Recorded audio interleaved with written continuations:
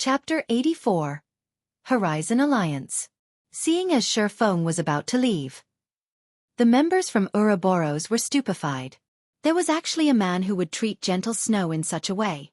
He even discarded the chance to work with Ouroboros without hesitation. Zhao Yueru panicked, her words caught in her mouth. She almost wanted to hold back Shifeng and mediate between them. Even the wise gentle Snow had yet to speak. If Zhao Yueru took action herself, her standing out might cause the situation to worsen. So without a better choice, she just pulled on gentle Snow's arm, secretly reminding her, however. What Zhao Yueru did not know was that gentle Snow was similarly stupefied. She did not imagine that Shifeng's goal from the start was not to join Ouroboros but to cooperate with them on equal standing. However, did Shifeng have the qualifications to do so? Ouroboros was not as simple as it looked. It was a colossus in the virtual gaming world. The resources in its possession were not something an average player could imagine. To be able to cooperate with Ouroboros with equal statuses, at the very least, they needed to be a first-rate guild. Equally, on the other hand, the man before gentle Snow wanted to cooperate with Ouroboros on equal standings as if it were a matter of course for him to be so confident. Did this man truly have some sort of hidden power standing behind him? This was also not an impossibility. Being able to carry out this series of matters, in addition to obtaining such a set of equipment, was not something a person could do within such a short period. Black Flame definitely possessed the support of a great power. That's the only way he would be capable of causing the vicious competition that was happening right now. According to their guild statistics, the income Black Flame obtained from selling the forging designs exceeded 60 gold coins. Meanwhile, the fluid funds of a first-rate guild right now did not exceed even 3 gold coins. If this money were utilized properly, it would allow a first-rate guild to surpass the other first-rate guilds instantly. Becoming a super guild would not be a problem suddenly. Gentle Snow felt chills crawl down her spine. As the vice leader of Ouroboros, she actually failed to notice such a great hidden power. However, for a power to be unknown to her, one could just imagine how deep this power hid. Fortunately, she was able to discover it now. Whether they were a friend or a foe remained unknown. Please wait. Gentle Snow urged Shifeng to stay, saying, "You too should know that our Ouroboros is a first-rate guild. There are not many powers out there who possess the qualifications to work with us. If you can prove that you have the ability and capital and that your proposal would bring Ouroboros great benefits, then we can come to an agreement." Humph. Ouroboros sure does have a very big tone. You should know that the first-rate guilds that I can choose to cooperate with aren't just limited to you. Shifeng turned around and looked at gentle Snow, acting as if he did not place Ouroboros in his eyes at all. Afterward, he took out one of the level 10 mysterious iron equipment forging designs that he bought from Blackbeard, waving it in front of gentle Snow's face. He then said with a sneer, "I wonder what thoughts you will have after seeing this? Do you think I have enough qualifications?" How could it be? Gentle Snow could not believe what her eyes were seeing. Her heart was filled with extreme shock. How did you obtain a level 10 mysterious iron forging design? Right now, even the level 3 glimmer chestplate forging design was being fought over insanely. The value of the forging design in Shifeng's hands right now simply could not be imagined to the elites of a guild. The level 3 glimmer chestplate forging design was not particularly useful. The main purpose of a guild obtaining it was just to earn money and nurture their own forgers, increasing the advantage that their guild possessed over others. However, when compared to the forging design that Shifeng was currently holding, the glimmer chestplate forging design was not even worth being mentioned. Lead by one step, then lead to every other step. This was the natural law of the virtual gaming world. Every guild knew of this law, trade secret. Don't think too much about it.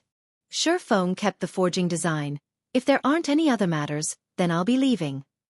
It was absolutely impossible for gentle Snow to allow the person in front of her, who possesses a level 10 mysterious iron equipment forging design, to leave. Moreover, to allow him to cooperate with another first-rate guild. If she were to allow the other first-rate guilds to obtain him and mass-produce these pieces of equipment, equipping every elite member with it, then the competition for the kingdom's capital would no longer be necessary. Alright, I agree. State how we should cooperate then. Gentle Snow grit her teeth, yielding to Shifeng in the end. Hee. But I don't wish to cooperate with you anymore. Shifeng said in a deep tone. You? Gentle Snow's expression suddenly turned cold. However, very quickly, she calmed back down. She no longer had her high and aloof attitude, her face revealing a calm smile as she said, "I apologize for my previous poor manners. I wonder if you can reconsider? Our Ouroboros is willing to pay double the price of the other guilds." Feng nodded his head, saying with a smile, "All right then, seeing as you are so sincere." After this scene, everyone else thought that they had heard wrong. The incomparably proud snow goddess actually surrendered. Moreover, she even apologized for her previous behavior. How terrifying was this black flame? Currently, Zhao Yueru's eyes were shining as they looked at Black Flame with admiration. She knew full well how proud and intelligent Gentle Snow was. Since meeting her, Zhao Yueru had never seen a person who could make Gentle Snow apologize. "I wonder how you wish to cooperate?" Gentle Snow sent a glare towards the snickering Zhao Yueru behind her, then looked back at Feng and asked it. "It's very simple. I am planning to establish a loose lifestyle organization called Horizon Alliance and recruit all sorts of lifestyle players. You just need to help me advertise it and spread its influence, and I'll give your guild a discounted price. I'll even sell you equipment and tools that are unavailable to the public," Feng unhurriedly said. "You really want to establish such an organization?" Gentle Snow was slightly shocked. Although she did not think highly of Feng, the terms he stated were very attractive. Zhao Yueru's eyes widened in shock. She unbelievably looked at Feng, feeling he was too insane. After everyone else heard Feng, they all thought that Feng simply had too much money to waste. He was actually trying to establish such an organization. Feng's plan was truly outrageous.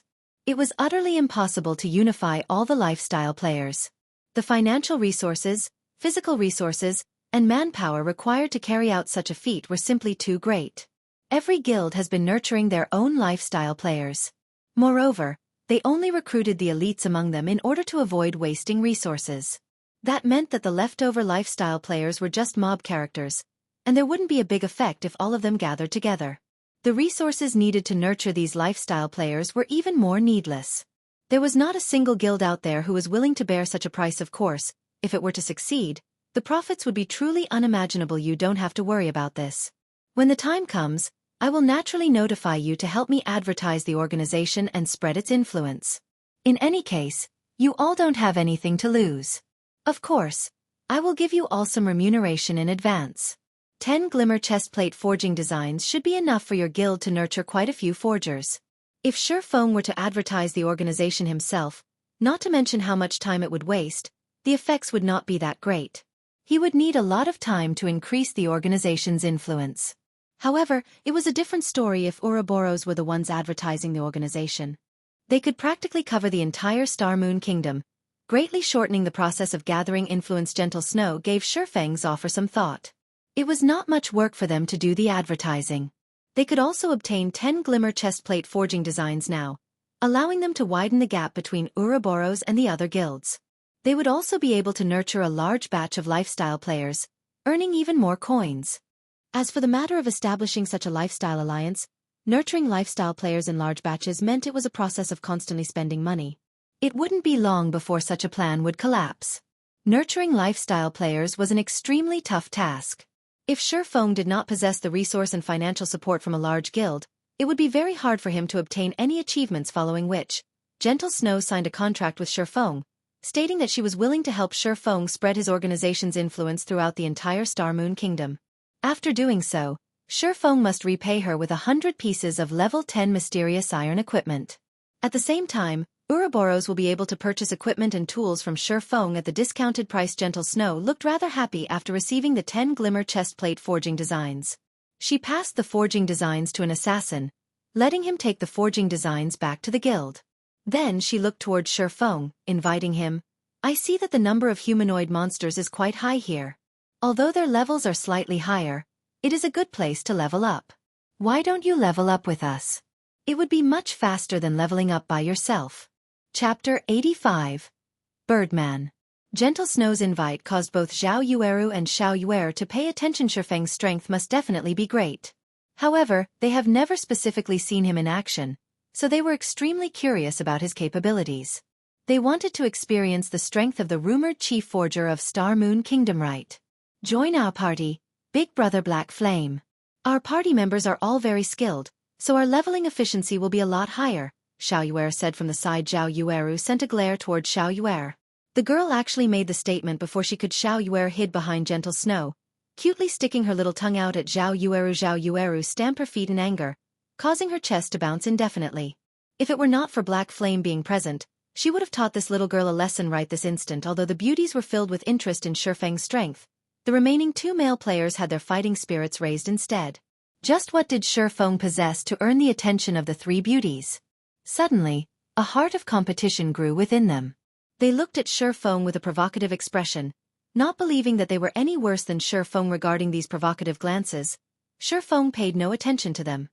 He said in a low tone, "Thank you for your kind intentions, Miss Snow. However, I have a quest that I need to do here, so I can't level up with everyone." "A quest, is it?" Gentle Snow was slightly shocked. This place was a level 8 monster area, so she was extremely curious about this quest Shifeng possessed. However, trying to ask about someone else's secret would be impolite, so she formally said, "Then, we won't disturb you anymore. If you need help, just ask. Although we don't know how much help we could be, we will still try our best to assist you." Shifeng smiled faintly when he heard Gentle Snow's offer. It was naturally good news that there was someone willing to help him. It would not be an easy task entering the steel fortress Barrutia. There would definitely be monsters there, and it would take Shifeng a long time to deal with them by himself. If there were such a powerful party helping him, then he would be able to save a lot of time. That's great. I need to go to a certain place. However, there are a lot of monsters there, so it won't be easy for me to enter by myself. Can you all help me clear the area? Shifeng implored originally. Gentle Snow was still thinking of a way to deepen the relationship between them and Shifeng. Never would she have thought that Shifeng would actually take the initiative to ask them for help. Gentle Snow quickly said, "Okay, I'll invite you to the party. You lead the way." Shifeng accepted the invite. Joining Gentle Snow's party under Shifeng's guidance, the party of players quickly arrived at the core region of Fittest Canyon. We'll arrive after passing through this forest. However, the number of birdmen here is very high. They are all living up in the trees and are hard to detect, so you all have to pay attention to the birdmen descending at any time. If they catch you in their talons, they will carry you high up into the air, then throw you your death, Shifeng informed as he walked. It's just a bunch of birdmen. What's there to be afraid of?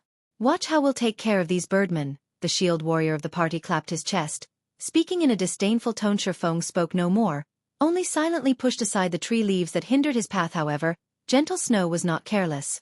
Instead, she commanded, "Everyone, pay attention to the air above. Protect the healer." Yes. The 2 male players immediately turned serious, not daring to be careless. They tightly guarded Xiao Yuer's sides. As long as Xiao Yuer survived, she would be able to revive them after leaving the battle. That way the EXP and skill proficiency lost would be massively reduced as expected. Not a moment later, 4 white-feathered birdmen descended from the treetops. The sharp talons on both of their feet shot down with shocking speed, like an eagle hunting its prey, catching the male ranger in an instant. The remaining party members reacted quickly, either using their weapons to block the talons or avoiding them completely. Get rid of them. Yueru, attack the birdman that caught Little Song. Yuer, stay in the back. Gentle Snow shouted orders. She used Whirlwind Slash on 2 birdmen. However, the 2 birdmen reacted very quickly, avoiding the attack by flying up into the air. Following which, Gentle Snow used Charge, running to save the male ranger named Little Song. Although the twin daggers in Little Song's hands constantly retaliated, the talons of the birdman were too hard. No matter what he did, he could not hack away the talons gripping his shoulders. Although he wanted to attack the birdman directly, his position prevented him from landing a hit on the monster's body. He could only helplessly dangle, slowly rising into the air. Xiao Yueru used a flame explosion on the level 9 birdman's wings, causing -53 damage. The flames burned away some of the birdman's feathers, causing the birdman to plummet from the sky instantly. Gentle Snow was already waiting down below by the time the birdman landed. She directed a cleave at the birdman's neck, sending the birdman and its prey flying with the attack and causing -61 damage. Facing the level 9 birdman, Xiao Yueru and Gentle Snow dealing such a high amount of damage despite the level difference of 4 levels was quite good. The injured birdman looked pitiful. However, Birdman had a total of 1000 HP. Just this amount of damage was nothing to it. It would be better again after rubbing some spit on its wounds. Moreover, it was the first time Gentle Snow and the others dealt with the attack patterns of flying monsters. They did not know any effective attack patterns and battle techniques. Although Gentle Snow's party managed to save the ranger, they were still at a disadvantage against the 4 birdmen hovering in the sky. Aside from Gentle Snow and Xiao Yueru, who managed to deal over 50 damage to the birdmen, The damages dealt by the ranger and the shield warrior did not exceed 20. However, it was not because they were weak, but because the birdmen were wearing leather armor. Their defense was not low. In addition to the level suppression, the two male players would be unable to deal any significant damage. What is this brat trying to do? He still hasn't helped out after all this time. He is even watching from the side. Is he just a paper tiger? The shield warrior, unable to stand by idly and watch, ridiculed Shifeng in a soft tone. However, just as the shield warrior finished speaking, Shifeng took action with an abrupt leap. Shifeng jumped past the trees, arriving in the treetops. Now that Shifeng's agility had reached 40 points, in addition to activating the hidden skill, Flying Steps, he was able to leap around the treetops effortlessly like a martial arts expert. His swords then landed on the birdmen flying in midair. One after another, every slash from Shifeng's swords caused minus 160 damage, at least triple the amount of what Gentle Snow and the others dealt.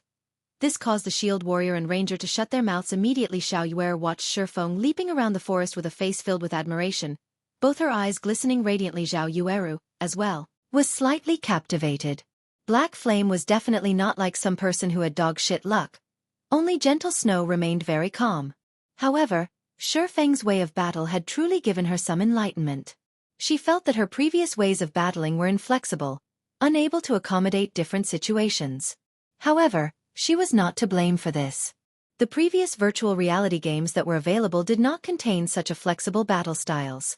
It would not be easy for her to change in such a short period. Short moment later, 4 of the hovering birdmen fell dead. Their bodies fell heavily to the ground, dropping several copper coins and some light feathers. Let's go. Shifeng sheathed his pair of swords after landing on the ground. He then walked in the direction of his destination. Big brother Black Flame, don't walk so quickly.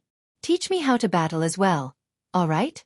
Xiaoyuer excitedly chased after Shifeng, hugging Shifeng's arm and shaking it. This is a technique for melee jobs.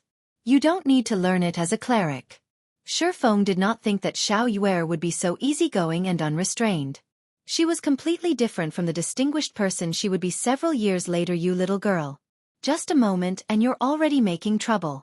Didn't Big Brother Black Flame already say it? You're not suited for it. Zhao Yueru pulled Xiaoyuer away, panting in rage. Unconsciously, the way she referred to Shifeng had changed as well, suddenly becoming much more intimate. Chapter 86. Mechanical Army. Watching Shifeng's back, Gentle Snow grit her teeth. When she thought about the horrifying amount of damage Shifeng previously dealt and his extraordinary battle methods, she suddenly felt Shifeng was even more opaque to her than before. She knew all of the top-tier experts in the virtual gaming world. However, she had never heard of a top-tier expert such as Black Flame. The equipment she was currently wearing could be considered the pinnacle amongst the current players. Both she and Shifeng were level 5 as well. However, the difference in their damage was actually so large. Just how excellent was Shifeng's equipment? Could it be that he was wearing a full set of level 5 mysterious iron set equipment? What Gentle Snow did not know was that the Silver Moon set equipment Shifeng wore was the best set equipment for swordsmen below level 10. Its attributes were much better than level 5 mysterious iron set equipment. In addition, Shifeng possessed a magic weapon and a secret silver weapon. Also, because of the effects of the Abyssal blade, Shifeng could deal damage to the birdmen while ignoring the level suppression. So, his damage would naturally be extremely high. On their way through the forest, the number of birdmen they met constantly grew. However, even if they were to face more than 10 birdmen at a time, these birdmen would still be killed off very quickly. Such a result was because of Shifeng's horrifying damage, in addition to the shield warrior holding off the monsters and Gentle Snow and the others becoming more familiar with the battles. The leveling efficiency of Gentle Snow's party right now was much higher than before Shifeng joined them half an hour later. Shifeng and the others finally arrived at the Ruined Lands. Although it was called the Ruined Lands, in reality, it was just a gigantic crater. Cave systems of various depths and sizes could be found inside the crater. If one entered deep into a cave, they would easily become lost within it. Big Brother Black Flame, is this the place where you have to do your quest? Zhao Yueru moved closer to Shifeng's side, flipping her fine black hair and asking in a soft tone. After being in such a close range with the witch, Zhao Yueru, and seeing deep cleavage revealed by her red robes, it was impossible for Shifeng not to have thoughts about it. Even if he did not possess any evil intentions, it became much harder for him to pretend to be profound now. And we'll reach it once we go down this path. However, there are too many birdmen circling in the sky, so won't be easy to get over there. Feng deliberately shifted his gaze to a side. Watching the sky above the canyon that led towards the large crater, the shield warrior and ranger no longer belittled Feng's reminder this time. Instead, they held a hint of reverence towards Feng now. Taking precautions, they looked towards the Birdman in the sky. On the way to this place, it was only thanks to Feng that the two of them did not end up dead. Watching Feng take the first step, entering the narrow canyon, a faint smile appeared on Zhao Yueru's face. She kept on having a familiar feeling when she looked at Feng. This was the first time she felt this sort of sensation. Soon after, Zhao Yueru followed Feng tightly into the canyon. Gentle Snow only smiled sweetly at this scene. How could she not know Zhao Yueru's thoughts? There were extremely few situations where Zhao Yueru was interested in a man in such a way. Of course, if Zhao Yueru could enchant Feng, pulling him into Ouroboros, that, too, would be advantageous. Although there were a lot of Birdmen in the canyon, Gentle Snow's party had become increasingly familiar with dealing with these monsters. It was especially true for Gentle Snow.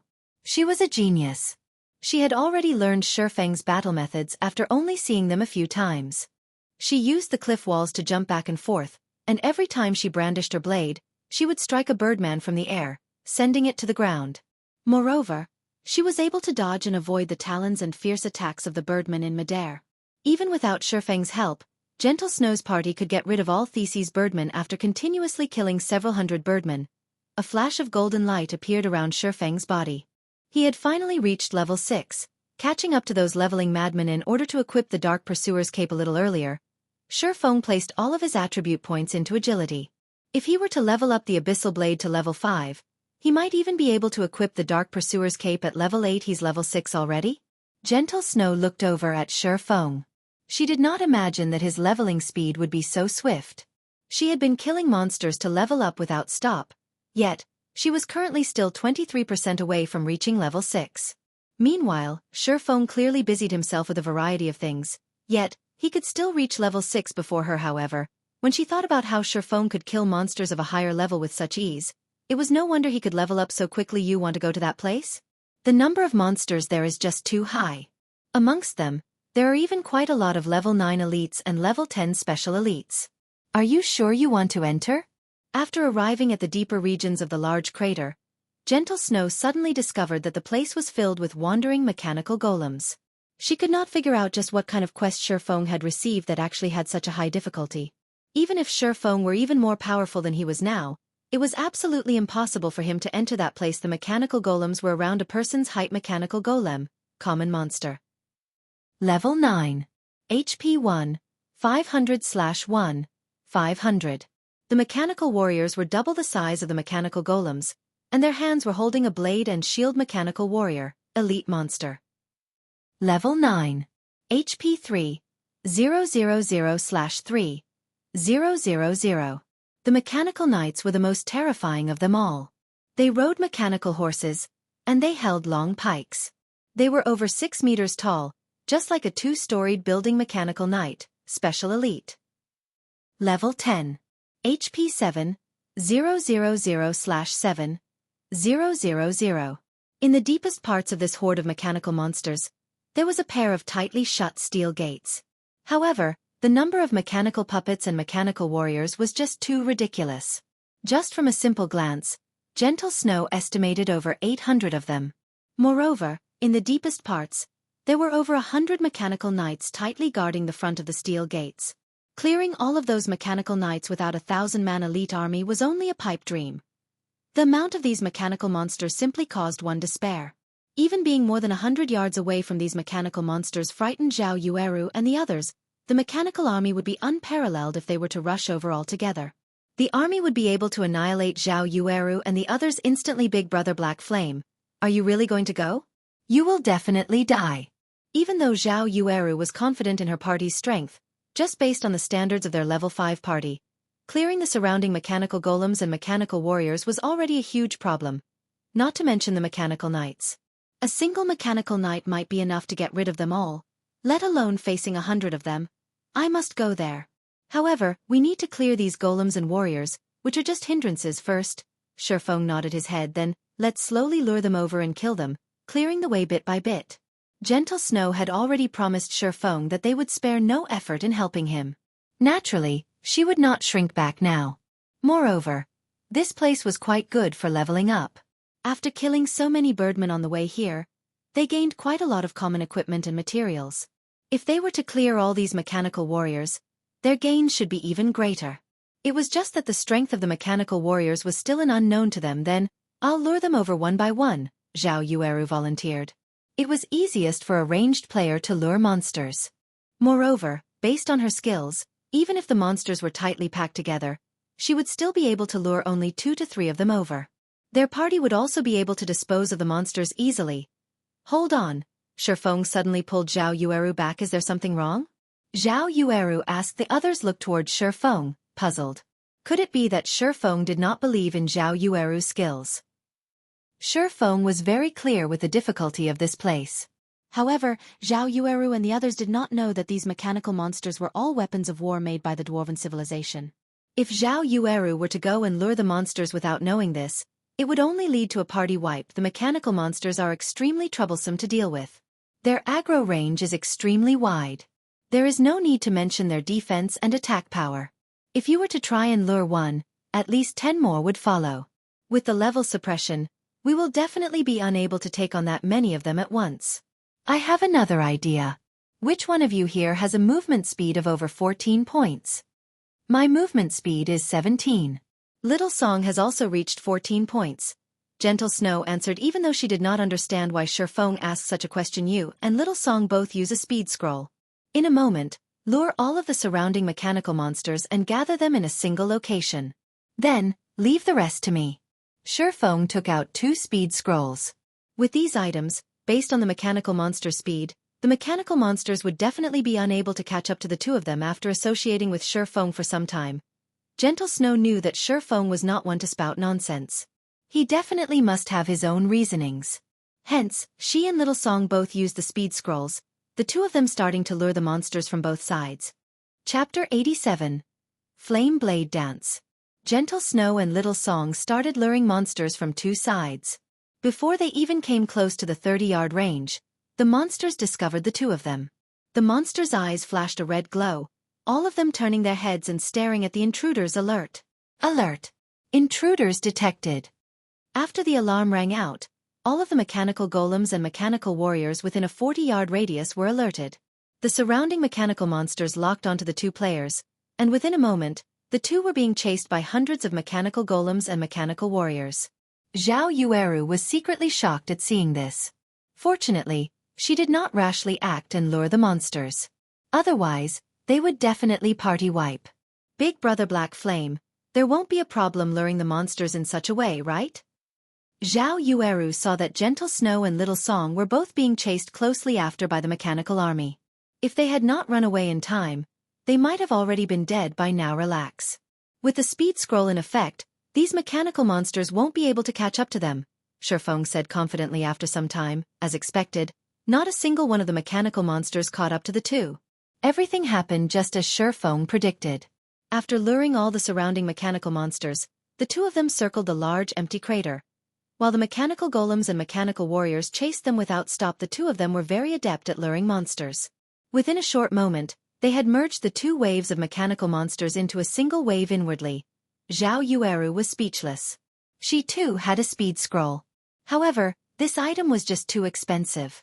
Even if it was her party members, each of them only possessed 1 speed scroll for the purpose of saving their own lives. She never imagined that Shifeng could easily take out 2 of them. Moreover, he was only using it to lure monsters. It was truly an extravagant use. However, it was true that, with this added speed scroll, the 2 of them were able to lure all of the monsters safely now, though, the real problem had arrived. After luring so many monsters, how were they going to deal with them? They did not possess any AoE magic, and even if they did, they would not dare to use it. Doing so would cause disorder to the control of hatred, as their MT did not learn an advanced skill such as Crowd Mock. At that time, everyone would just die. Shifeng naturally knew the question everyone was thinking. However, he only revealed a mysterious smile as he walked forward. In 10 seconds, both of you lure all the monsters to the center, Shifeng said in the party chat. Understood, Gentle Snow answered. Finished speaking, Shifeng took out a delicate, dark red scroll, then spreading it open in one go. Incantations were written throughout the inside of the scroll. Just the light coming from the incantations was enough to cause the fire mana in the surroundings to surge after seeing this. Even an amateur would know that the item Shifeng took out was not simple as an elementalist. Zhao Yueru's face was filled with shock. Just what kind of magic scroll was this?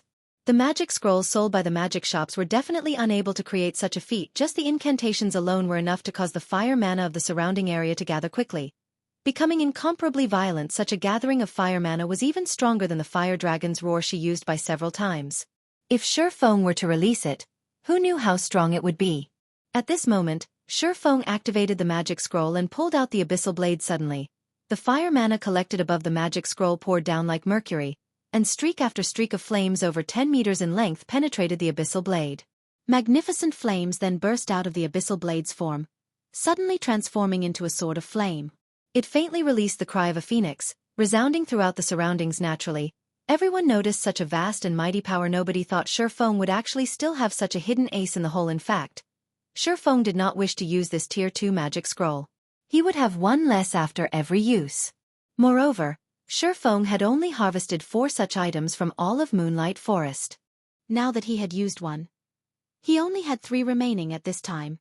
Gentle Snow and Little Song had already lured all of the mechanical monsters to the central region of the crater. They then ran towards Shifeng. The mechanical monsters were coming in closer and closer. 40 yards. 30 yards. 20 yards. 10 yards. However, Shifeng had still not taken any action. He was only standing there, silently, with his hand holding the dazzling and burning hot sword. Just as Gentle Snow and Little Song ran past Shifeng, Shifeng abruptly took action, slashing out his burning blade. Tier 2 magic, Flame Blade Dance. In the blink of an eye, Shifeng's slash released countless crimson flames. The scorching flames were like an ocean, instantly swallowing the entire mechanical army. The cone-shaped flames burned everything in a 60-yard distance to ash. Even if the mechanical warriors had 3,000 HP, they were still unable to withstand the damage from this move as they all turned into a pile of scrap metal. Meanwhile, Shifeng's experience abruptly increased by a large chunk, rising to 37% of level 6. The other party members had also broken through from level 5, one after another, all of them reaching level 6. Their leveling speed was just too awesome. Everyone's gazes then went towards the loot littering the ground, joy immediately rushing up to their heads. Shifeng was just too awesome. He used a single move to kill level 9 elite monsters instantly.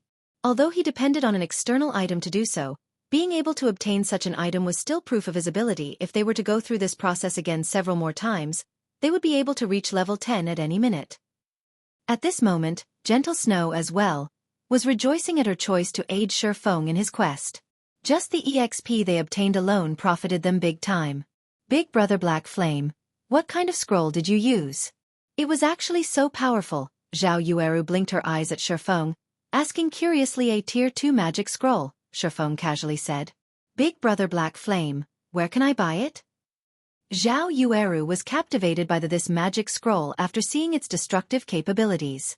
It would be worth it even if she had to spend 10 silver coins to buy one. Shifeng shook his head, saying with a smile, this item can't be bought. It will only appear by chance when opening a high-grade treasure chest. Oh!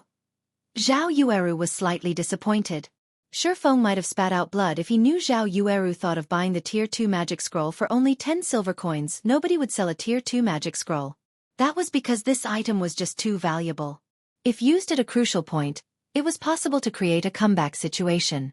In Shifeng's previous life, there were many large guilds who offered 2 to 3 gold coins for Tier 2 magic scrolls but still failed to purchase any. If it were not due to the importance of this quest, Shifeng would not have been willing to use this scroll. Gentle Snow originally wished to find out more about the magic scroll, as this item was truly too useful.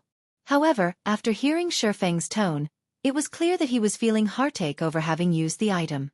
Even the rich and overbearing chief forger was feeling heartache.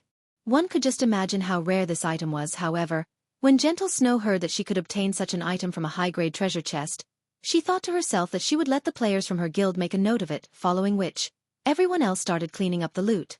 There were plenty of elite monsters amongst the over 800 mechanical monsters, so there were many items dropped. Amongst them, there was no lack of level 7 to level 8 common equipment. There were even over 30 pieces of bronze equipment and several skill books. You killed all these monsters, and we were not of much help.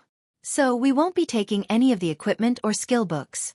Gentle Snow traded all the items to Shifeng after she finished arranging the loot. However, the shield warrior started drooling when he looked at all the equipment for MTs. He was extremely reluctant to part with them. However, he also did not dare have any objections to give everything to Shifeng. You all helped out quite a lot. Let's split according to job requirements. As for these skill books, I'll be taking them. Shifeng only kept all of the skill books because he discovered a special skill, Precision Throw, amongst them. This skill was extremely useful to him. As for the bronze equipment, they were worth but a few gold coins, so they were not as valuable to him. The equipment he was currently wearing was the Silver Moon set equipment. Shifeng did not plan on changing equipment while he was below level 10. As for Blackie and the others, he would obtain equipment that would better suit them. Although the equipment did not serve much purpose to Shifeng, they were very useful to Gentle Snow. I would feel embarrassed if I were to accept them vainly. How about I purchase all of them? I currently don't have enough game coins on hand. Could I pay using credits? Gentle Snow, not wishing to owe Shifeng a favor, softly asked. Paying with credits is fine as well. Shifeng was naturally very willing. In a short moment, Gentle Snow had transferred 50,000 credits to Shifeng, enriching Shifeng quite a lot once more. What about the remaining mechanical knights? Are you going to use a magic scroll again? Gentle Snow looked towards the over 100 mechanical knights guarding the large gate, asking in anticipation. A tier 2 magic scroll can't get rid of them. Moreover, I don't need to kill them to enter into that place. I just need to lure them away. When Shifeng heard Gentle Snow saying so, his forehead couldn't help but sweat. Tier 2 magic scrolls weren't just some kind of cabbage he could waste. Leave it to me then. Gentle Snow looked at the terrain and entered into deep thought. She felt that there should be no problem in accomplishing the task. Here are some speed scrolls and return scrolls. As long as you run out of the crater, they will not continue chasing. After leaving the battle, you all can use the return scrolls to leave this place. Shifeng explained and took out several scrolls. Seeing that they were about to part from each other, Zhao Yueru felt unwillingness in her heart. She did not know why, but she could feel a sense of ease and security when she was with Shifeng. Big brother Black Flame, let's add each other as friends. We're going to enter a level 5 dungeon tomorrow, so how about you come and join us? Zhao Yueru suddenly said. Gentle Snow was faintly astonished. She looked at Zhao Yueru with a helpless smile. However, she felt that this was not really a bad choice. With Shifeng around, their chances of clearing the level 5 dungeon would be even greater. Shifeng did not think that this witch would actually want to add him as a friend. Moreover, she even invited him to dive into a dungeon. This behavior of hers right now was just way too different from before. We can add each other as friends, but I have some things to do tomorrow. We'll dive into a dungeon together when I have time in the future. Shifeng tactically rejected the invitation. After all, he couldn't suddenly multiply himself into 2 people. As for the matter of adding each other as friends, Shifeng possessed another independent circle of friends after donning the demon mask. So others would not be able to discover any issues. Let us add each other as friends then. Zhao Yueru softly bit her lips. She was slightly disappointed that she would not be able to dive into a dungeon with Shifeng immediately. However, it was still good that she could add him as a friend. She would be able to contact him more easily in the future system. Do you wish to accept Flaming Moon's friend request? Shifeng hit accept, and the name Flaming Moon entered Black Flame's friend window. Afterward, Shifeng headed towards the left side of the gate. At this moment, Gentle Snow had already arrived at the gate's right side, prepared to lure the mechanical knights. Elder Sister Yueru, let us leave first. We can just leave the rest to Elder Sister Snow, Zhao Yueru softly said when she noticed that Zhao Yueru remained motionless. I got it. Zhao Yueru, after taking another glance at Shifeng's back, turned around and left. Seeing that Shifeng was ready, Gentle Snow activated the speed scroll and rushed at the level 10 mechanical knights. Halfway there, the eyes of mechanical knights in front of the large gate shone brightly. Their enormous bodies started moving, and all of them had their eyes focused on Gentle Snow. Gentle Snow immediately halted her steps. She then turned around and escaped.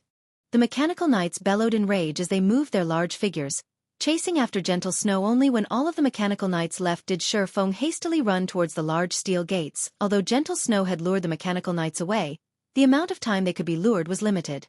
Moreover, they would not fall for the same trick the next time, so Shifeng had to seize the opportunity. Arriving at the large gate, Shifeng found a moss-covered keyhole. He then inserted the broken obsidian crystal given to him by Blackbeard. The fortress key had already been stored away for almost a millennium. Blackbeard also mentioned that the key might not be able to open the gates. However, it was still worth a try. Chapter 88. Advancing to Intermediate Rank. After inserting the obsidian key, there was no reaction from the steel gate. It was still as unmoving as ever at this moment. A message arrived from Gentle Snow. She told Shifeng that the mechanical knights had suddenly stopped chasing her and were quickly returning. Crap. It can't be, right? The key really doesn't work? In a fit of rage, Shifeng abruptly sent a punch towards the keyhole since he could not use the simplest way to enter. Then he could only use the more dangerous method to enter D. Suddenly, a dazzling golden light radiated out from the keyhole. Countless energy runes flashed on the pair of three-storied gates. After which, the gates slowly opened, letting out ear-piercing creaking sounds, seeing that the mechanical knights had already hurried over, while a gap fit for a person had opened between the pair of gates. Without hesitation, Shifeng pulled out the obsidian key, and the gates stopped moving instantly. Following which, Shifeng squeezed himself through the gap between the gate system. You have discovered the steel fortress Barrutia. The two-storied tall mechanical knights tried to rush in through the gates. However, the gap between the gates was just too narrow for them to pass through. In addition to the gate's immense weight, the mechanical knights could only bombard attacks at the gate outside. Unfortunately, their actions were not one bit useful inside. After Shifeng sent a message to Gentle Snow, he carefully headed forward along the gigantic steel pathway on the other side of the ruined lands. Snow, how is he? Waiting by the side, Zhao Yueru asked when she saw Gentle Snow running in her direction. No problems. He's already inside. However, this quest is truly dangerous. I've roughly estimated the mechanical knight's strength just now, and I've discovered that these mechanical knights are completely different than other special elites. They can swiftly block my attacks, in addition to instantly returning with a counterattack. If it wasn't for my quick reaction, I might have died just now. If we do not possess a skill that could continuously deal large amounts of damage, even if we could kite them around, we would still be helpless against these mechanical knights. Instead, we would just be piling up our own corpses. Gentle Snow sat down and took out some refreshments, eating and drinking to recover. Currently, her mind filled with the battle scenes from before. It was truly a thrilling situation. Just by receiving the shockwave, which resulted from the mechanical knight's pike striking the ground, she lost over 200 HP. If the weapon hit her directly, the consequences would be inconceivable. After listening to Gentle Snow's words, for reasons unknown, Zhao Yueru released a relieved breath. Alright, stop dreaming. We'll be grinding Birdman in the canyon. The loot and experience here are quite good, so we should be able to quickly surpass those top-tier experts. After recovering, Gentle Snow stood up and commanded. Meanwhile, inside the steel fortress, Shifeng was advancing carefully. Signs of rust and corrosion covered every inch inside the fortress. There were only flashing fragments of light inside, barely allowing Shifeng to see the path clearly. After walking for quite some distance, Shifeng did not discover any danger. There was only the occasional sound of dripping water and the rumbling sounds of machines operating. Even though more than a millennium had passed, a majority of the machinery here still functioned normally.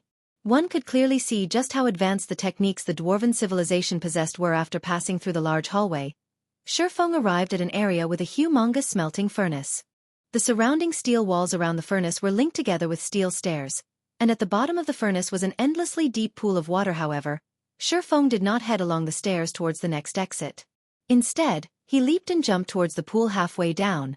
Shifeng activated gravity liberation. His falling speed sharply reduced, his body slowly descending like a feather. During his descent, Shifeng suddenly noticed a passage on the walls. The passage could barely allow a person to enter. However, the information Shifeng had collected in his previous life did not mention such a passage. Hence, Shifeng slowly floated over, accurately landing in the hidden passageway. There is actually a treasure chest here. Did none of those people notice it last time? Shifeng discovered that, in the deepest part of the passageway, there was a large pitch-black steel chest.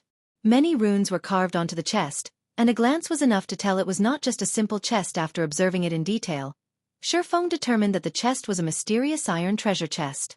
However, Shifeng did not rush to open the treasure chest. Instead, he used Phantom Kill, allowing his doppelganger to go over and take a look. Just as the doppelganger started activating the treasure chest, the surrounding steel walls shot out countless flying arrows. The doppelganger was killed in an instant.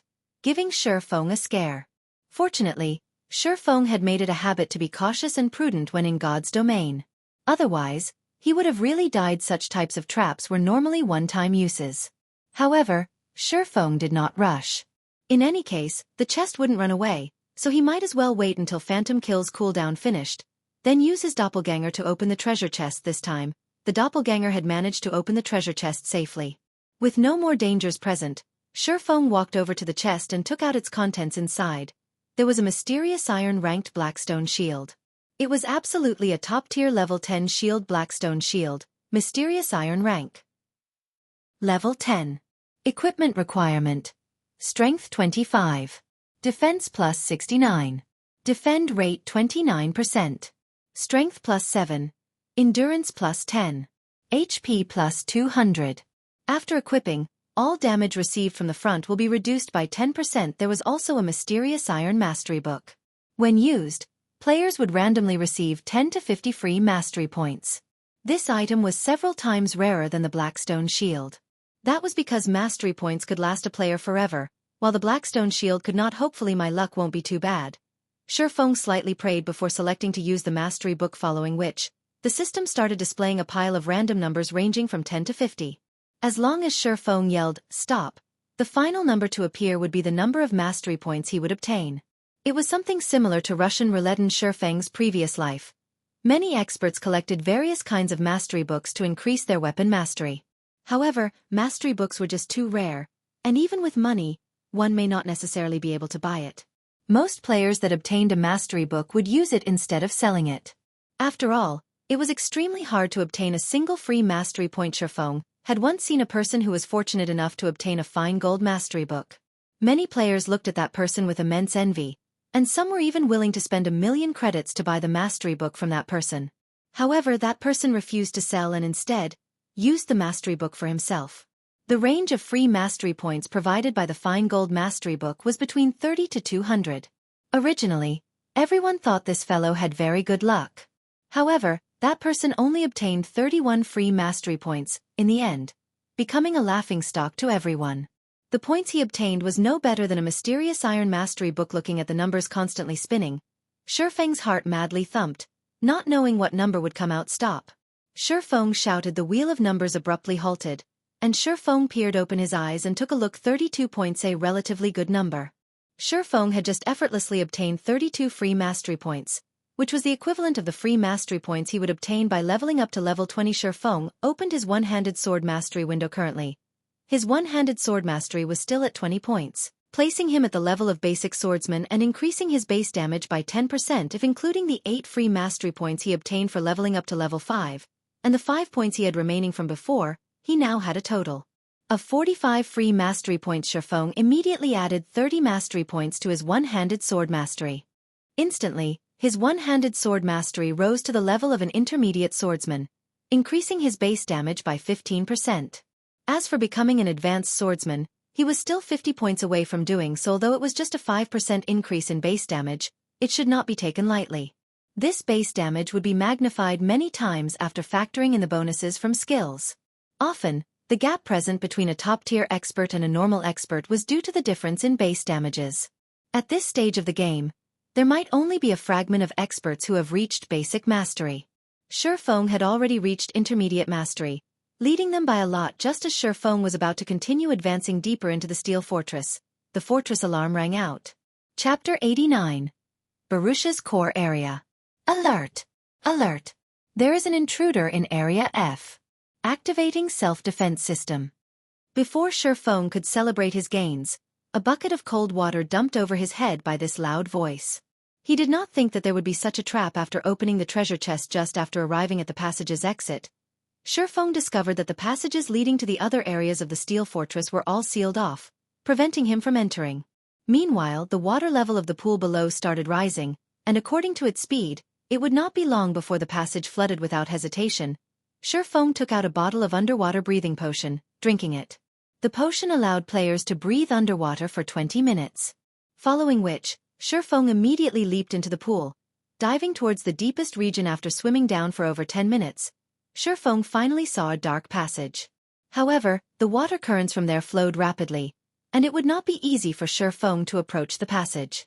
After spending a long period and drinking a second bottle of underwater breathing potion, Feng managed to crawl his way towards the passage entrance with much difficulty, following which he was washed away by the rapidly flowing water, his body unable to move as the current continuously pushed him along the passageway.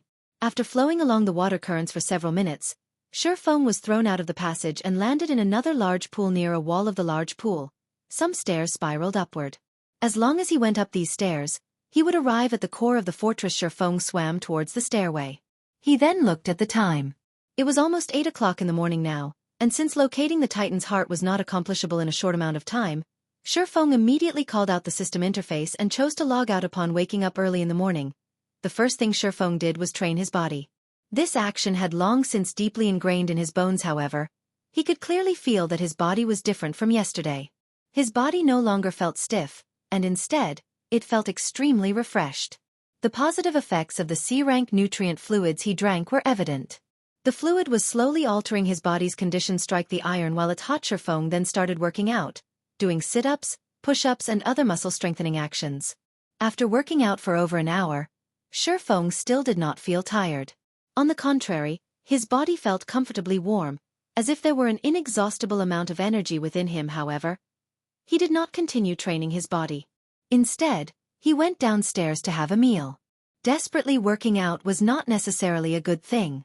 It needed to be done in moderation, as overworking his body would only yield opposite effects. After going through a night's struggle, the gold coins he sold and the credits he obtained from Gentle Snow filled his current bank account with over 200,000 credits.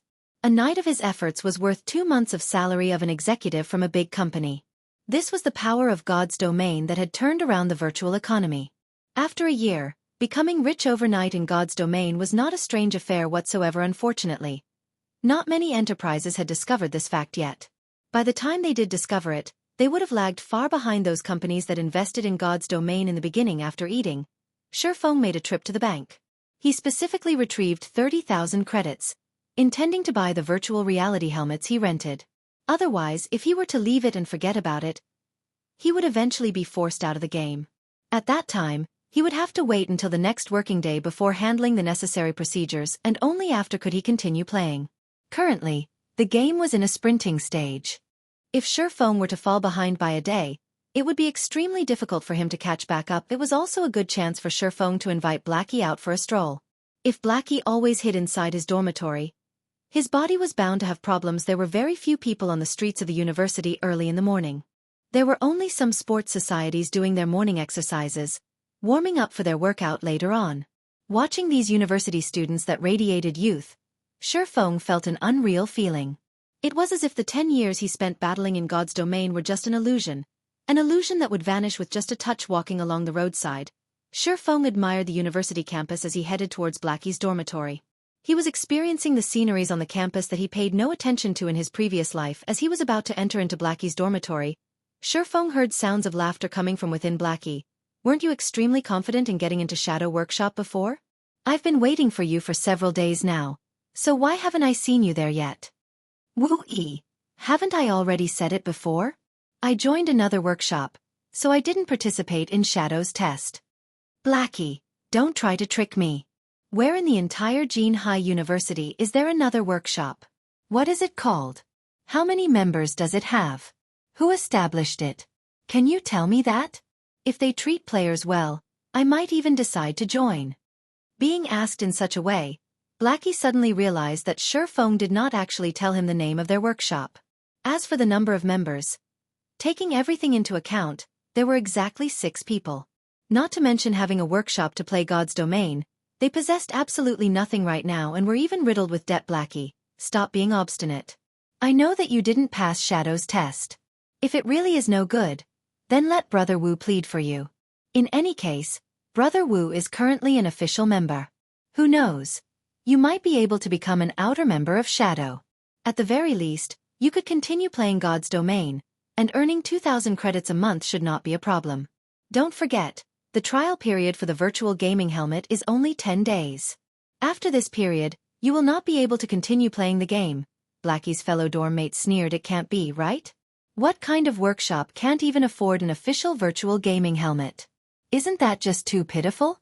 Wu Yi pretended to be shocked.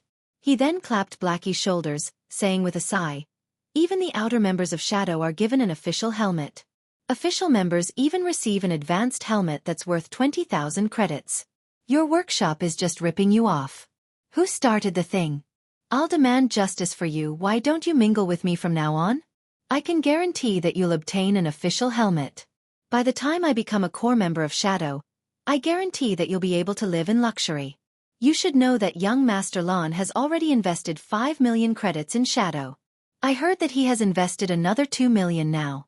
If you enter Shadow, your future will be limitless." "Wu Yi, I've already said it. I won't be joining. I'm currently getting by very well."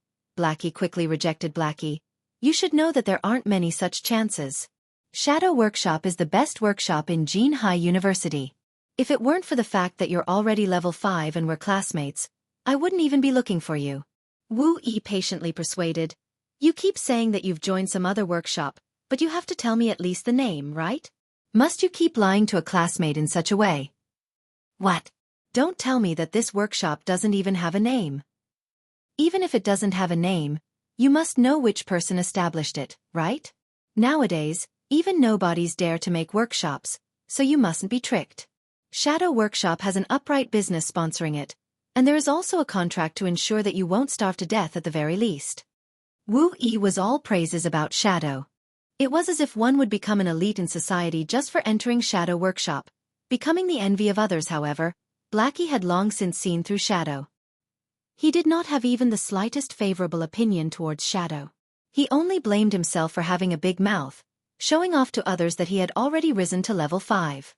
As a result, the information was found out by Shadow Workshop, and they had sent Wu Yi, his classmate, to recruit him. However, how could he so easily betray Shifeng and join Shadow? He was only able to obtain all of his current achievements by relying on Shifeng. Even if he had to suffer hardships right now, he still believed that Shifeng would lead him towards the path of success at this stage of the game. All the level 5 players were experts. To Shadow Workshop, which was currently lacking experts, Blackie was an alluring beauty. So naturally, they were itching to try and recruit him, turning him into one of their belongings. At this moment, Shifeng opened the door, taking a step into the room. "I am the nobody that established the workshop.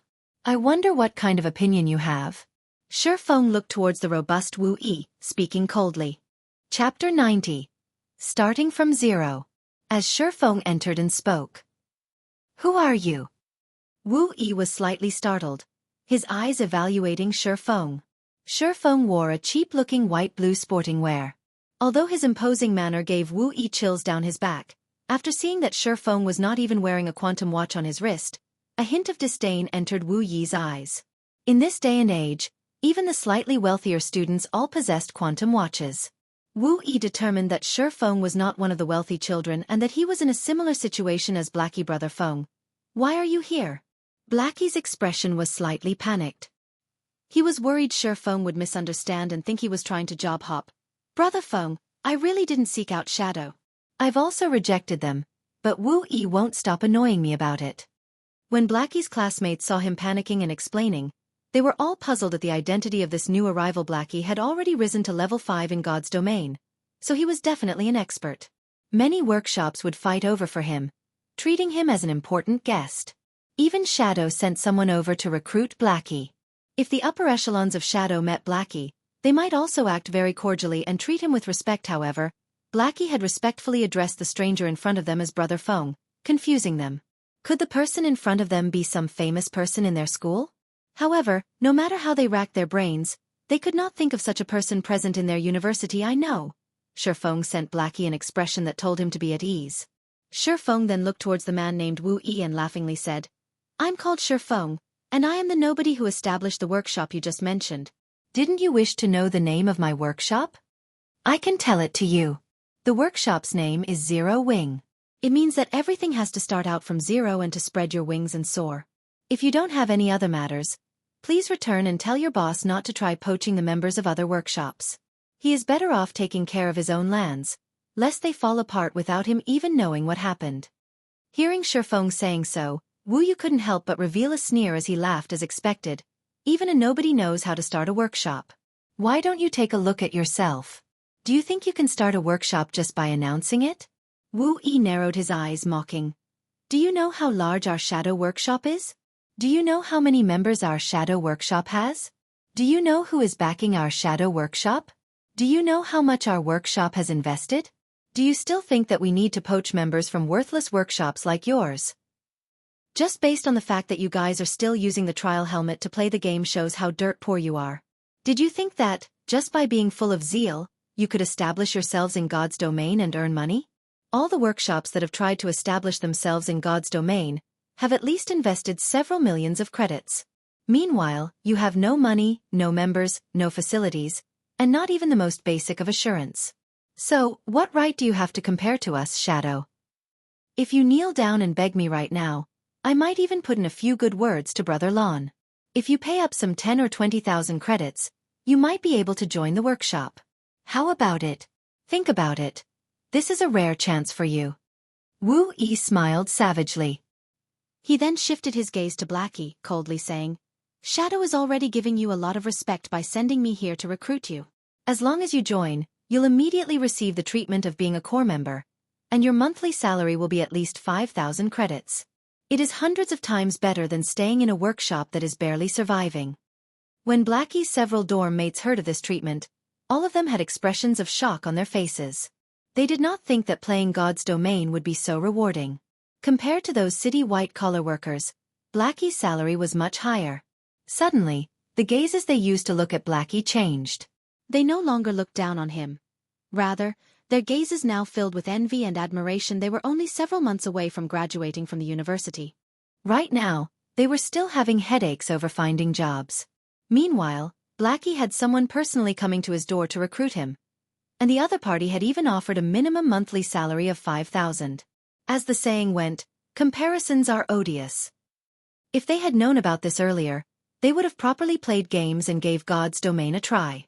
They might have even become experts. They would not have had to chase after girls for their 4 years in universities and been looked down upon by those girls. If they managed to earn money, beauties would be lined up for their choosing. However, after listening to Wu Yi, Blackie, instead, started laughing. Wu Yi actually dared to make fun of the workshop Shifeng had started, calling it worthless, and even wanted to make Shifeng kneel before him in order to join Shadow. He was retarded. The snow goddess is even paying attention to Brother Feng, and she even wanted to recruit Shifeng. Who was the snow goddess? She was the vice-captain of the first-rate guild, Ouroboros. She was the publicly acknowledged goddess of the virtual gaming world.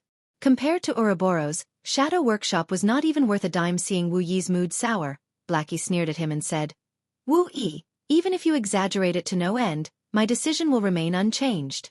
Although Zero Wing Workshop has just started, I believe that our future achievements will definitely be greater than Shadow's. I advise you to leave Shadow a little earlier and join our Zero Wing Workshop. I'll ask Brother Feng for a favor. If you kneel and apologize to him, who knows, you might even be able to become a member of Zero Wing. Blackie's dorm mates were shocked upon hearing him. His declaration confused them greatly.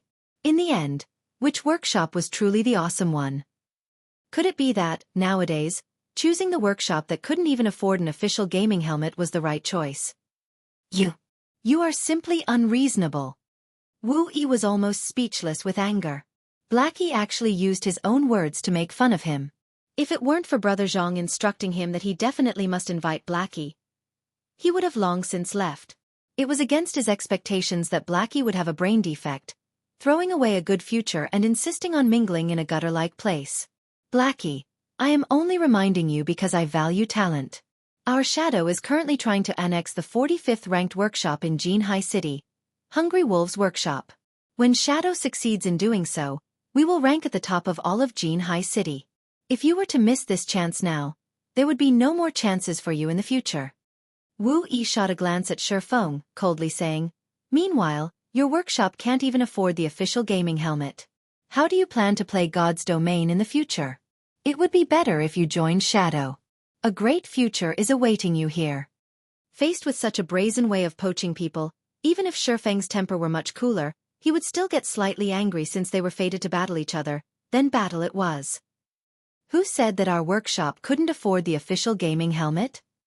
Shifeng took out the 20,000 credits from his pocket, casually throwing it on the table, saying, I previously decided that starting a workshop would be too sudden, and I was never able to decide which type of official gaming helmet I would buy. So, I was only using the trial helmet as a temporary replacement. However, today, I'm here to give Blackie the money to buy an advanced gaming helmet, but really, it's not that I'm trying to criticize Shadow, but aren't you guys being too cheap in poaching for people? The salary I'm giving Blackie is 20,000 credits minimum. Your Shadow is so rich, and has invested so much, yet, the salary you're offering is only a minimum of 5,000 credits? When Blackie saw the shining white credits on the table, he turned to look at Shifeng's astonished eyes. Nobody was more knowledgeable of Shifeng's financial condition than he was. So how was he able to suddenly throw down 20,000 credits? Could it be that Shifeng robbed a bank? The others in the dormitory swallowed their saliva when they saw the credits scattered across the table. Usually, Blackie remained hidden and did not seem like anything special. They did not think that his monthly salary would be 20,000 credits. It was no wonder why he refused to join Shadow Workshop. After all, Shadow was only offering him 5,000 credits, 4 times less than his current earnings. Even an idiot would know which side to choose. What was even more unthinkable was that Shifeng, who was wearing a suit of cheaply looking sportswear, was actually a brother tycoon. Chapter 91.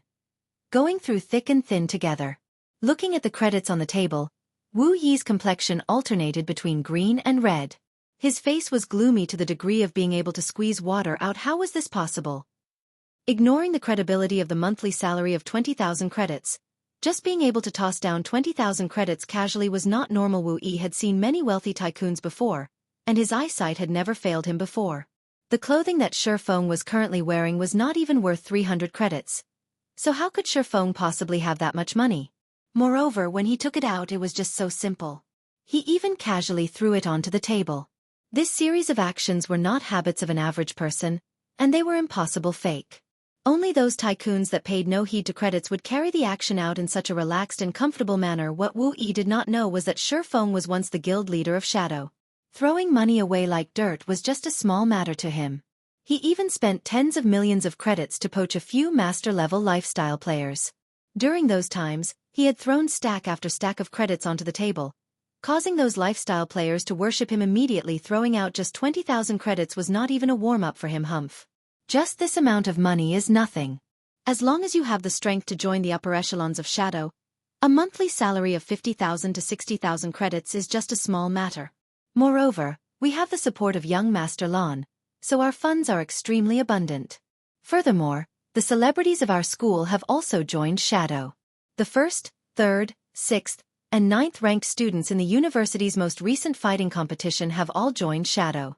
These people are the true experts, and they could easily rise to fame in God's domain. Meanwhile, what kind of true experts does your workshop have? Wu Yi pretended to be calm as he coldly snorted. However, he still could not help himself to steal a glance at the 20,000 credits thrown on the table. The basic wage for an official member of Shadow was just 3,000 to 5,000 credits. Although it was slightly better than the salary of many university fresh graduates, there was still a limit. Such an amount was not enough for one to act carelessly. Wu Yi, we will deal with the matters of Zero Wing by ourselves. It is still not up to you to comment on our problems. If your boss wishes to annex our workshop, first offer up a monthly salary of 100,000 or above. Let me be Shadow's vice leader, and Brother Feng the guild leader. Otherwise, please return. Blackie was extremely irritated after hearing Wu Yi speak. He abruptly stood up and pointed towards the dormitory's entrance as he looked at Wu Yi with a disdainful smile. Blackie's performance was extremely arrogant and incomparably rampant. He held no regard for Shadow at all. Was it amazing to have many members? Did being an expert in a fighting competition mean they could play well in God's domain? If one had the ability, then they could hitch up a relationship with those first-rate guilds. See if they pay any attention. Blackie, you better not regret this in the future. Shadow is fated to become a giant in Jianghu City. When that time comes, don't even think about joining Shadow. Wu Yi left after speaking. He was determined to tell Brother Zhang and young Master Lan about everything that had happened here, letting them take care of the ignorant Shifeng and Blackie. Thanks for your worries, but I never eat the medicine of regret when I do something. Although Shadow is amazing, unfortunately, it isn't enough to enter my eyes. Blackie loudly declared, and almost everyone in the entire building could hear him speak. Blackie's dorm mates were all stunned. When did Blackie become so awesome? He actually dared to let out such bombastic words, publicly rejecting the invitation of Shadow Workshop that's famous throughout the whole university. How many people dreamed of the job he rejected? After Wu Yi left, Blackie instantly lost his previous heroism. His bum immediately landed in a chair, his heart silently lamenting that it was all over. Because of his momentary rampant emotions, he became hot-headed and made enemies out of Shadow. Wasn't this just making trouble for Zero Wing? On the other hand, Shifeng was extremely touched. As expected, Blackie was still the same in both his previous and current lives. In Shifeng's previous life, Blackie had immediately resigned from his position without hesitation and followed Shifeng. Now this was a true brother. In Shifeng's previous life, the countless people around him could only share the gains but not the pains. Shifeng also knew what Blackie was currently worried about, so he clapped his hands and said in agreement, "Well said." In the struggles of the virtual gaming world, winning or losing can be changed in the blink of an eye. There are no such things as eternal winners. As long as we work hard enough, sooner or later, we will definitely surpass Shadow. As long as Zero Wing Workshop developed, they were bound to come into conflict with Shadow. If Shadow wished to spare no expense to deal with them, then they could just use Shadow's reputation to spread Zero Wing's fame throughout the university campus. That way, Shifeng would not have to waste efforts to publicize his guild. Let's go. We'll go out and take a walk and buy an advanced helmet on the way. Always staying in your dormitory won't be good for your body. Shifeng left the room, letting Blackie tidy himself up. Blackie was constantly holed up in his dorm room these days. He was even playing God's Domain during the daytime, not doing any other activities. Although it wouldn't be a problem in the short term, after a while, the damage to his body would become very significant. Brother Feng, wait for a moment. I'll come immediately. Blackie immediately collected all the credits on the table, then tidied himself before leaving the dormitory with Shifeng. Only his dumbfounded dorm mates remained in the room. They all looked at each other, their faces revealing bitter smiles. Normally, they had many times made fun of Blackie. Never would they have thought that Blackie was hiding his true appearance. He even managed to gain the favor of a tycoon. This won't do. I will also apply for a trial gaming helmet. I've decided. I'll become a professional gamer in God's Domain. When Shifeng had walked out of the dormitory, Blackie quietly stuffed the 20,000 credits into Shifeng's pocket. Brother Feng, you really gave me a shock today. However, the way you threw out the money was just too cool. I felt awesome just seeing Wu Yi's expression. But, you better keep this money properly. Don't simply throw it around next time, Blackie said excitedly. What are you trying to do? Shifeng slightly wrinkled his brows. He then gave the money back to Blackie. He had never been putting up an act. From the beginning, he intended to give Blackie the money. He knew that Blackie's family situation was not that good either. With this money, he would be able to alleviate a lot of his family's burden. I've already said that your basic salary every month would be 20,000 credits. Did you think I was just joking with Wu Yi? Just take this money as your salary in advance. Looking at the 20,000 credits in his hands, Blackie's mouth widened, staring blankly at the money. Originally, even if Shifeng's previous words were but a joke, they were enough to make him feel happy. However, looking at Shifeng's expression, he knew that Shifeng was not joking. Shifeng had truly intended to give him a monthly salary of 20,000 credits. Moreover, Shifeng intended to give him the money that he was currently holding. However, where did all this money come from? Blackie was extremely clear about Shifeng's condition. Being able to borrow 20,000 credits was already a difficult feat now. Shifeng was even giving all of it to him. This was just insane. Brother Feng, if you give away this money, what will you do about the workshop? Moreover, the deadline for the trial gaming helmets is almost up. You are bound to have to buy the official gaming helmet, right? Won't this money be just the right amount to buy it? In any case, I'm currently not in need of money. Blackie pushed the credits back to Shifeng again. It would be a lie if he were to say that the 20,000 credits didn't attract him.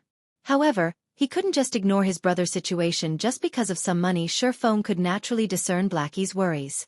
He clapped Blackie's shoulders and couldn't help but reveal a smile. His bank account currently held over 100,000 credits, and most likely, during this period, it had risen to over 200,000 credits. In another 10 days or so, he would earn even more money. You don't have to worry about this. You also don't have to worry about the matter of the gaming helmets. Haven't I said it already? Leave the matters regarding money to me. Shi Feng possessed the memories of his previous life. He was also the guild leader of Shadow. All beginnings had with hardships. Although earning the initial fundings was extremely difficult, as long as he obtained them, the following matters would become much easier to deal with. If he did not even possess the method of making money with money, then how would he have been able to turn Shadow into a second-rate guild? Brother Feng, you couldn't have possibly. Seeing that Shi Feng was so confident, Blackie's first feelings were not excitement or happiness. Instead, he was trembling. He worried that Shi Feng might have done something bad, such as being by a rich woman to obtain this money. Compared to borrowing the money, this was a much more horrifying scenario. What are you blindly thinking about? Don't forget about the matter of cooperation we have with Gentle Snow. This is just the compensation she has given. Now we no longer have to stay poor and blank. We already have some funds. So relax. Shi Feng rolled his eyes at Blackie. This fellow's thinking was just too slanted. Shi Feng did not reveal the real truth. Otherwise, it would be extremely hard for him to explain. So, he simply pushed everything onto Gentle Snow. In any case, Gentle Snow was the great goddess that everybody knew. When Blackie heard Shi Feng, sudden realization struck him. He sent Shi Feng a gaze filled with worship. Being able to gain the favor of the snow goddess was the dream of every man. It was as expected of Brother Feng. His methods were just too awesome. Chapter 92. Virtual Reality. Inside a finely decorated office, a robust man with thick eyebrows sat in an office chair as his fingers tapped on the desk.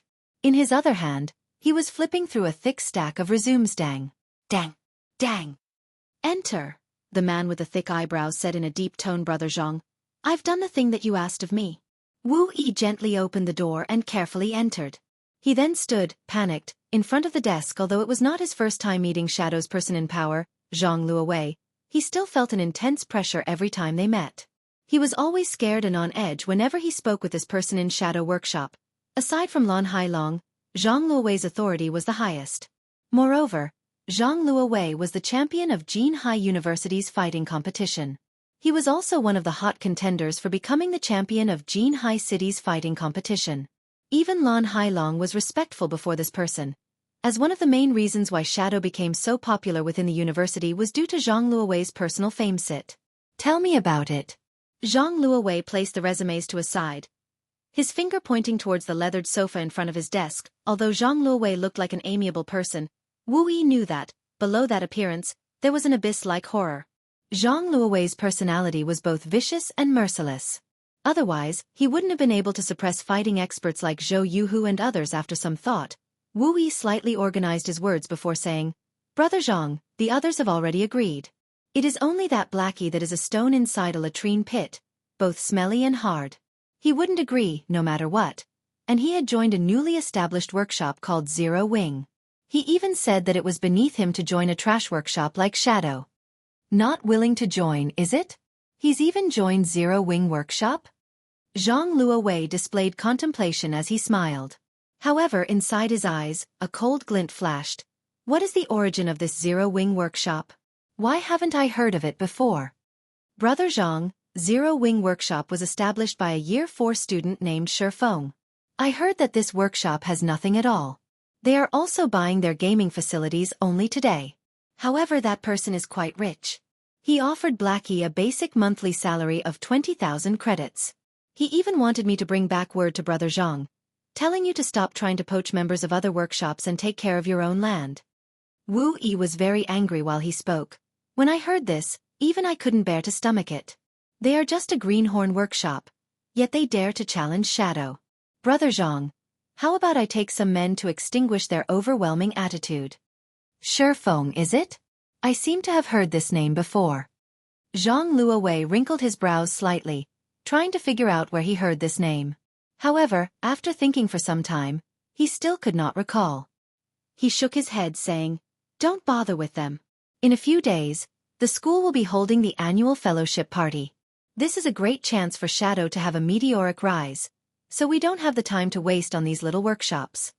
Right, you organize the newly recruited members and have them quickly level up. The guilds in White River City will be starting the competition over the honor of getting the first clear for the 20-man dungeon very soon. We also have to fight for the fame obtaining the first clear of a level 5 dungeon. Yes. You can rest assured, Brother Zhang. I will help them quickly rise to level 5, Wu Yi clapped his chest, assuring elsewhere. Shifeng brought Blackie along to purchase 2 advanced virtual gaming helmets. Although the current virtual reality technology was very advanced, the basic helmet was a cheaply made in consideration of the general masses. Its degree of synchronization was just 80%. However, the advanced version of the helmet could reach up to 90% synchronization, and the user's 5 senses would become much more sensitive.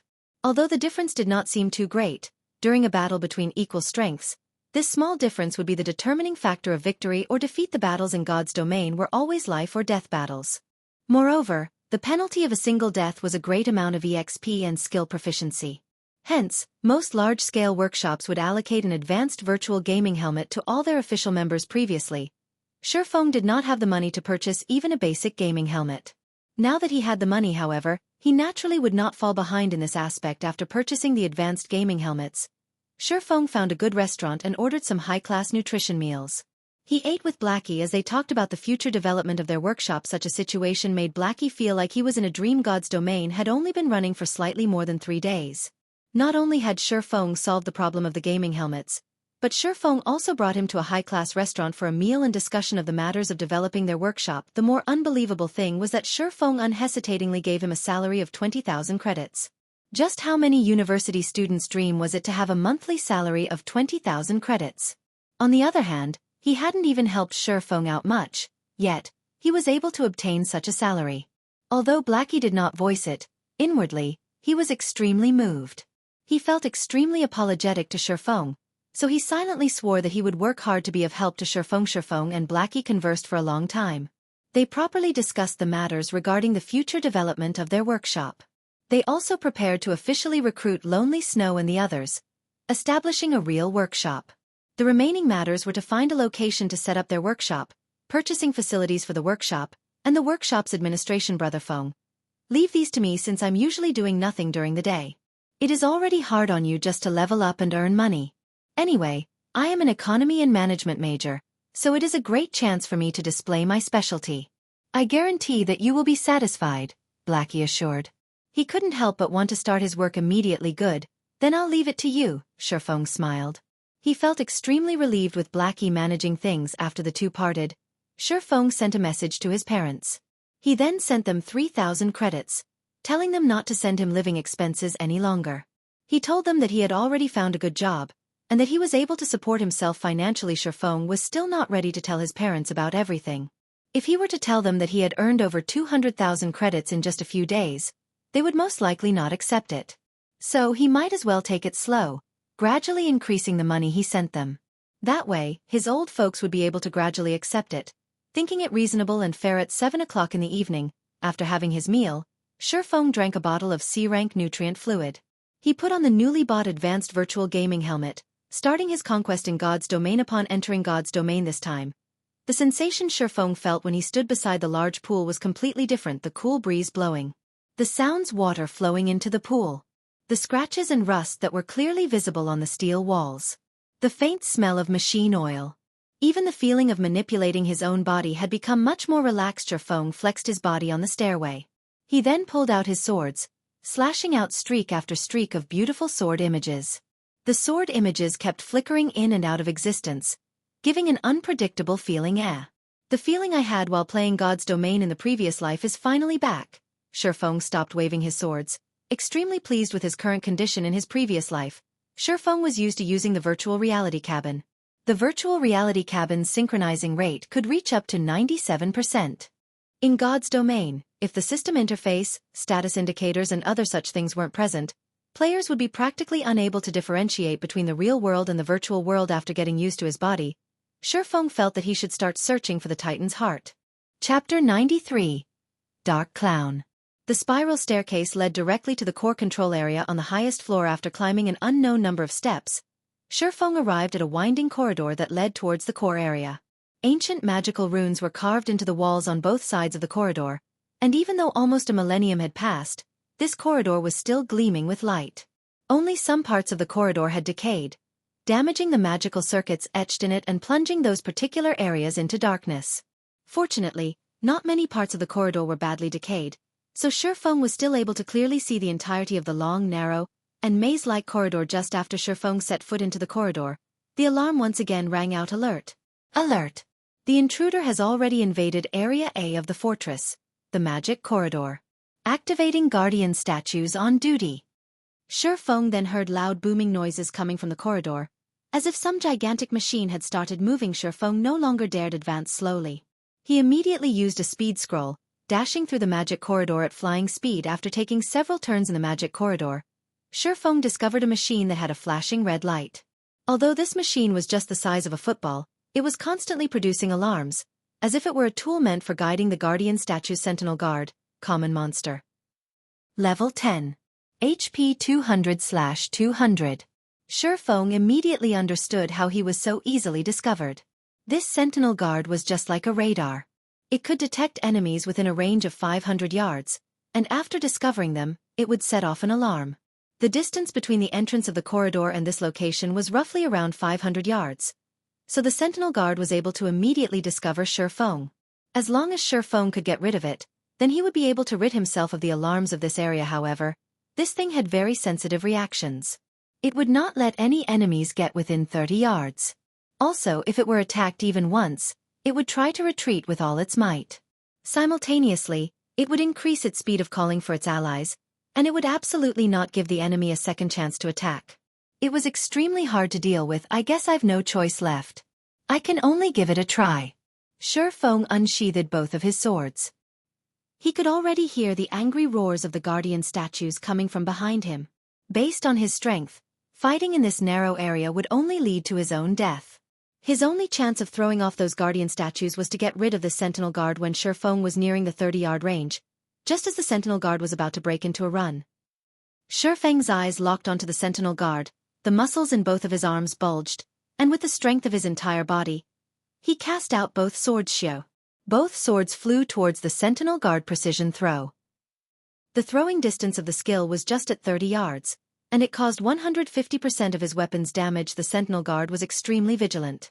It rapidly moved its body, immediately dodging the crimson blade that flew at it. However, the sentinel guard's dodge had, in turn, placed it in the flight path of Shifeng's second sword, the Abyssal blade. Peng. The Abyssal blade pierced through the sentinel guard, causing -211 damage and instantly killing its system. Level 10 sentinel guard killed. Level difference of 4. EXP obtained increased by 400%. Obtained 800 EXP. Shifeng activated Windwalk. His speed once again increasing by a notch as he rushed to pull out his swords that pierced into the ground. He then rushed towards the magic corridor's exit. Without the guidance of the sentinel guard, the guardian statues were like flies that lost their eyes. They ran around all over the place, completely unable to find Shifeng. More than a dozen minutes later, after getting rid of another 3 sentinel guards, Shifeng finally escaped the magic corridor. Arriving at the control room, there was a barrier in the central region of the control room. A dark gray-colored sphere of iron was placed inside the barrier. This sphere of iron was the heart of the steel fortress, and it was the fortress source of energy. It was the Titan's heart. I never thought that, after so many years have passed, there would still be somebody who would come to this place. Before Shifeng could examine the entire control room in detail, he heard a deep sneer coming from the entrance of the barrier. This sound was bone-chilling, and no human was capable of producing such a sound. Only a puppet or a corpse would be capable of sounding so emotionless. Welcome to my steel fortress, Barrutia. In order to celebrate your arrival, I've decided to use your fiery flesh and blood to feed my baby. Come out, Hellhound. Shifeng could faintly see the outline of a humanoid life form inside the barrier. However, the figure seemed to be currently absorbing the energy of the Titan's heart, so it did not have surplus powers to deal with Shifeng, sending out its pet in its stead. Ao. Ao. Ao. A large black dog, its entire body covered in flames, rushed out from the barrier. Hellhound, elite rank. Level 15. HP 6. 000/6. 000. Crap, did I come at a bad time? Shifeng's brows slightly wrinkled as he observed the Hellhound. According to the information in his previous life, there were definitely no life forms or monsters in this place. The person that did the quest was able to safely take the Titan's heart away.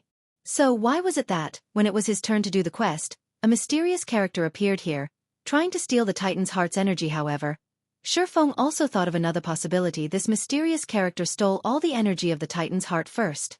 Meanwhile, the player who came here had merely taken away the Titan's heart that was empty of any energy. On the other hand, Feng had coincidentally run into this energy thief. However, unfortunately for Feng, he wasn't even capable of defeating the pet of this mysterious character, not to mention the person itself. Since you want to battle, then come. Feng pulled out his swords, his attention affixed on the slowly approaching hellhound. As the hellhound's distance from him continuously shortened, Feng could feel his surroundings become exceptionally hot, causing his mouth to feel parched. Feng thought of taking out a cold beverage to enjoy, but he currently couldn't carelessly move about. He would immediately reveal a weak point as soon as he moved. As a level 15 elite monster, the hellhound's intelligence was already extremely high. It was the reason why it leisurely walked towards Feng. That was because the hellhound knew the best time for it to launch an attack. As long as Feng revealed a gap, it would immediately bite at him with all its might, not letting go of Feng until he was completely dead. In the confrontation between the two, after all was said and done, the hellhound was still the more powerful. So, naturally it would not simply wait. Its legs immediately pushed against the ground, leaping high into the air and transforming into a ball of fire. It then opened its flaming maw. Feng rolled to a side, dodging the hellhound's pouncing attack. However, immediately after the hellhound landed, its flaming claws slashed horizontally. Feng had long since prepared for this, so he used both of his swords to parry ping. Although Feng did not receive any damage, his entire body was thrown. The hellhound immediately opened its large mouth, spewing scorching hot flames. The flames wrapped around Feng completely, preventing him from escaping. Feng clenched his teeth. He used Phantom Kill, and at the moment of imminent peril, he swapped positions with his doppelganger in mid-air. Feng's doppelganger was immediately swallowed by the flames, instantly turning into a pile of ash. Meanwhile, the system notification showed a damage of up to -3,000. Even if Feng were to take the hit with his HP full and all of his life shield activated, he still wouldn't be able to shoulder this attack. Feng clearly felt how powerful the hellhound was. Such damage was definitely not something a level 15 elite monster could dish out. Its strength was greatly increased because of the quest storyline. According to his experience, Feng estimated the hellhound's actual level to be over level 30, and it should be a Lord rank boss if the pet were already this powerful. Then what about its owner? Seeing that the hellhound's flaming claws were about to slap down at him, Feng used Abyssal Bind. Even if the hellhound were any stronger, it would still be restricted for 3 seconds. Following which, Feng rushed into the barrier at the center of the room. Currently, the best option Feng possessed was to snatch the Titan's heart and swiftly depart. However, just after entering the barrier, Feng immediately became shocked upon seeing this mysterious person's true identity. Dark Clown. Feng immediately recognized the identity of this mysterious character. His heart could not help but be surprised. Why is such a bastard here? Chapter 94. Titan's Heart. Although Feng was shocked, his feet never stopped moving. His figure turned into an after image as he rushed towards the Titan's heart, located at the center of the barrier. He then used observing eyes on the Dark Clown unknown. Feng was shocked. Aside from the information showing that the figure was indeed a Dark Clown, there was nothing else displayed. All of it was just question marks. There were only 2 possibilities for such a situation to occur. The first was that the Dark Clown was equipping an advanced camouflage item.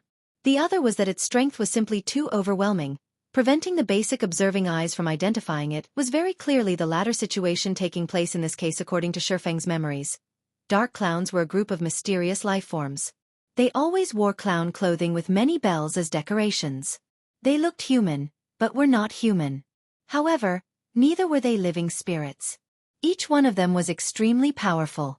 They could simply appear at any location, and they could come and go without leaving behind a single trace. Even if it was the palace of Star Moon Kingdom, they could still easily enter it. However, this was but a small matter. Feng had previously seen a Tier 3 Great Druid NPC die at the hands of the Dark Clowns. Their methods of attacking were simply unforgettable. The attacks were impossible to avoid. Despicable human, you actually dare barge into this place? The Dark Clown had its face wrapped in a black cloth, revealing only its 2 glowing red eyes. Although its enraged expression could not be seen, its tone was extremely agitated. Streak after streak of green-colored energy was currently being absorbed by the Dark Clown. Clearly it was a crucial moment, so it was unable to take action against Feng. This situation gave Feng a chance to prevent this assimilation ceremony, and deal heavy damage to the Dark Clown. Otherwise, when this critical period passed, the Dark Clown, which was capable of killing even a Tier 3 Great Druid, would instantly kill Shifeng with just a wave of its hand. Cyber, get rid of him for me. The Dark Clown urged. Shifeng revealed a faint smile. Seeing the Dark Clown's anxious appearance, Shifeng tried even harder to deal some damage against it. As for the Hellhound behind him, it was still restricted by chains. It was too late, even if it tried to rush over to Shifeng chop. Shifeng used all of his strength. With the flick of his wrist, a large explosion sounded out. The abyssal blade turned into a streak of black light, piercing directly towards the magic circle that was absorbing energy from the Titan's heart. Dang! The magic weapon abyssal blade, which had been successful in every previous endeavor, was blocked outside of the magic array. It created brilliant white sparks as it collided with the magic array, dealing no damage at all to the absorption magic array. Pitiful human. Did you think a weak little swordsman like you could destroy my magic array? Just give up and become Cyber's food. Who knows, I might even let your soul go. Otherwise, prepare for endless pain after you die. The Dark Clown threatened. At this moment, the Hellhound rushed over. You're just a clown, yet you dare spout nonsense. Did you think I have no ways to deal with you? Shifeng sneered. He took out a dark, gray-colored magic scroll from his bag. No. You're literally insane. Do you know what you are trying to do? The Dark Clown abruptly yelled out in shock after seeing this piece of dark, gray-colored magic scroll. It seems you know your stuff. At worst, we'll both die together. Shifeng did not wish to use this item either. However, he was going to die anyway, so why should he still care? He then unfolded the magic scroll, and his mouth started chanting the activation incantation. This was one of the only 3 Tier 2 magic scrolls that Shifeng possessed, Obliterating Torrent. It possessed the ability to devour all magic elements, turning them into nothingness. This magic scroll belonged to the peak of Tier 2 magic scrolls. Suddenly, the magic elements in the center of the barrier surged, becoming incomparably violent, following which, it started collapsing without any signs of stopping. The absorption magic array was made up of magic elements, so naturally, it could not escape its fate as it collapsed and exploded. The entire magic array was similar to frying beans, producing crackling sounds. The magic array loudly exploded, dispersing streak after streak of dazzling shockwave. Shifeng immediately activated Defensive Blade, becoming immune to the damage of 6 ranged attacks. He then rushed towards the Titan's heart. However, it was not easy to collect the Titan's heart. Shifeng either had to deplete all the energy the Titan's heart possessed, or he would need to have the key to remove the barrier. Fortunately, Shifeng had the key. In the midst of the explosions, Shifeng unlocked the barrier protecting the Titan's heart, then stored it in his bag. The shockwaves created by the obliterating torrent sent the Hellhound flying away, violently slamming it into a wall. The wall then split apart like a spider web. Following which, the Hellhound heavily landed on the ground, and didn't stand back up. However, the shockwaves of the explosion did no harm to the Dark Clown, as if they had just passed through its body. The Dark Clown's body seemed as though it did not exist in this plane of existence. However, the backlash from the magic ceremony failing had caused great damage to it. The Dark Clown silently glared at Shifeng, faintly having the intention to take action. Humph. Come if you have the ability. Shifeng smiled in disdain as he took out another deep blue-colored Tier 2 magic scroll. Shifeng had already obtained the Titan's heart. Even if he died, a quest item could not be dropped. The Dark Clown was already extremely weakened as well, and at most, it would only be slightly stronger than him. Shifeng still had 2 pieces of Tier 2 magic scrolls. At worst, he would perish together with the Dark Clown. He could still revive after dying, but if the Dark Clown died, then it would truly be dead. Let's see who's afraid of who. Despicable human, I'll let you off this time. We will meet again sooner or later. It will be your death when that time comes. The Dark Clown gave up the notion of getting rid of Shifeng after seeing the magic scroll. It only left behind a ruthless remark as it disappeared from the control room. Together with the Hellhound, Shifeng silently waited for a moment. After confirming no movements from his surroundings, he let loose a breath of relief. However, he did not store away the Tier 2 magic scroll. He truly did not wish to use the Tier 2 magic scroll and perish together with the Dark Clown. However, based on the Dark Clown's intelligence, it too would make the right choice. Shifeng had already obtained the Titan's heart.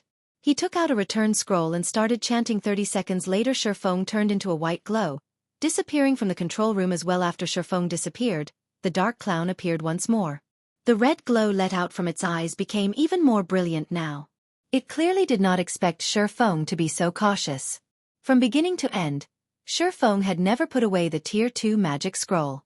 Otherwise, it would have had a chance to kill Shi Feng, wretched human. The method I've spent more than 10 years researching to absorb the energy from the Titan's heart. When I recover, I will definitely make you wish for death. The dark clown bellowed. It abruptly waved its hand, and tens of flying blades destroyed the pedestal, which lost the protection of the barrier on the other side. Shi Feng had already returned to Red Leaf Town currently. The amount of players in Red Leaf Town grew even greater. The streets were filled with players selling level 0 to level 2 common equipment and basic skill books. Shi Feng took a look at his bag.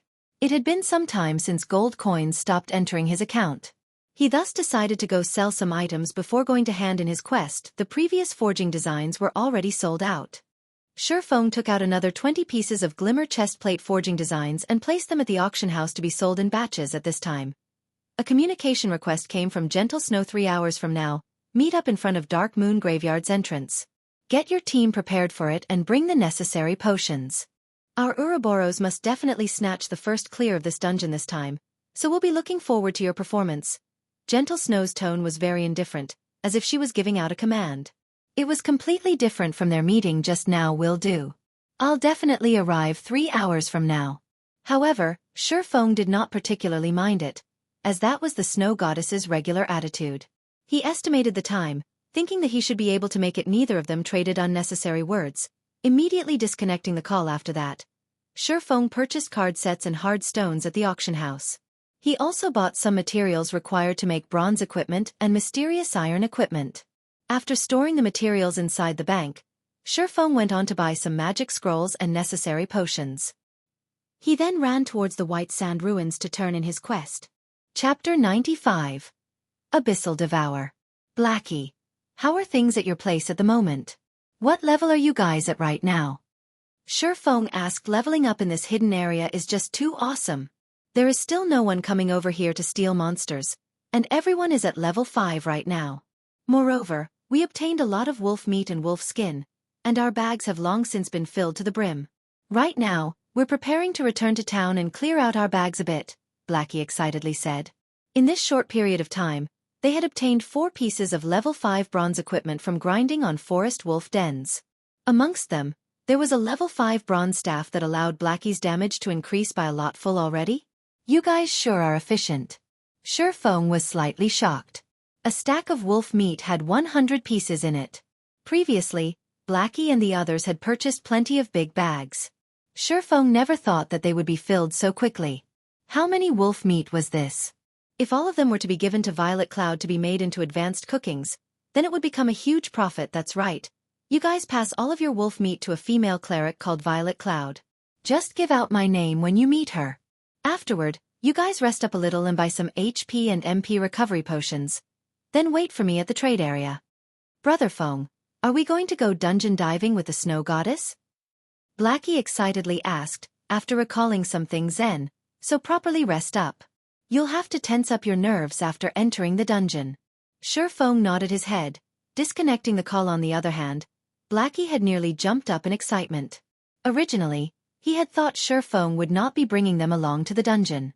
After all, their techniques were not that great. They would only be making fools of themselves if they were to go. However, since Shi Feng did not forsake them, what else did they have to say? Anticipation grew within Blackie. He was fortunate enough to dive a dungeon together with the snow goddess. So what if he would shame himself?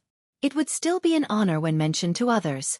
Regardless of what others may say, they would be players who had gone dungeon diving with the snow goddess in the same party. White Sand Ruins. Stonehammer Town. When the town mayor Blackbeard saw Shi Feng entering, he went forward and greeted Shi Feng in a very welcoming manner. Brother Yi Feng, you've come. The fruit juice you sold to me the last time was just too good. It captivated everyone in our little town. Now we can't sleep properly if we don't drink a cup before bed every day. Blackbeard joked. Lord Mayor Blackbeard, is this the Titan's heart that you wanted? Shi Feng smiled, taking out the Titan's heart as he asked. When Blackbeard saw the gray-colored metallic sphere, his mouth suddenly opened wide in shock. This shape, this color, this texture. It was exactly the same as the Titan's heart mentioned in the legends. Correct. This is the Titan's heart. It is exactly the same as the one recorded in the ancient records. I never thought that I would be able to personally see it in my lifetime. Brother Yifeng, I truly did not think that you were such a powerful adventurer. For bringing back our Black Steel Dwarves' glory, I represent all Black Steel Dwarves in thanking you sincerely. Blackbeard excitedly received the Titan's heart, continuously thanking Shifeng's system. Unique quest, Steel Fortress Barrutia, completed. Rewarding 1 Black Steel insignia. Obtained Blackbeard's recommendation letter. Obtained Advanced Book of Magic. Rewarding 10,000 EXP. Reputation at Black Steel Town has reached worship. The large amount of rewards dazzled Shifeng's eyes. His level had also risen to 73% of level 6. Such a leveling speed had even exceeded that of those leveling madmen. Shifeng did not care much about the amount of EXP. Instead, the other items were the most important ones. The rewards this time far exceeded Shifeng's expectations. A Titan's heart that possessed no energy in it could transform a third-rate guild into a second-rate guild. However, right now the Titan's heart in Shifeng's hands still possessed a quarter of its energy. Shifeng never imagined the rewards to be so good in his previous life. The player that completed this unique quest did not obtain such a bountiful reward. The player had only obtained a recommendation letter, an intermediate book of magic, and reputation reaching the level of worship. There was absolutely no Black Steel's insignia. Black Steel insignia, fine gold rank. Unique equipment. User restriction. Yifeng. The Black Steel insignia is the highest medal of honor amongst the Black Steel Dwarves. After equipping it, forging success rate increased by 5%. Proficiency has a 10% chance to increase by 1 extra point when forging. There is a 1% chance to increase the forged item's attributes. Shifeng was shocked after looking at the introduction. This Black Steel insignia was literally a godly tool for forging. It was several degrees stronger than the forging talent. It was especially true with the 1% chance for an attribute increase. That meant that, out of 100 items forged, there would be 1 piece that would have its attributes increased. If Shifeng forged items every day without stop, he would have no problem making 300 to 400 pieces of equipment. In turn, he would have 3 to 4 pieces of equipment with their attributes raised. The thing players compared most when playing games was the quality of their equipment. Even if the attributes on a piece of equipment was only slightly higher, when the attributes of all the other pieces of equipment were accumulated together, the total amount would allow a player to exceed the others by quite a lot. Regardless of whether it was PK or dungeon diving, the player would have a great advantage in both situations. Although Shifeng did not know how much of an equipment's attributes would be increased, even an increase of a single point would cause an equipment's price to increase by multiple percentages. If it was a big increase, then the price would increase by several folds. The price of a single piece of equipment could even rival the price of 10 or more pieces. The Black Steel insignia was an unexpected profit. Shifeng's main purpose for doing this quest was to obtain the Book of Magic and recommendation letter, as both of these items were capable of allowing a guild to rise up. It was especially true for the Book of Magic. Moreover, the one Shifeng obtained was even an advanced Book of Magic. Aside from forging equipment, Shifeng could also forge other items, such as armor kits, gemstone buckles, alchemy wands, and much more. Amongst them, armor kits were the most popular and also had the largest demand generally. Armor kits were capable of increasing either a chestplate's defense or attributes. These all depended on the armor kit's quality and level. Meanwhile, the Book of Magic Shifeng obtained from Blackbeard was for making the strengthened version of the armor kit. The Mana Armor Kit. The Book of Magic was a unique item, and there was only one of it in the entire God's domain in Shifeng's previous life. It was exactly this item that had allowed a guild to earn a large sum of money, turning it from a third-rate guild into a second-rate guild. As for Blackbeard's recommendation letter, it would only be useful in White River City, so Shifeng was still unable to use it right now. However, now that Shifeng's reputation in Stonehammer Town had reached the level of worship, he could purchase a few bronze equipment, and even mysterious iron equipment, that would bind to the player's character upon purchase. Moreover, the prices of these equipment items were very cheap, to the degree that even an average player at level 10 could afford them. Stonehammer Town could be called the best location for players to obtain mysterious iron equipment. Hence, many players loved coming to this place to grind for reputation. After their reputation reached worship, they would be able to gear themselves fully with level 10 mysterious iron equipment. Unfortunately, it was not easy to grind for reputation. It was almost impossible for anybody to fully equip themselves with level 10 mysterious iron reputation equipment. Moreover, a complete set of mysterious iron reputation equipment was still somewhat weaker than the bronze-ranked Silver Moon set equipment. So top-tier players all felt that it was below their dignity to equip it. Although Shifeng would not be equipping these items, he still had other uses for them. For example, using them to level up the Abyssal Blade.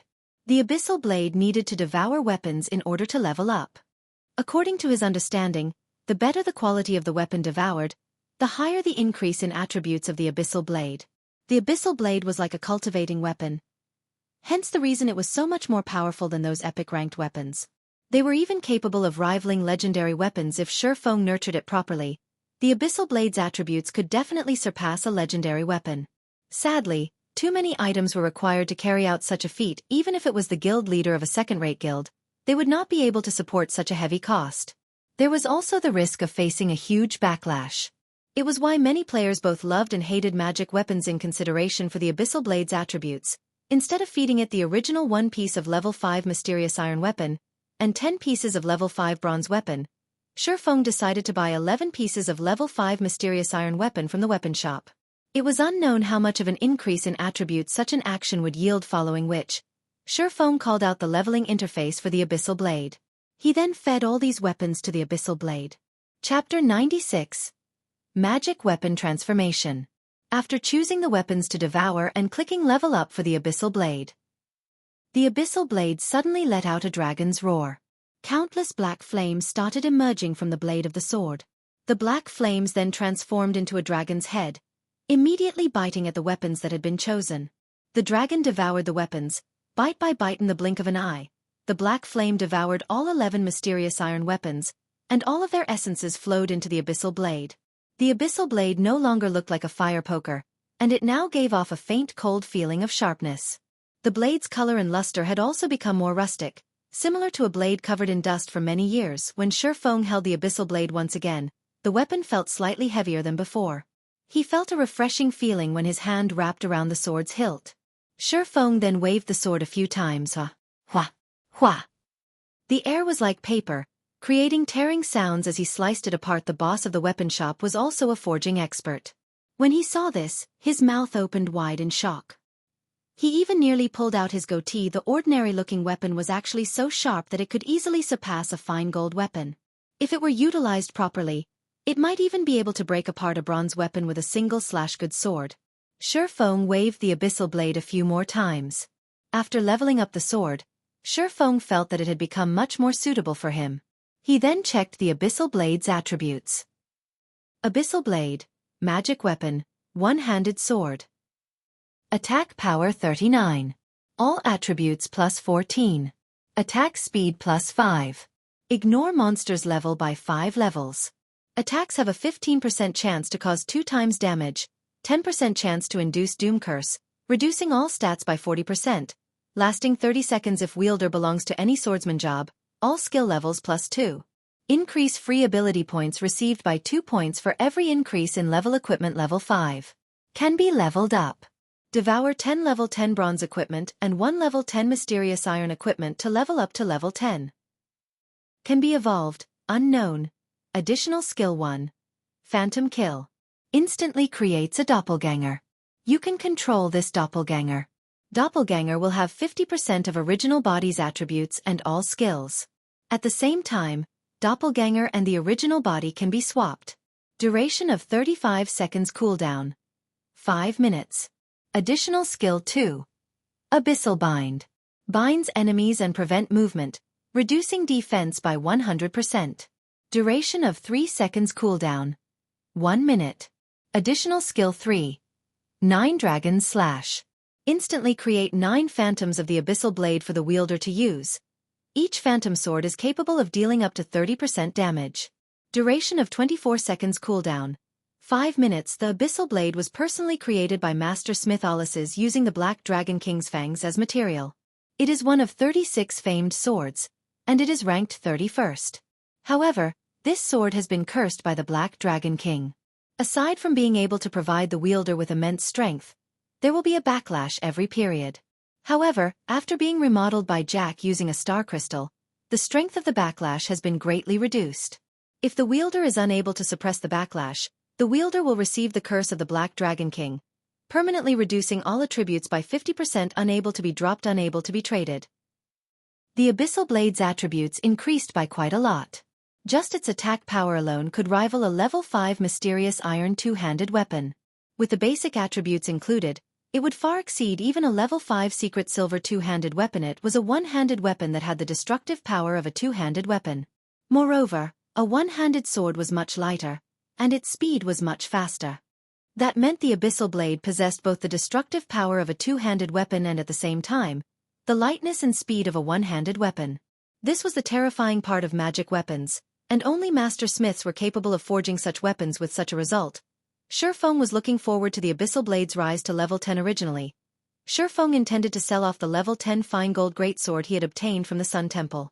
However, he dismissed that notion. If he were to let the Abyssal blade devour this weapon, he wondered just how much of an increase the Abyssal blade would have. However, it was but a thought of Shifeng's. To obtain an overall positive increase, it would not be possible just depending on a single weapon. Shifeng would, at the very least, need to pair it up with 10 level 10 secret silver weapons. Currently, even mysterious iron weapons were as rare as a phoenix's feather, not to mention priceless secret silver weapons. After sheathing the Abyssal blade, Shifeng took out a return scroll and started chanting, returning to Red Leaf Town. If he were to run back instead, he would, with a 100% chance, be late. If he were to make the snow goddess wait for him, he dared not to think of the consequences. Red Leaf Town, trade area. After Shifeng transformed back to his original appearance, he made some minor adjustments to the appearance of the Silver Moon set equipment. It now looked more like an assembled set of bronze equipment. If Shifeng were to appear in front of Gentle Snow with his original appearance, she would definitely find something fishy about it. At that time, Shifeng would not find it easy to explain himself. Brother Feng, we're over here. Blackie stood up and shouted as he saw Shifeng walking over. The others, as well, stood up to welcome Shifeng when they saw him approaching, sending gazes of appreciation at him. If Shifeng had not let Blackie carry them, they most likely would not have been able to reach level 5 so quickly, and very likely, they would still be struggling at the bottom of the ranks currently. Most of the veteran players in God's domain were level 4, and a minority had reached level 5. However, there was nothing great about the equipment they were using. If veteran players were lucky, they might possess 1 or 2 pieces of bronze equipment that had good attributes. Only those expert players would possess 6 or 7 pieces of bronze equipment. On the other hand, every one of them now possessed 7 or 8 pieces of bronze equipment originally. This reason alone already caused them to be extremely grateful towards Shifeng. They all decided to continue following Shifeng. They never thought that Blackie would actually be willing to sign a contract with them, allowing them to join Zero Wing Workshop and become one of its official members. They could also enjoy a monthly salary of 4,000 credits. They were not just fools playing a game. They knew the treatment an official member received in other workshops. The treatment for official members of top-ranking workshops in the city only received a monthly salary of 3,000 credits. Even so, many veteran players would still try to worm themselves into these workshops in whichever way they could. Meanwhile, they were just a bunch of fresh noobs. Yet, they actually had a monthly salary of 4,000 credits. This situation was just like a dream to them. Although they requested to lower the treatment they received, Blackie had firmly rejected all of them. He had said that Shifeng had personally declared it as such, and no changes were permitted. Helpless, they could only sign the contract, becoming official members of Zero Wing Workshop. Although they looked well off now, deep in their hearts, they were very clear about their own strengths. It was practically impossible for them to get invited to a workshop. It would be a good thing if they could even become outer members, not to mention official members. Shifeng swept a glance at everyone's equipment. Based on his many years of experience, he could roughly estimate an equipment's attributes. The basic attributes of the equipment his party members were wearing had definitely exceeded the elite members of many small guilds. However, it was still not enough. Let's make a trip to the warehouse first. Everyone was confused. What were they going to do at the warehouse? However, they did not question Shifeng's decision. Only following him arriving at the bank, Shifeng retrieved all the equipment that could be used by his party members. He obtained all of the equipment from the treasure chests he opened in the Moonlight Forest. Every piece of the equipment had extremely good attributes. Everyone was dumbfounded when they saw the equipment. They had ceaselessly grinded monsters and had even killed quite a few elites. Yet, all of their gains combined could not even rival the equipment Shifeng had obtained by himself. The quality was, of course, much higher. It was all level 5 bronze equipment, surpassing the level 2 or level 3 equipment they obtained by leaps and bounds. Brother Feng, how many elite monsters did you actually kill? Blackie's heart was filled with shock. However, he did not remain courteous as he swapped all his equipment that could be swapped. After doing so, The set of equipment on his person was just slightly weaker than a level 5 bronze set equipment. However, the level 5 mysterious iron staff he wielded easily made up for this gap. The other party members also fully swapped out their equipment. Their basic attributes right now far surpassed those of the elite members of large guilds. Every one of them had exchanged their shotguns for cannons. Even if they were to enter a 20-man dungeon right now, they would still be full of confidence. Shifeng examined through everyone's attributes once, nodding his head in satisfaction as he said, "Let's go." Chapter 97. Gathering of Heroes. Dark Moon Valley, Dark Moon Graveyard. Countless tombstones stood around a dilapidated chapel. In the midst of night, one could hear wails of agony coming out from the tombstones. Meanwhile, Kobold assassins roamed the dark and hidden locations around the broken-down chapel. This place was the most famous location of Dark Moon Valley due to this place being the closest and the first 20-man team dungeon activated near Red Leaf Town. It held high importance to the many guilds stationed in Red Leaf Town. Compared to the previous 6-man party dungeon, the various guilds were paying the most attention to this team dungeon. That was because team dungeons and party dungeons were different. Not only was the difficulty for team dungeons higher, but the equipment that dropped from them was also better. Moreover, only by clearing a team dungeon would a guild be able to prove their strength. Aside from that, there was a gigantic glory list beside the teleportation gate of every team dungeon. On it, the names of the team and players who obtained the first clear for the dungeon would be listed for latecomers to admire. Of course, aside from the first clear, the record for the fastest to clear the dungeon would also be recorded, with the reserved record set at 3 hours. As long as a team surpassed the record time, their names would be recorded. However, this record was not permanent, but only temporary. As long as another team could obtain an even shorter record time, they would replace the current holders of the record. Currently, players filled all of the Dark Moon Graveyard. Aside from the various large guilds from Red Leaf Town, there were plenty of temporary groups attempting to challenge this team dungeon. Wow. It's just as expected of the competition for the first clear of the team dungeon. The equipment on these guys is just too gorgeous. Our temporary group has no chance of competing against them at all. That's only natural. Why don't you look at just how many times these guilds have cleared the level 3 to level 4 party dungeons? Even the team belonging to the weakest guild here would have 7 to 8 pieces of bronze equipment on each party member. Look at Martial Union over there. All of their members are wearing bronze equipment. Their leader, Ironsword Lion, is wearing the Wolf Fang set equipment that can only be obtained from the level 4 dungeon, Black Wolf's Denver. Ironsword Lion's equipment could be considered quite good amongst the unrated guilds. However, look over there at the third-rate guild, Heaven's Crowns. The equipment on their elite team's vice leader, Passenger of Wind, is the Spirit Wind set equipment obtained from the level 4 advanced dungeon, Ghost Fortress. The players of temporary teams gazed at the equipment of the guild teams in envy. They spoke about the items as if enumerating their own family's valuables, and the more they spoke, the more drool leaked out from the corner of their mouths. Only the elite parties of guilds could clear those high-difficulty party dungeons. Unaffiliated individuals like themselves could only look on with envy just as everyone was sighing in admiration at the equipment of these elite teams. Stabbing Heart of Assassins Alliance led a group of players over. The equipment of the group was extremely unified. All 20 players wore the same level 4 bronze equipment. Amongst them, the 2 silver daggers hung around Stabbing Heart's waist looked extraordinarily radiant. Crap, it can't be, right? Those are Gemini's thorns that only drop from the final boss of the hard mode of Ghost Fortress. An assassin who was a dagger fanatic cried out in shock suddenly. The team leaders and upper echelons of the other guilds all cast sidelong glances over to Stabbing Heart. This design and color were exactly the same as the information displayed on the official announcement as expected of a second-rate guild. The Assassins Alliance's strength cannot be taken lightly. They managed to clear the hard mode of Ghost Fortress without anyone noticing. Meanwhile, until now, we have merely killed off the first boss of hard mode. Passenger of Wind sighed with regret, humph. So what if they manage to clear the hard mode? We will still start from the same starting point from now on. The difficulty of a team dungeon is not something a party dungeon can compare to. Clearing it depends more on the commands given. Ironsword Lion wrinkled his brows, snorting in disdain. He believed that his own techniques were no weaker than Stabbing Heart's. If he had not been ambushed by that Yifeng, causing him to lose a level, the party he led might have been able to clear the hard mode of Ghost Fortress. Interesting. When Shadow's leader, Jianghu Wei, heard the discussions of the other guilds, a faint smile appeared on his face. He was immensely arrogant, as if he did not place importance on any of these players.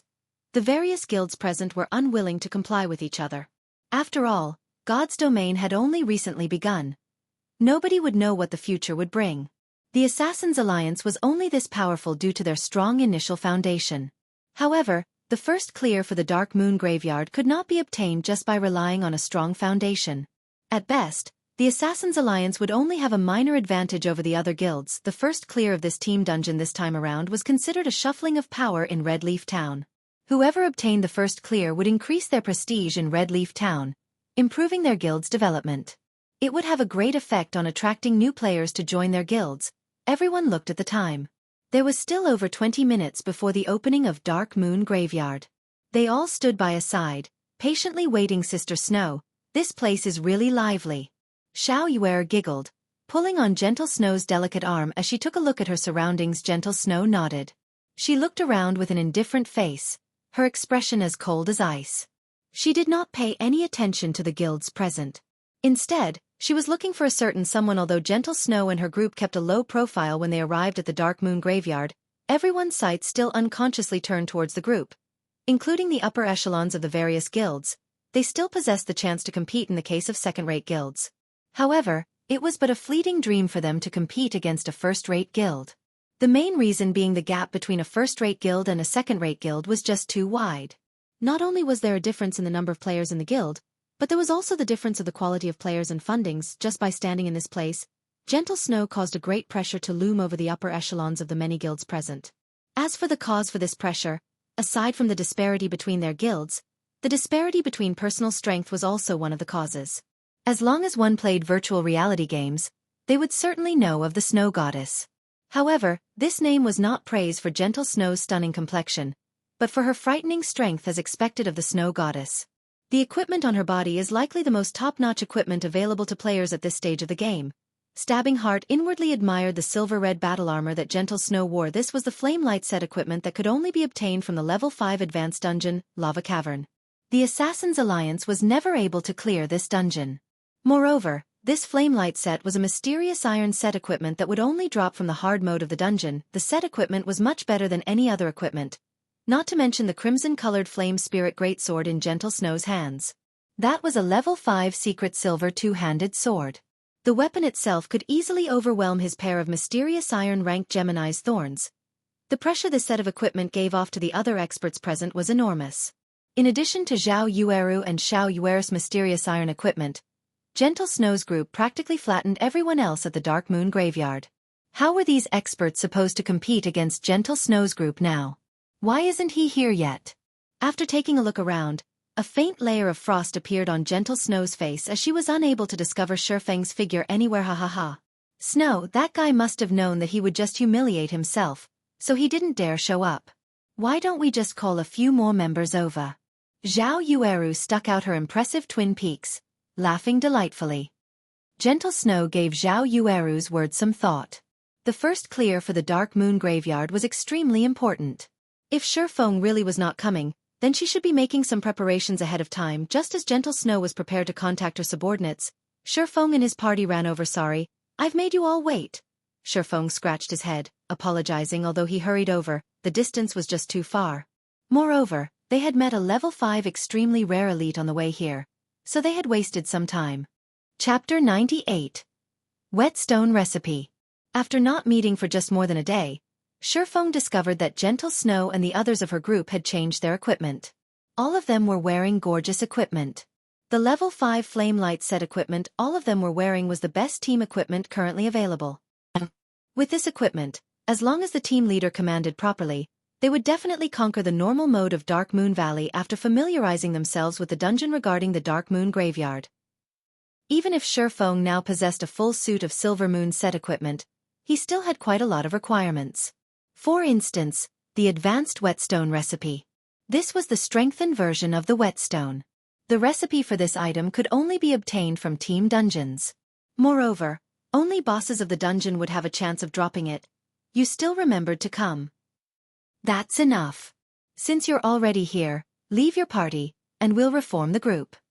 Zhao Yueru originally wanted to taunt Shifeng, but Gentle Snow stopped her a step earlier. Gentle Snow was still slightly angry from before, but after sweeping a glance at Shifeng, she shockingly discovered that Shifeng had reached level 6 currently.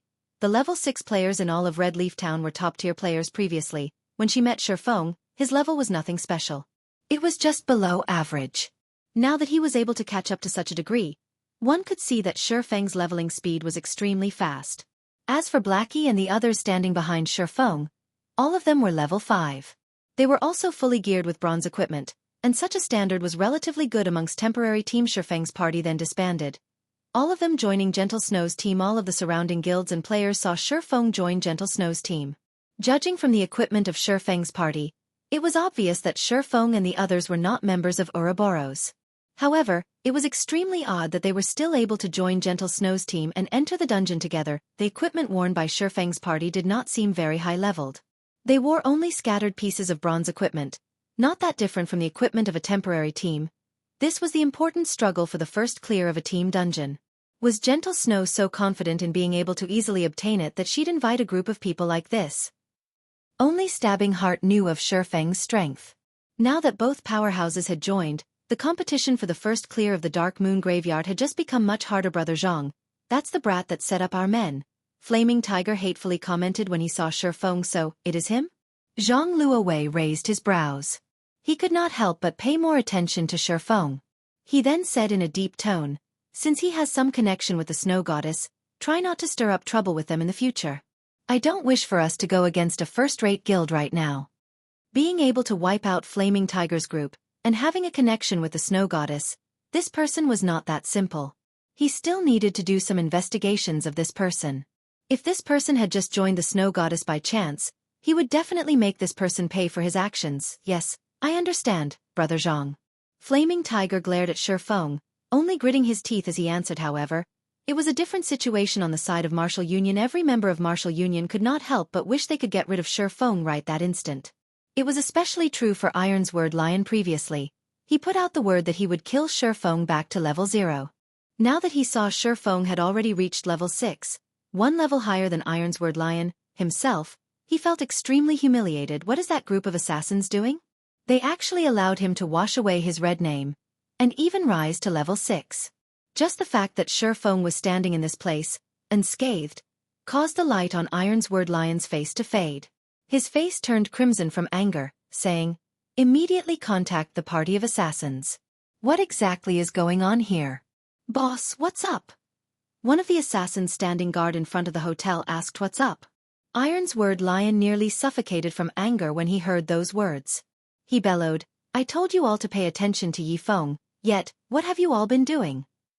Boss, we've constantly been keeping an eye out for him.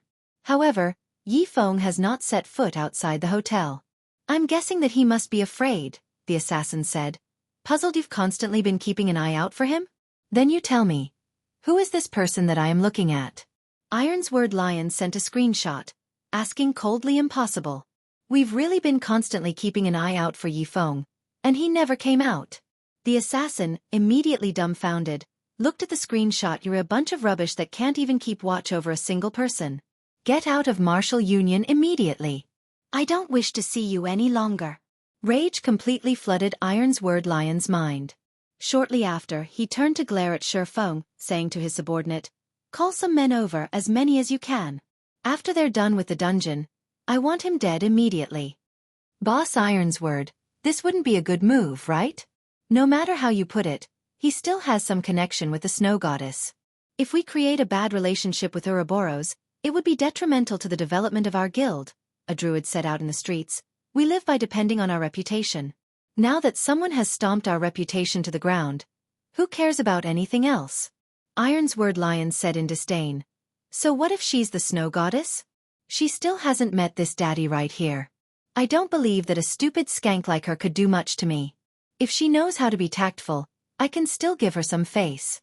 If not, then I'll kill her back to level 0 as well. Boss is right. God's domain just has slightly more players. How prestigious was it during those years that we swept across Martial World? Now, we can also sweep across God's domain just like before. What should we be afraid of?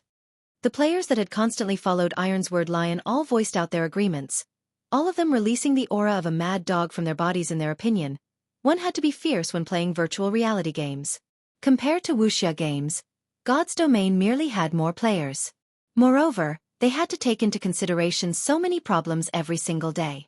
What good was worrying about each and every little thing? Won't everything be solved if they just killed these first-rate guilds into submission? They had only depended on being fierce to succeed in the previous Wuxia game they played, and it would be the same in God's domain. Only the druid, who had only recently joined, helplessly shook his head. These people were insane. Shifeng did not notice the movements of martial union. He only discussed the matter of cooperation with Gentle Snow. The items dropped from the dungeon will be distributed according to job requirements. If both sides require the same equipment, then there should be no problem if we just roll for it, right? We don't have any problems with the distribution of equipment. However, I want priority over the recipes and materials for lifestyle jobs. Shifeng's goal in coming here was the advanced Whetstone recipe. While equipment didn't really matter to him, don't forget that we are the ones who will be carrying you through the dungeon. Moreover, do you know how valuable the recipes for lifestyle jobs are? After hearing Shifeng's words, Zhao Yueru stamped her feet in anger. Bellowing like a fierce tigress, the other members of Gentle Snow's team were also feeling aggrieved. Shifeng and his party were just a group of wild players. They were already extremely benevolent by rolling to distribute the equipment. Despite that fact, Shifeng was still trying to take advantage of them. Brother Feng, your request is going slightly overboard. In any case, our equipment is slightly weaker than theirs, and even just clearing the dungeon would be a problem for us. So why don't you change your requirements? Blackie advised. Although their equipment was very good, compared to the set equipment of these people, they were clearly still a step behind. Being able to roll for equipment was already a good condition. Going further to compete over recipes for lifestyle jobs. Nobody would be willing to concede to such a request. To put it bluntly, even without them joining, Gentle Snow's team could similarly clear the Dark Moon Graveyard. Shifeng shook his head. He would not mind if it were any other recipes. However, he would not concede even a single step for the advanced Whetstone recipe. He also could not reveal any specifics to avoid attracting the suspicion of others. After all, before a team dungeon was conquered, the official website would not reveal any information about its drops. 20-man dungeons would only refresh once every 3 days. There were only that many team dungeons nearby, and every one of them was extremely precious. The earlier Shifeng obtained the advanced Whetstone recipe, the earlier he would obtain an advantage over the other players. To a workshop like theirs that lived on the edge, they had even more reasons not to concede. Gentle Snow, who had an ice-cold expression, also opened up her mouth this time around, saying, "Recipes for lifestyle jobs are extremely important to our guild. Your request, I cannot agree to it." Chapter 99. Dark Moon Graveyard.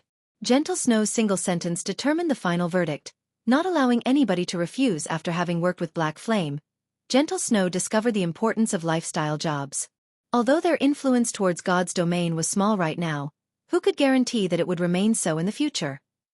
Hence, she would not let even a single recipe that dropped from the dungeon slip by with Gentle Snow's approval. The confidence of the members of Ouroboros grew. Every one of them looked towards the foolish-looking Shifeng. "Now that our leader has refused, let's see how you are going to continue acting arrogant. If you have the ability, then form your own team to enter the Dark Moon Graveyard. We will have an easier time that way as well." Shifeng slightly wrinkled his brows. He did not think that Gentle Snow would be so resolute.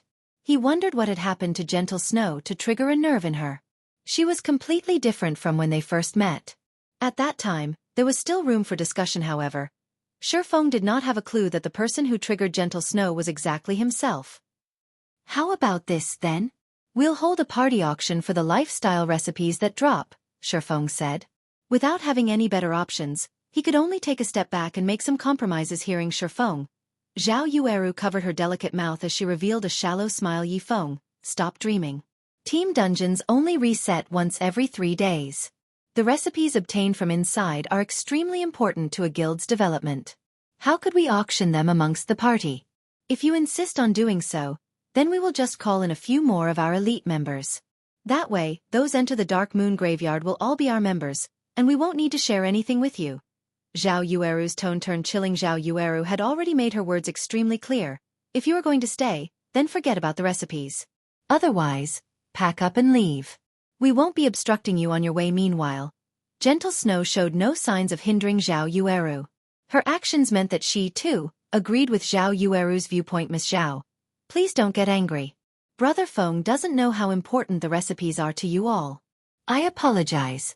Blackie could no longer stand to watch this scene continue to unfold. Any more of this, and the final result would definitely be a separation.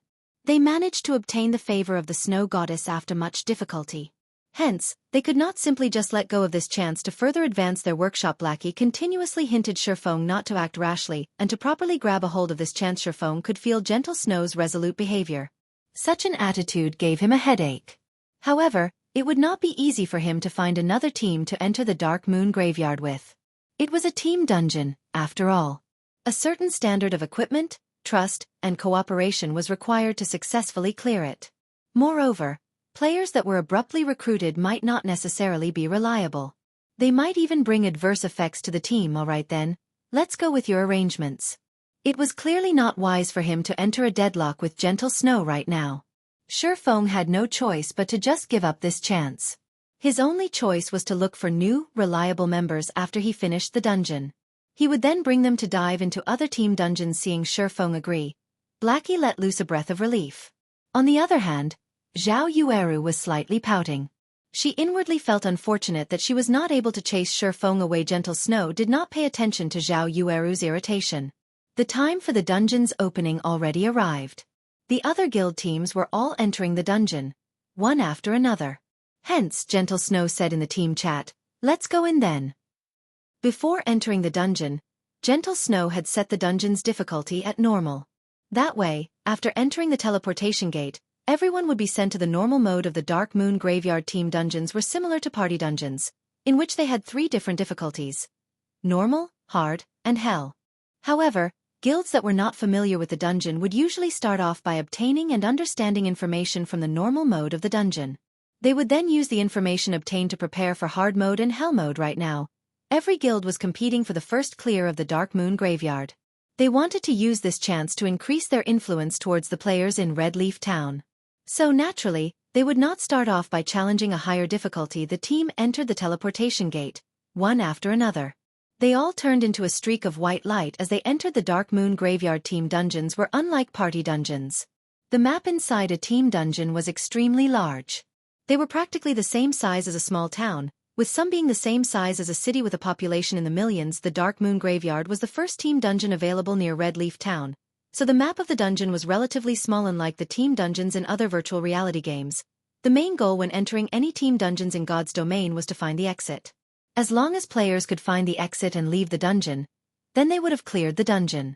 After leaving the dungeon, they would also receive the corresponding dungeon rewards. Dark Moon Graveyard was different precisely because of this reason. Taking into consideration that this was the first time players of God's domain came into contact with team dungeons, the Dark Moon Graveyard's difficulty was lower than other team dungeons. Players only needed to consider one key point when inside the dungeon: survive. As long as they could survive and leave through the exit, they would clear the dungeon immediately. After everyone entered the Dark Moon Graveyard, a chilling wind ambushed them, causing their entire bodies to shiver. It was past dusk in this place, and a red moon hung above the sky, shining down on the earth. Gravestones littered the wasteland, and the gigantic stones formed one gigantic maze. A strange atmosphere filled the place, coupled with countless wails of anguish. I'll divide up our responsibilities first, so when the time comes, just make sure you do your own part. Gentle Snow was not even the slightest bit shocked by the strange atmosphere. Instead, the corners of her lips curved upwards, forming an excited smile. Although they wasted several minutes, they properly determined each team member's responsibilities. That way, whenever anything unexpected occurred, everyone could react with the quickest time possible. The team had a total of 4 healers, with 2 being clerics, 1 oracle, and 1 druid. There were 2 MTs in the team. One of them was a shield warrior, the other, a guardian knight. Meanwhile, Shifeng was arranged into the dagger party. The party's main goal was to combat at the front lines. On the other hand, Lonely Snow was arranged into the protection party. Their main goal was to protect the team's lifeline. The healers: all right, scout party, search for a path. We will follow behind at a slower pace. Once Gentle Snow was satisfied with the team's formation, she arranged for 2 assassins to scout ahead. After entering the wasteland maze, the 2 assassins immediately reported the situation they discovered. Gentle Snow responded immediately, allowing her team to advance towards the best possible route and easily avoid the traps set up by the Kobold assassins and Kobold warriors. Kobold assassin, common rank. Level 5. HP 1, 600/1, 600. Kobold Warrior, Elite Rank. Level 5. HP 3, 500/3, 500. If they triggered the trap here, they would have to go up against more than 30 Kobold Assassins and 7 or 8 elite Kobold Warriors. Such a situation would definitely cause major losses to the team thanks to Gentle Snow's quick decisions. The team inched closer and closer towards the maze's exit. On the way, they only needed to kill a small amount of kobolds. Even Shurfeng was slightly shocked by Gentle Snow's leadership. It was as if all matters within the Dark Moon Graveyard were within the palms of her hands. Zhao Yueru walked up to Shurfeng's side, proudly saying, "What do you think? You should see how far apart your strengths are now, right?" Shurfeng remained silent. He did not pay much heed to Zhao Yueru, his hand only tightening its grip on his treasured sword hanging on his waist. Humph! Speechless now, are you? Zhao Yueru thought Shurfeng was tacitly agreeing, her heart feeling a wave of pleasure however. Not long after Zhao Yueru felt pleased with herself, 2 blood-curdling screams came through the team's chat scout party. What happened? Gentle Snow hurriedly asked System. Player White Cry has died System. Player Wind Shadow has died. What happened? When Zhao Yueru saw that the 2 players who died were both from the scout party, her heart filled with questions however. Nobody answered Zhao Yueru due to the settings of God's domain. Players were unable to initiate communication after death. Everyone immediately tensed up. They watched their surroundings vigilantly. The mysterious deaths of the 2 players informed the members of Ouroboros of one thing. Both players who died had very good techniques. Otherwise, they wouldn't have become elite members of Ouroboros. Their sudden deaths and the lack of even the slightest information could only mean one thing. This place had become extremely dangerous. Chapter 100. Go ahead, if you can. Everyone, pay attention to your surroundings. Healers, stand in the middle. Protection party, guard the healers. MTs, prepare to activate your life-saving skills at any time. Dagger party, prepare for battle. Gentle Snow was not frightened by the situation. She immediately gave out commands. Staying combat-ready. Haughtiness invites disaster. Humility receives benefit. This sentence just happened to be applicable to the members of Ouroboros. It was especially true for the arrogant Zhao Yueru. Problems were bound to occur when one became complacent, only, the problems this time, arrived somewhat too quickly. Zhao Yueru, who was still relaxed, suddenly tightened her grip on her crystal staff. She was no longer acting cheerful or witty. Her expression now turned solemn. She observed her surroundings for every little detail, revealing the unquestionable quality of an expert. The other members of Ouroboros also no longer dared be careless.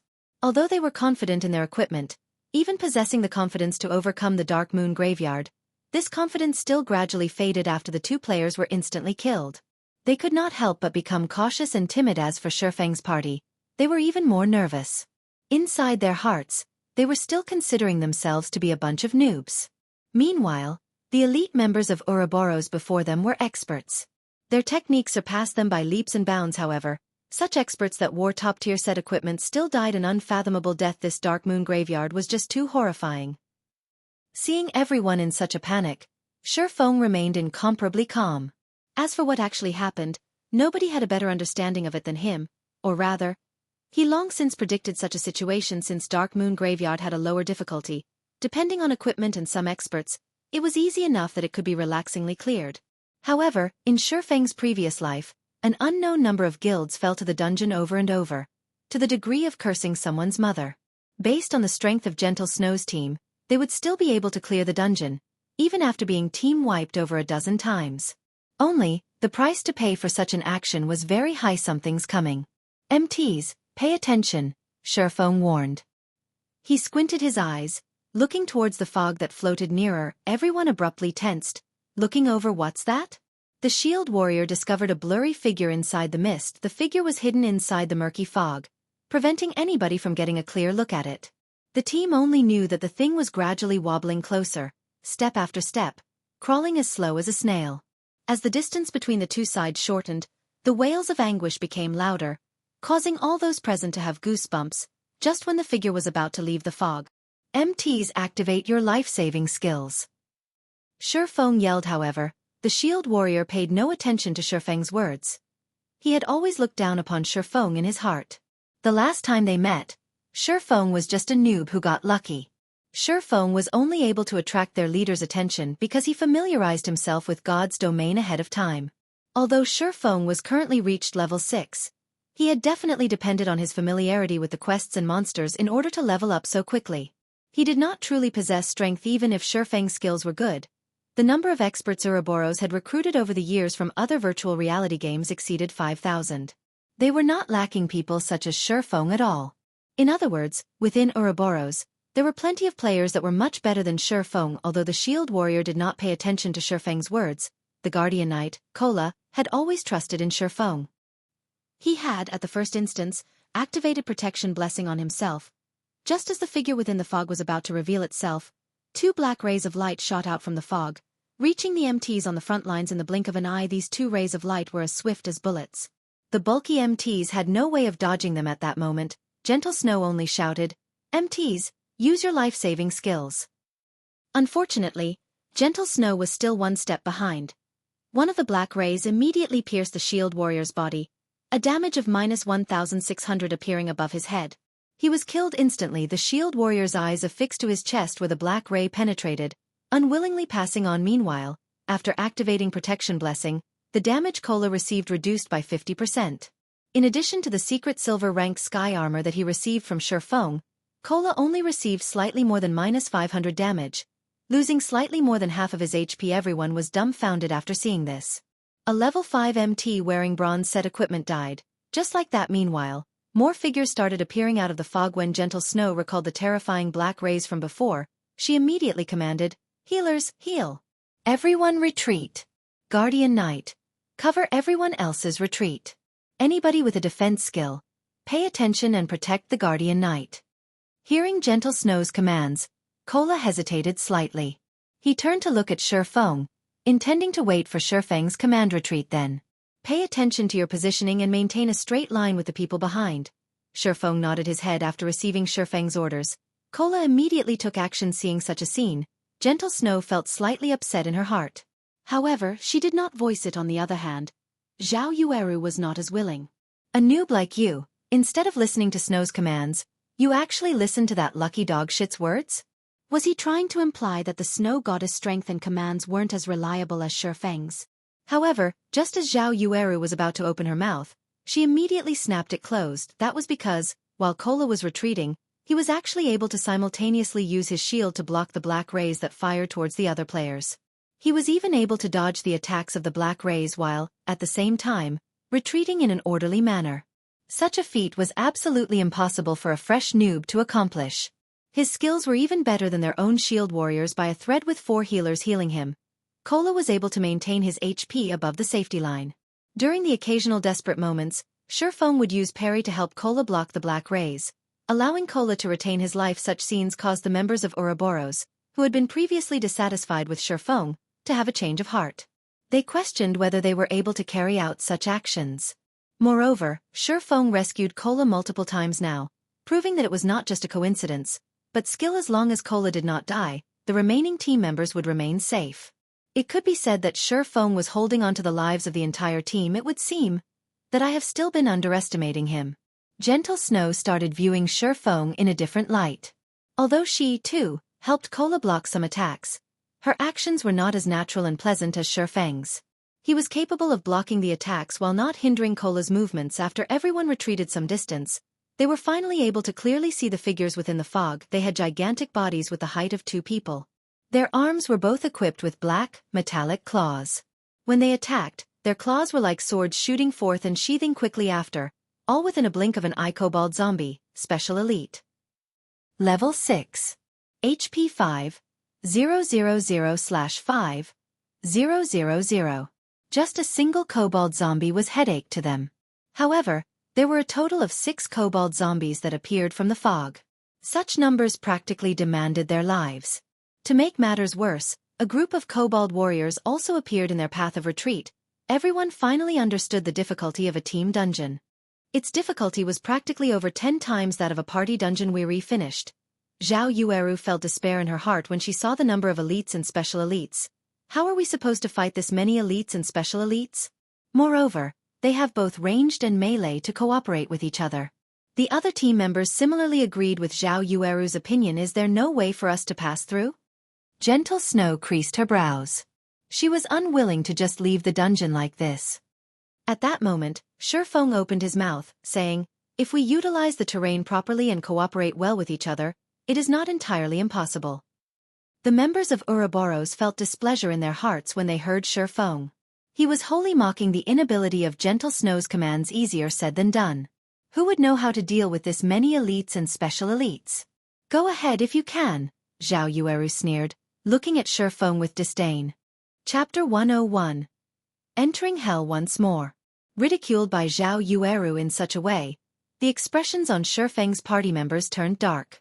Even if Blackie loved beautiful women, he was still unable to overlook such an action.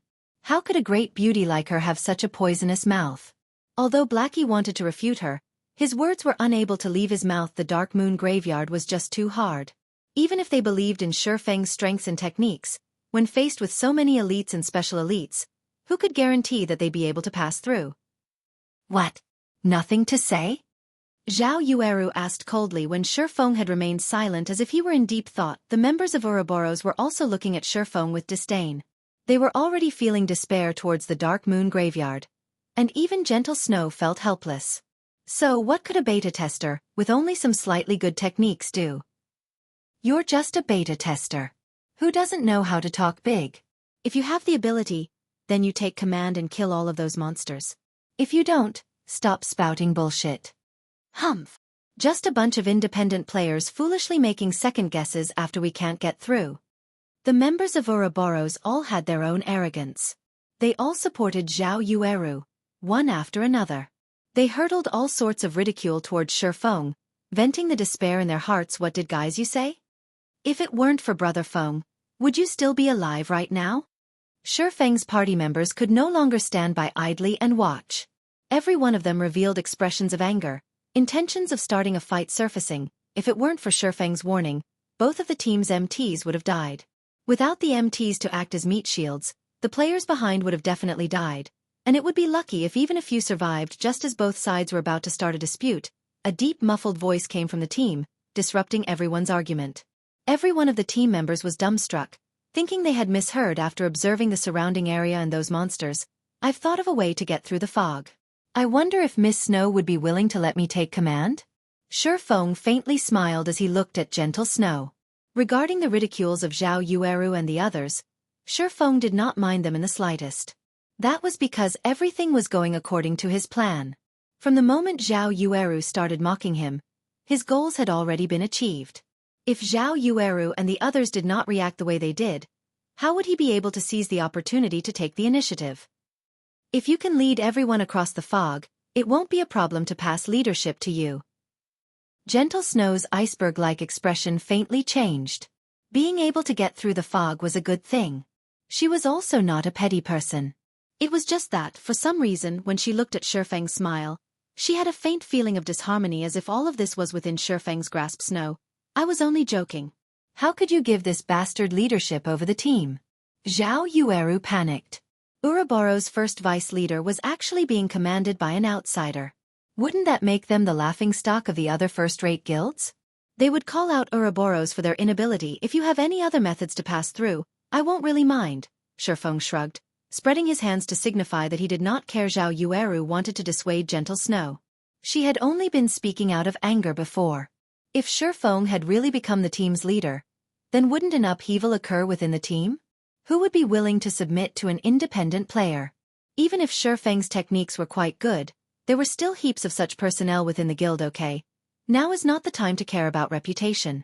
Clearing this dungeon is our priority. From now on, Yifeng will command the team. His words are my words. If anybody doesn't listen, you'll know the consequences, Gentle Snow said in a chilling tone. Gentle Snow naturally knew Zhao Yueru's concerns. She, too, had considered the problems. However, if they gave up the team dungeon's first clear due to this little reputation, that would truly cause their guild to become the laughingstock of other guilds. All right, then. Whatever you say. However, if he doesn't command us adequately, only blindly giving out orders, I won't obey.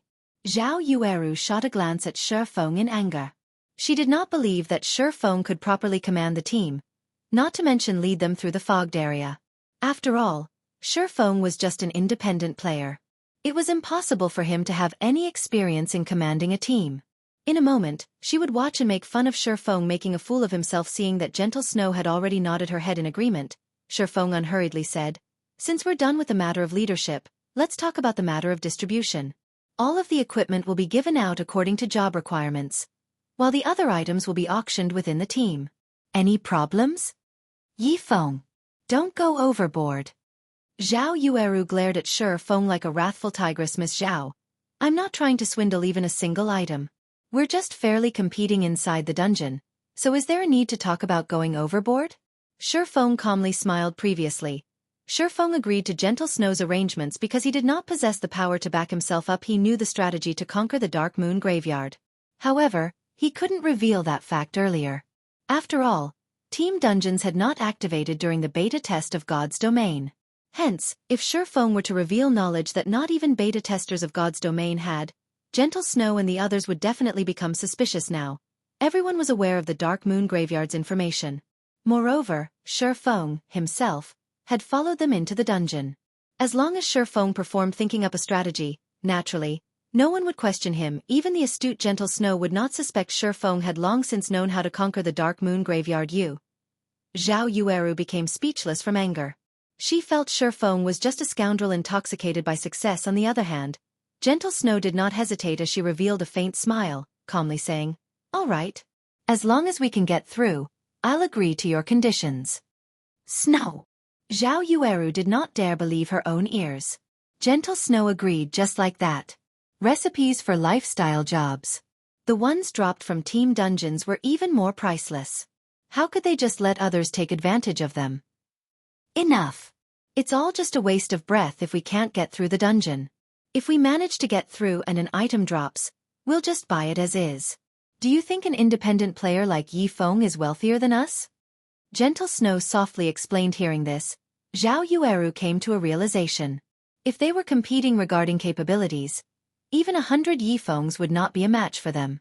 At the end of the day, the item would still be theirs. Humph. Humph. Be pleased with yourself while you can. Zhao Yueru's mood greatly improved. She even looked forward to clearing the dungeon as quickly as possible, obtaining several recipes. She wanted Shifeng to know just how foolish his decision was. "Since I will be commanding the team from now on, let's first leave the dungeon and re-enter it once everybody gathers." Shifeng took out a return scroll and started chanting. Using a return scroll inside a dungeon would automatically send players back to the dungeon's entrance, saving players the wasted time running back. The others also promptly took out return scrolls after watching Shifeng do so. Indeed, 3 people had died in the team, so some reorganization was necessary outside the Dark Moon Graveyard. Many teams belonging to guilds had returned after dying. They were currently reorganizing themselves, preparing to challenge the dungeon once more. When they saw the Snow Goddess and her team leave the dungeon, they all were abruptly shocked. All of them hurriedly looked towards the glory list at the dungeon's entrance. The Snow Goddess' fame was extremely great. In addition to so many of her team members leaving through the dungeon's entrance, there was a high chance that they had already cleared the dungeon. However, the glory list was still as empty as ever. Everyone let loose a breath of relief. They continued with their rest, discussing how they would raid the dungeon. After over a dozen minutes, the entire team was assembled. Everyone, once more, walked towards the teleportation gate. As the leader of the team, Shifeng immediately adjusted the dungeon's difficulty to hell mode. Immediately, the color of the teleportation gate changed. A flickering image of a ghost's head appeared, causing others to shudder before anyone within the team could react. They turned into black rays of light as they entered the Dark Moon Graveyard outside the dungeon's entrance. The members of the various guilds were all dumbfounded. What sort of situation was this? Didn't they just enter normal mode once? After understanding some information about the Dark Moon Graveyard, they're already starting to raid hell mode. Was there a need to be so strong-willed? Chapter 102, Kobold King 1.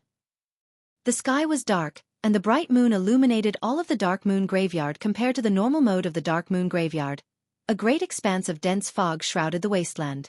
Not only did it obstruct one's vision, but it also carried with it an endless air of murder.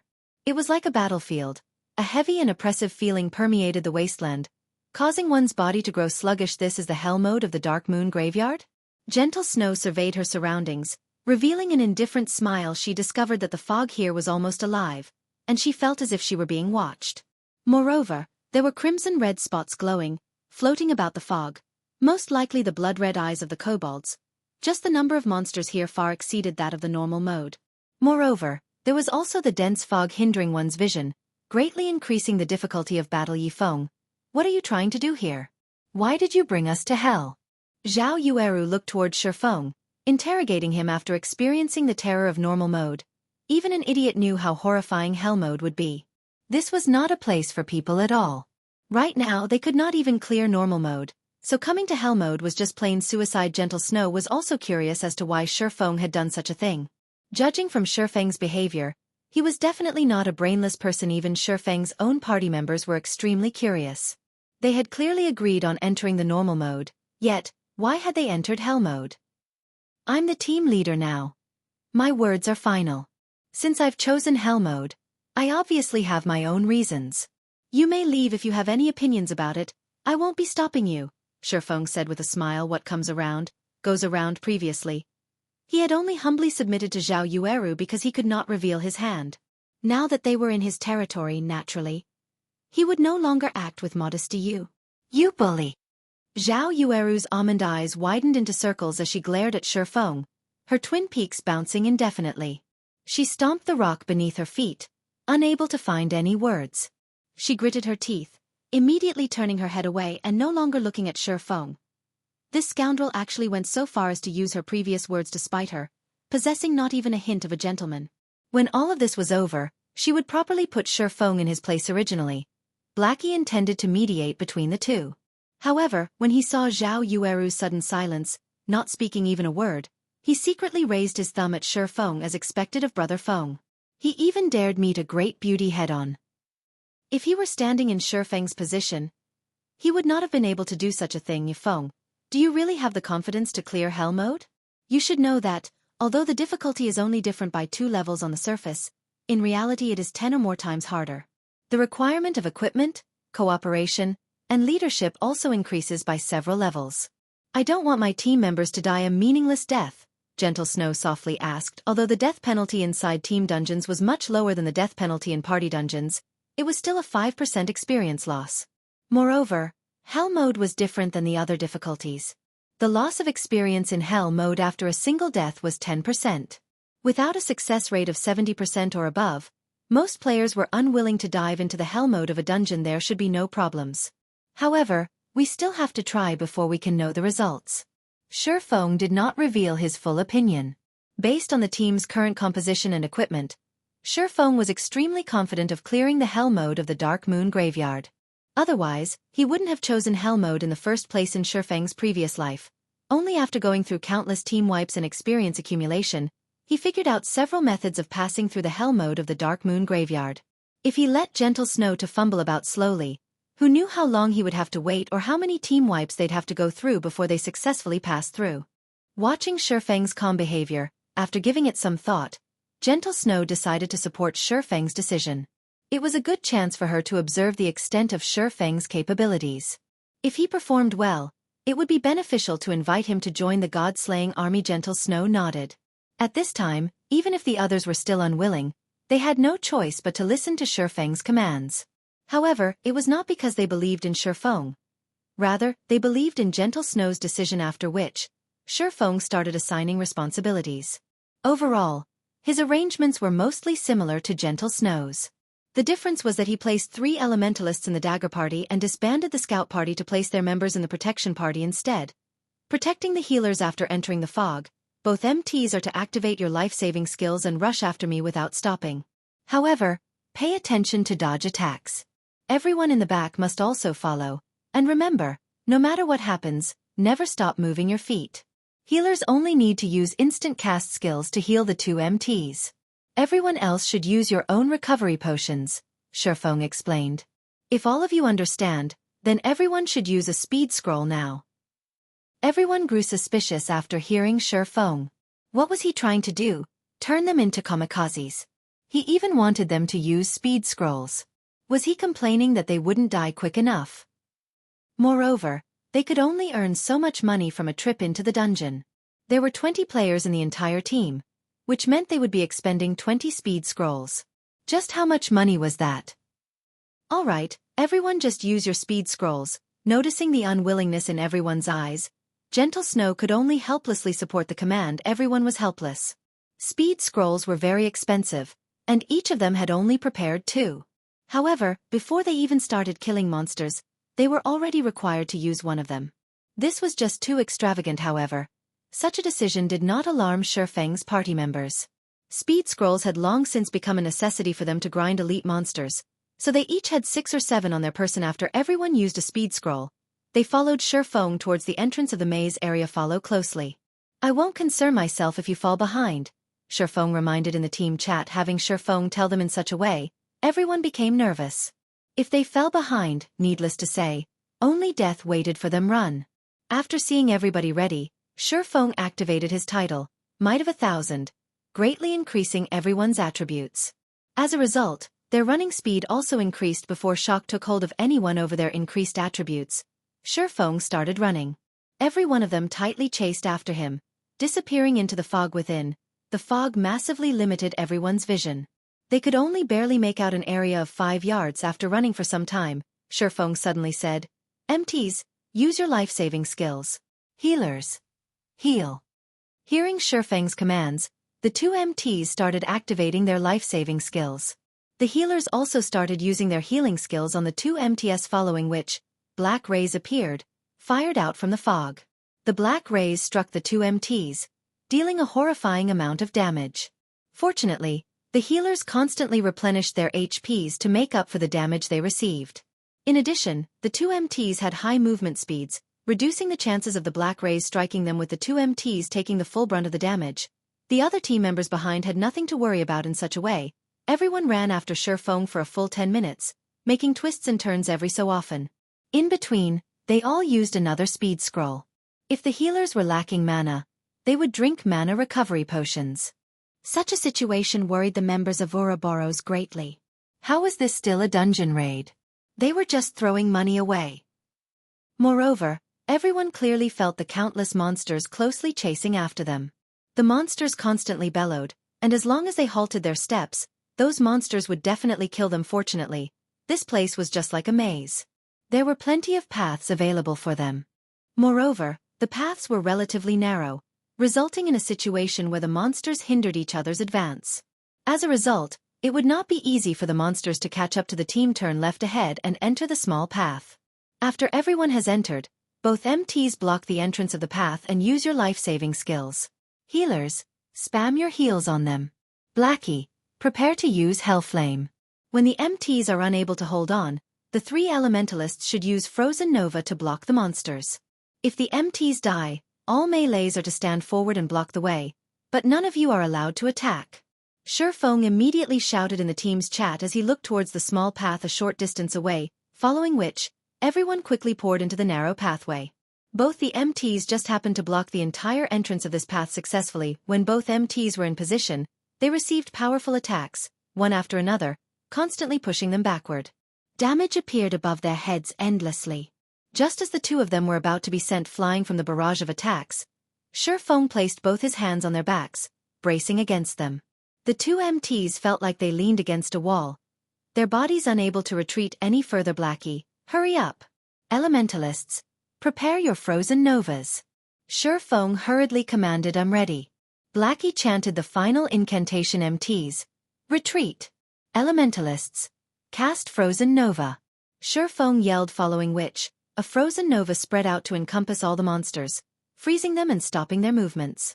Over 20 points of damage appeared over every monster's head. Such a high ice resistance. Zhao Yueru's brows slightly cringed. She was extremely dissatisfied with the damage she inflicted at this time.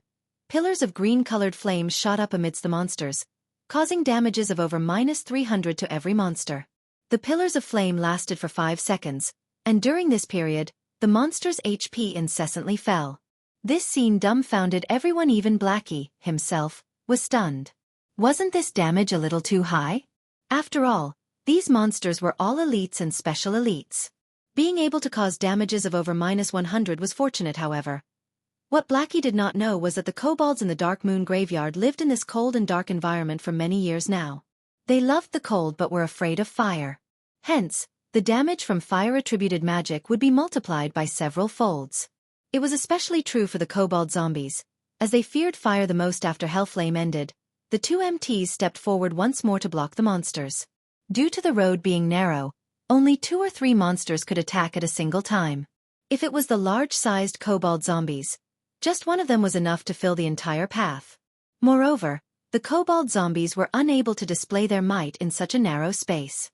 At most 1 or 2 claw attacks would land on the MTs, and even then, the MTs were sharing the burden with each other.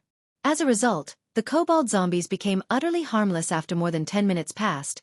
Blackie's Hellflame annihilated the Kobolds that rushed towards the team.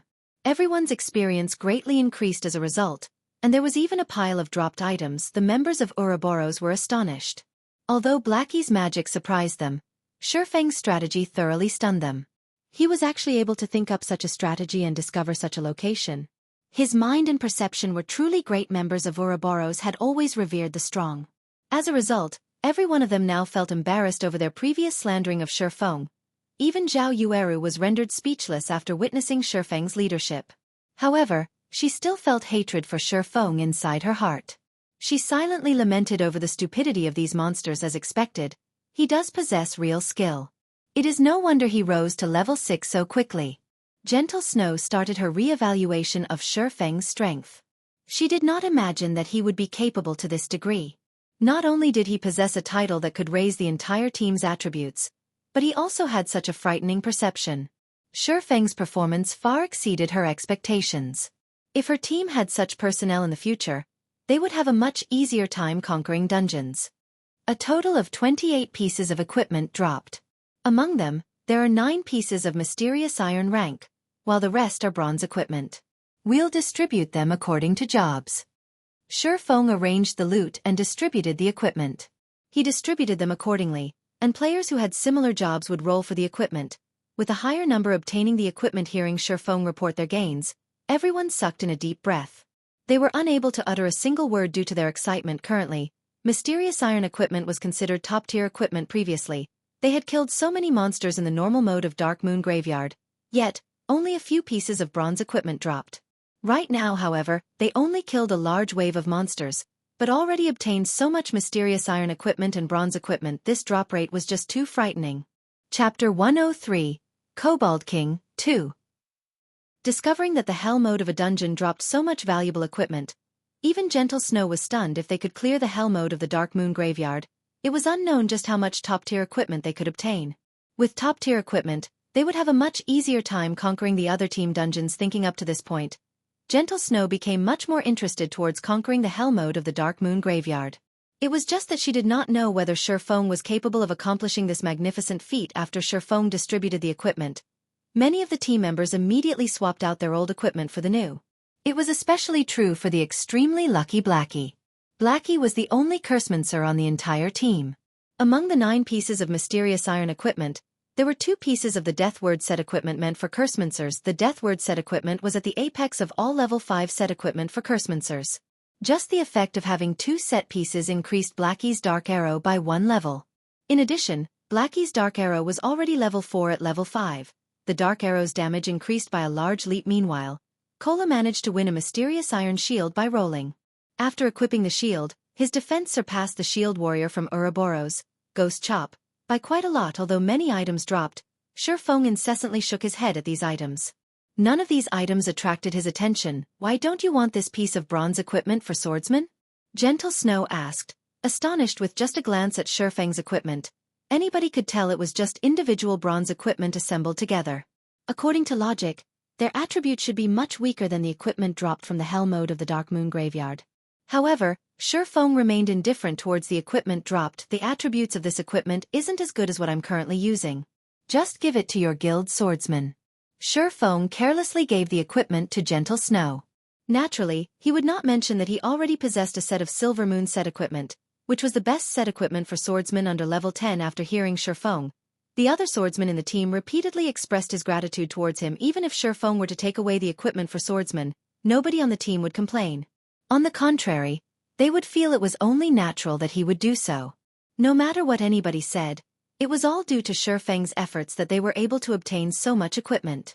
However, Shifeng displayed himself to be extremely impartial, causing the members of Ouroboros further admiration. Their gazes when they looked at Shifeng held even more reverence. Now Shifeng stayed unmoved while faced with top-tier equipment. In the virtual gaming world, not many people would be capable of remaining as impartial when leading a temporary team. Noticing everyone had mostly recovered, Shifeng said inside the team chat. Everyone, prepare yourselves. We will be going to the next strategic point. Those without speed scrolls, come get them from me. The members of Ouroboros were troubled when they heard this. Each of them had only carried 2 speed scrolls and both had already been used. However, they felt extremely awkward asking for speed scrolls from Shifeng. After all, they previously made a mockery of Shifeng. It would practically be a slap to their own faces if they asked Shifeng for the expensive speed scrolls now. However, if they remained stubborn, they would only embarrass themselves when they died later on. Can I buy some speed scrolls from you? I didn't have them prepare enough speed scrolls previously. We would feel extremely ashamed if you were to just give them to us for free. Gentle Snow naturally knew of her teammates' embarrassment. Without having a better option, she chose to take the initiative. All right. Since Gentle Snow already asked, Shifeng would not refuse. After all, his money didn't grow on trees. Either. Fortunately, Shifeng was prepared for such a situation, purchasing plenty of speed scrolls. He provided each team member of Ouroboros with 3 speed scrolls. However, when the members of Ouroboros were trading the speed scrolls with Shifeng, they all had their heads lowered in embarrassment. They felt deeply ashamed in their hearts. Some of them also thanked Shifeng directly, leaving Shifeng at a loss. Dirty bastard, this lady is a magnanimous person. Seeing that you've performed well, I've decided to forgive you. Give me the scroll then. Zhao Yueru walked towards Shifeng, her head raised and her arms hugging her bosom. The crimson-red robe she wore revealed a deep cleavage, and a bashful tinge of red appeared on her delicate face as she spoke. Shifeng naturally understood that it was a difficult feat for the incomparably prideful flame witch from his previous life to carry out such an action. If other players were to see her behaving as such right now, most likely, their jaws would have fallen to the ground from shock by now. Not only was Zhao Yueru currently displaying frailty, but she also apologized to Shifeng. Even Xiao Yuer was pinching her own tender pink cheeks. Thinking she was hallucinating, Shifeng only revealed a smile at Zhao Yueru's display as he traded the speed scrolls to her. However, inwardly he was baffled. Was the sun rising from the west? He did not think that Zhao Yueru had such a side to her. If other men were to see this, their bones might turn to mush. Shifeng did not think that his unintentional action would actually allow him to witness such a scene. A pity he did not record the moment. On the other side, just as Shifeng and the others busied themselves in the Dark Moon Graveyard, the other guilds were still exploring the maze. They died over and over. Such a situation caused many guilds to give up their conquest of the Dark Moon Graveyard. If they continued this act of suicide, they might not properly recover their horrifying experience loss. However, there were still some of the stronger guilds who continued their exploration, conquering the Dark Moon Graveyard bit by bit. 3 hours after the Dark Moon Graveyard opened, there was still not a single guild that managed to clear the dungeon. After frantically trying to conquer the dungeon, the Assassin's Alliance, Heaven's Crown, and other raided guilds started to cool their actions. They started to calmly analyze all the information they obtained from the dungeon. Meanwhile, the team Shifeng led had already killed their way towards an underground mausoleum, preparing to enter it. In order to arrive at this mausoleum, Shifeng had led the team through 2 more similar massacres, obtaining more than 40 pieces of equipment and various materials. Everyone in the team greatly improved as a result. The 2 MTs in the team also surpassed the 400 defense threshold. Now, even when faced against the Kobold zombies' claw attacks, they could resist 2 hits head-on. This underground mausoleum was situated in the central region of the wasteland. It was also the Dark Moon Graveyard's sole exit. In order to avoid suspicion, Shifeng intentionally took several detours, just as Shifeng and the others were about to enter. Gentle Snow looked towards the serene and distant mausoleum, suddenly saying, "There are no monsters in the surroundings. This place may very well be the exit of the Dark Moon Graveyard. We should let the assassins scout ahead first. That way, if there are traps ahead, we won't risk a team wipe." All right. Although Shifeng knew there were no traps, he couldn't actually reveal that. So, he could only agree to Gentle Snow's suggestion, following which, one of the assassins snuck into the mausoleum. After more than 10 minutes passed, the assassin reported that there were no dangers ahead. The assassin also discovered a teleportation circle inside a large hall. However, there was a gigantic monster standing guard in the middle of the teleportation circle. The assassin did not close in on the monster for fear of being discovered. Moreover, the room was dimly lit, so the assassin could not clearly see the information of the monster within. Let's go take a look then, Shifeng said as he entered the mausoleum. Although the assassin did not know what kind of monster was inside, Shifeng certainly knew the monster guarding the teleportation circle was the final boss of the Dark Moon Graveyard. It used to be the king of kobolds, the Kobold King Patch Leo. The moment everyone entered the large hall, the dimly lit hall suddenly changed. The extinguished candles around the room flared to life, emitting a dark green flame and illuminating the entire hall. Meanwhile, a figure over 3 meters tall stood in the center of the hall. The figure was a ferocious kobold, its body covered in blue-colored armor and its hands wielding a pitch-black great sword decorated with runes. The kobold silently stood on the magic circle, not even moving a muscle as its entire body radiated a frightening pressure. Everyone used observation skills, one after another, wanting to understand this monster. However, after seeing its information, everyone's complexion turned pale. They felt a deep terror as they gazed at this creature, and even Gentle Snow sucked in a cold breath. None of them had any confidence in killing this monster. Chapter 104. An Unknown Way of Battle. Everyone stood silently within the bright mausoleum hall, turning the place eerily quiet, after some time had passed. Brother Feng, what do we do now? This boss is just too terrifying. It is impossible for us to kill it. Blackie looked towards Shifeng, asking on the other side. Zhao Yueru said helplessly. Snow, it seems we won't be able to clear the dungeon after all. The other team members also indicated their agreement. There could be no greater folly than to attempt something they already knew to be impossible. Are we just going to give up like this? Gentle Snow's slender eyelashes trembled slightly, her crystal-clear eyes shifting towards the Kobold King's figure once more. They had reached this point after much difficulty. Were they just going to give up like this? Kobold King Patch Leo, Lord Rank. Level 6. HP 120. 000/120. 000. Not mentioning its frightening amount of HP, just the mere words, Lord Rank, were enough to cause players to tremble. That meant that there was a single aspect to this monster that was extremely terrifying. Either in terms of speed, strength, or magic. Based solely on the terrifying aura radiating off of the Kobold King's body, its bulging, iron-like muscles, the pitch-black greatsword as tall as a man, which pierced deeply into the ground. Even without having any exchanges with this Kobold King, everyone knew there was no way to overpower. Why don't we give it a try first? Ghost Chop, try out the boss capabilities. The others will leave the hall first, Gentle Snow said after giving it some thought. Gentle Snow still intended to give the boss a try. She was hoping to look for a strategy to kill it. Let's leave first then, Shifeng said as well. Gentle Snow's thoughts were exactly the same as his. He would let the MT try out the boss, then let the team watch.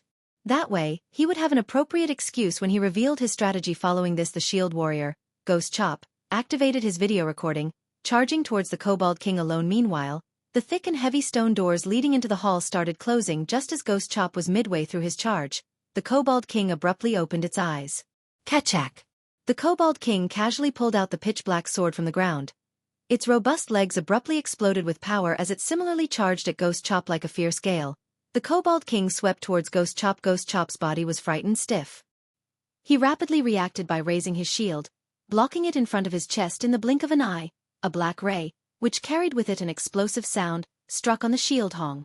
Ghost Chop's entire person was sent flying, and a damage of 633 points appeared above his head.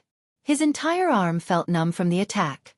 If he had not used his shield to block, he might have been killed instantly. Ghost Chop felt that his own techniques were quite good, and he was an elite member of Ouroboros.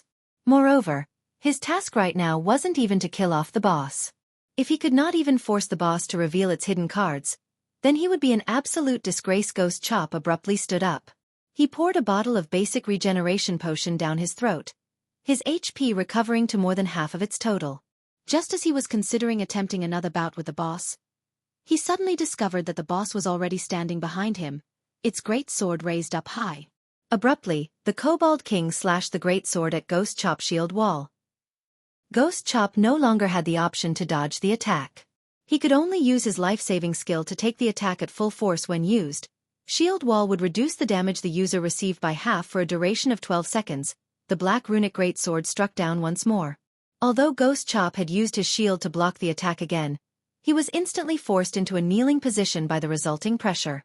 The stone bricks beneath his feet cracked apart like a spider's web, and his HP instantly fell by 426 points, Leaving him with only a thread of life remaining, the Kobold King then kicked towards the side of Ghost Chop's abdomen. Ghost Chop helplessly imprinted himself onto a wall, and his HP instantly dropped down to 0. Only 3 seconds had passed since the start of the battle. Just like that, an MT that was equipped with top-tier equipment was dead, so much so that, even before the stone doors had closed shut, they had opened once more. Everyone looked at Ghost Chop, who was planted into a wall, shocked. What was this situation? The door had just closed before opening again, and their MT was already dead. Revive Ghost Chop, Gentle Snow said with a gloomy expression. Ghost Chop being killed so quickly was a clear indicator of how strong this boss was. After Ghost Chop was revived, a somber expression hung on his face. He unwillingly shared with everyone the recording he made, allowing them all to analyze the boss' strength. Strong. Zhao Yueru could not help but say in shock. This general speed and reaction speed, this strength, and also the constantly varying attack patterns. Is this really an NPC? Are we sure this isn't a martial arts expert in disguise? Before even witnessing the boss in battle, everyone could already feel how powerful it was. Now that they witnessed this for themselves, aside from feeling shocked, they were also astounded. With Ghost Chop's skills, he was actually unable to even damage the boss. This was just too horrifying. Even if it was the strongest chieftain rank monster Gentle Snow met before, in comparison to this Kobold King, it would only be a little rabbit. As for Shifeng's party, whom had battled with a Lord rank boss before, after looking at the recording, even they were feeling apprehensive as expected of a Lord rank boss in a team dungeon, compared to the Lord rank boss of a party dungeon. It was at least several times stronger. Not only was its speed and strength a problem, but its attack patterns were even more so.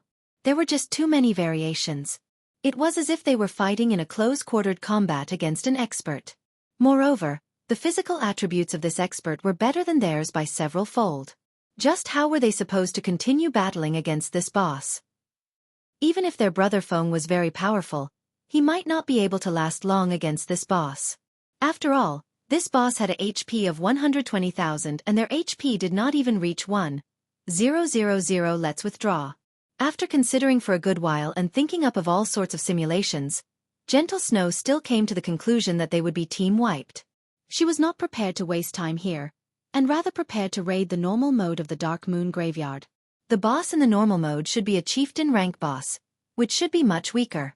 According to their current equipment, they would at least have a 20 to 30% chance of killing the boss. Everyone else could only give up after hearing Gentle Snow say this, so all of them took out return scrolls. At this moment, Shifeng suddenly said in the team chat, after looking at the Kobold King's attack patterns, if Miss Snow, the 2 MTs, and myself were to implement a rotation battle, we should have somewhat of a chance at succeeding.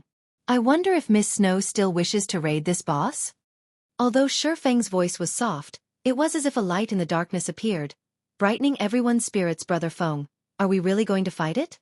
Blackie looked at the Kobold King, swallowing down a mouthful of saliva. Even at such a distance away from it, Blackie could still feel his legs trembling.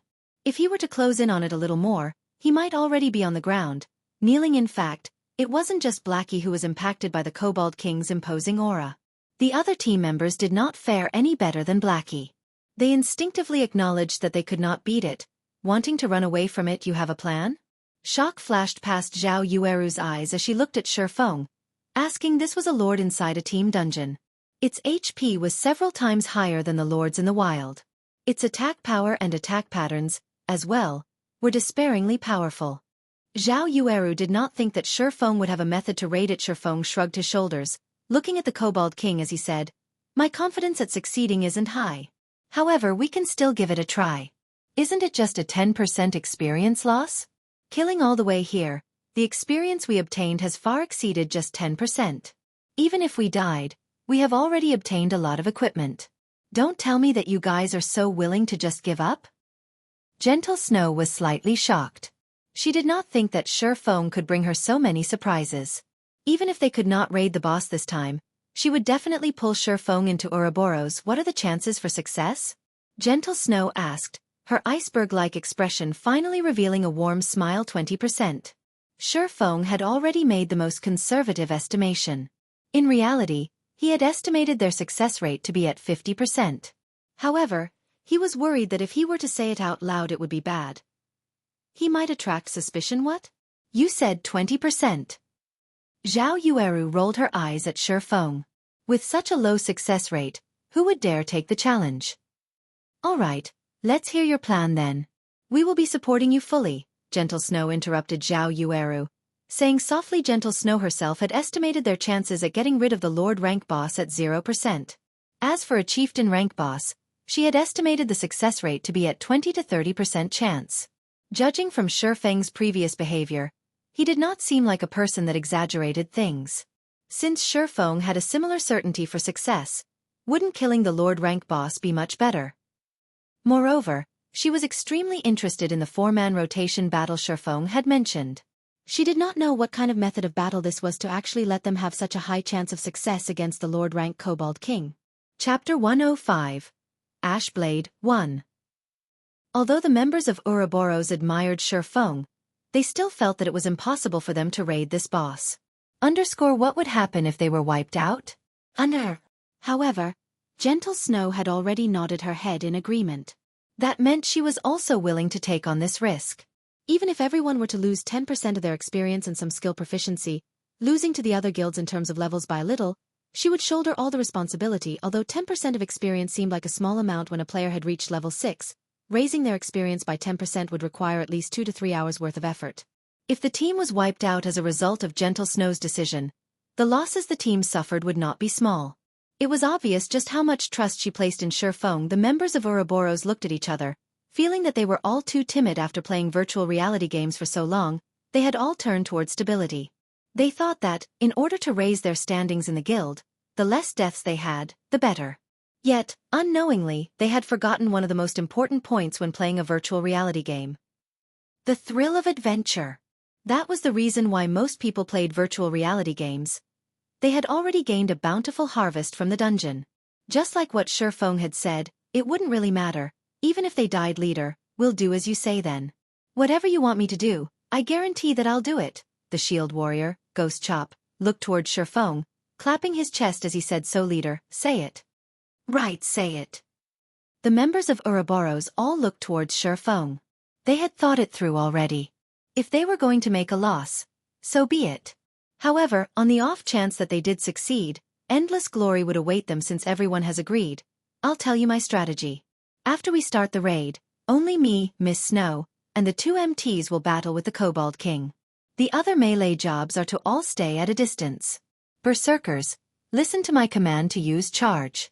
Assassins, after giving the boss a bleeding effect, immediately distance yourselves and use bows to attack. The other ranged jobs should just dish out as much damage as you can. However, pay attention to maintain a distance of 25 yards or above from the boss. The two clerics and druid should focus on healing the MTs, while the oracles will heal Miss Snow and I. Shifeng started explaining his strategy, giving Gentle Snow and the others detailed explanation on the method of rotation battle. The rotation battle method was a technique that allowed the weak to win against the strong. It was a technique specifically meant for dealing with bosses in Shifeng's previous life. This method of battle was gradually discovered by some experts a month after God's domain's opening. These experts then carried out the technique in an actual battle against the boss of a dungeon. Unexpectedly, the technique yielded remarkable results. Bosses, which they were previously helpless against, were easily gotten rid of with this technique. Following which, this technique slowly spread out, and within 2 months' time, almost every guild's elite team members had learned the technique. Right now, if they wished to raid this Lord rank Kobold King, then they would need to utilize this method of battle. Otherwise, for as many battles as they carried out, they would die an equal amount of deaths. There would be no exceptions. After Shifeng's explanation ended, everyone entered into the large hall of the mausoleum. The Kobold King, equipped with blue-colored armor, still stood silently in the middle of the hall. Kola, start the raid. Pay attention to your positioning and set aside the Kobold King for the ranged players. After which, you and I will cooperate to hold off the boss. When we are both unable to hold it off any longer, Ghost Chop will be responsible for relaying the boss over and cooperate with Miss Snow to hold it off. After we have stabilized the boss aggro, all ranged players can start dealing damage. Shifeng unsheathed his pair of swords, giving out instructions one after the other in a methodical manner. Leave it to me. Kola appeared slightly panicked. However, after having gone through Shifeng's guidance for a period of time, he gradually began displaying the potential of an apex expert. After everyone was in position, Kola immediately rushed at the Kobold King with his bear-like robust body. However, before he had even covered half the distance, and having yet to alert the Kobold King, he used Divine Shield Strike. Kola's shield flew out, transforming into a shooting star as it shot towards the Kobold King. Just as the flying shield was about to hit the Kobold King, the Kobold King abruptly opened its eyes, revealing two blood-red orbs. Its mouth opened wide, exposing a sinister cold smile. With a single draw of its greatsword, the Kobold King sent the shield flying away. The shield did not cause even a single point of damage before anybody could be shocked by the Kobold King's skill. The Kobold King had taken a large stride forward. It reached Kola in the blink of an eye, its greatsword striking downwards with the arm that was holding onto the shield. Kola blocked against the attack from the greatsword, receiving more than 400 damage. Meanwhile, Kola's other hand abruptly tightened its grip around the dagger, and with a yell, he slashed out the dagger, striking at the side of the pitch-black greatsword underscore the sword brandished by the Kobold King, due to the offset produced from Kola's dagger, had slid off along his shield and pierced into the ground, causing a halt to the Kobold King's battle rhythm. Beautifully done. Shifeng appeared behind Kola at this moment. Shifeng brandished the crimson blade, striking at the Kobold King's greatsword once more, causing the greatsword to sink deeper into the ground. At the same time, Shifeng cast Chop, using the Abyssal blade. The sword transformed into a black ray as it pierced to the Kobold King's neck. This time, they finally caused damage to the Kobold King, with a damage of 193 points appearing above its head before Shifeng could retrieve his swords. The Kobold King had released its grip on its great sword, sending a punch towards Shifeng. Switch. Shifeng yelled. Ghost Chop had long since been waiting at the side. Immediately he sent a slash at the Kobold King's arm. As a result of the impact, he was sent retreating 2 steps backward by the Kobold King's fist with a damage of over 200 points appearing above his head. However, the Kobold King was also forced back, its body nearly losing its balance. Gentle Snow rushed up at this time, her Flame Spirit greatsword transforming into a sword of fire as she used Flame Slash on a gap in the Kobold King's armor, dealing 132 damage to it. Soon after, the Kobold King finally managed to stabilize its body. It brandished its greatsword in a fit of rage, casting a horizontal slash. However, Kola was a step ahead of it as he forcefully received this horizontal slash. As a result, no one else received a single point of damage from the Kobold King's attack. Kola himself, however, received 560 damage. Fortunately, there were 3 healers healing him at the same time, bringing his HP from a critical state back up to more than half. Subsequently, Shifeng and Gentle Snow continuously overlapped their attacks with each other, while Kola and Ghost Chop kept on receiving the damage, and the healers healed them without stopping. In such a way, the team slowly reduced the Kobold King's HP after coordinating their attacks for several rounds. Gentle Snow was extremely astonished. She did not think there was such a way to fight against a boss. She really did not know just how Shifeng had managed to think up such a technique. However, what shocked everyone even more was the damage caused by Shifeng. The damage he caused left everyone practically dumbstruck. A single Thundering Flash was able to cause almost 700 total damage. Earth Splitter caused over 400 damage, while his normal attacks each caused over 100 damage. Compared to that, Gentle Snow, who was equipped with a suit of mysterious iron set equipment and a secret silver greatsword, had only managed to deal around 240 damage, even after using her most powerful skill. Seeing such a scene, everyone began to wonder, between Shifeng and Gentle Snow, just who was actually the berserker here. However, no one knew that Shifeng wielded a magic weapon in his hands. In addition to the Silver Moon set equipment and his damaging skills, which were at level 4 to level 5, the damage he could cause would naturally be exaggerated. Ranged players can start attacking now. Shifeng shouted in the team's chat after feeling that the boss hatred had been completely stabilized at this time. The others were woken up with a start. The mages started reading out incantations, sending out fireballs and dark arrows. Meanwhile, the rangers continuously fired off arrows from their bows, causing a series of damage to the Kobold King. Amongst all these attacks, Zhao Yueru was the person who dealt the highest damage in a single attack, which was over 100 damage.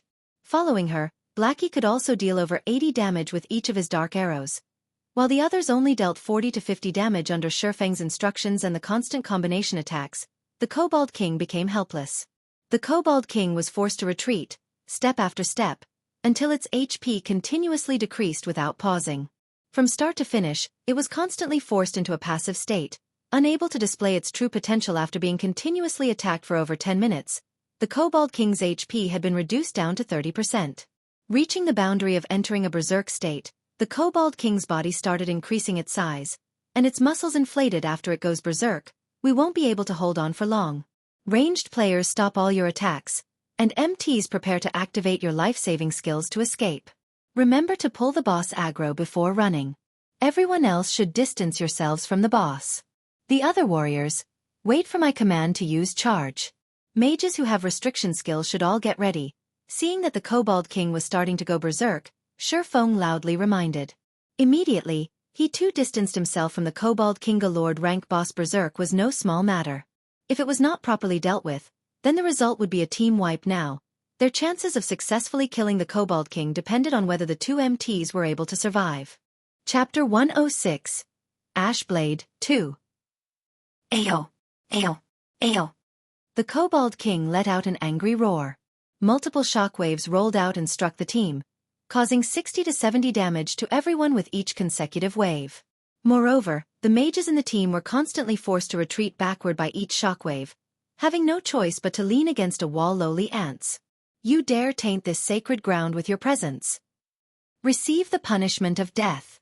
The Kobold King's enlarged foot abruptly stomped down, causing the stone ground in a 5-yard radius to crack, and sending debris flying into the air. After seeing this destructive power, the two MTs could not help but have a cold sweat seep down their backs. Fortunately, they had retreated a step earlier. Otherwise, the consequences of receiving that stomp would have been unimaginable. Just as the both of them were still celebrating, the Kobold King tightly gripped onto its great sword with both its hands. Without warning, it abruptly slashed the great sword at the two MTs from a distance. A black streak of sword aura sliced through the air, striking across the bodies of the two players, and causing more than 600 damage to each of Thema sword aura area attack? Gentle Snow wrinkled her brows. She did not think that, after the Kobold King's HP decreased to 30%, it would actually switch to attacking from a range. Moreover, the damage it dealt was still so high that even after both MTs had activated their life-saving skills, reducing the damage they took by 50%. The difficulty of raiding the Kobold King had suddenly increased by many folds. If the chieftain-rank Kobold King could carry out a similar feat, then it would be quite fortunate if her previous estimates could have even a 10% success rate. All healers heal the two MTs. The other ranged players, distance yourselves from the two MTs.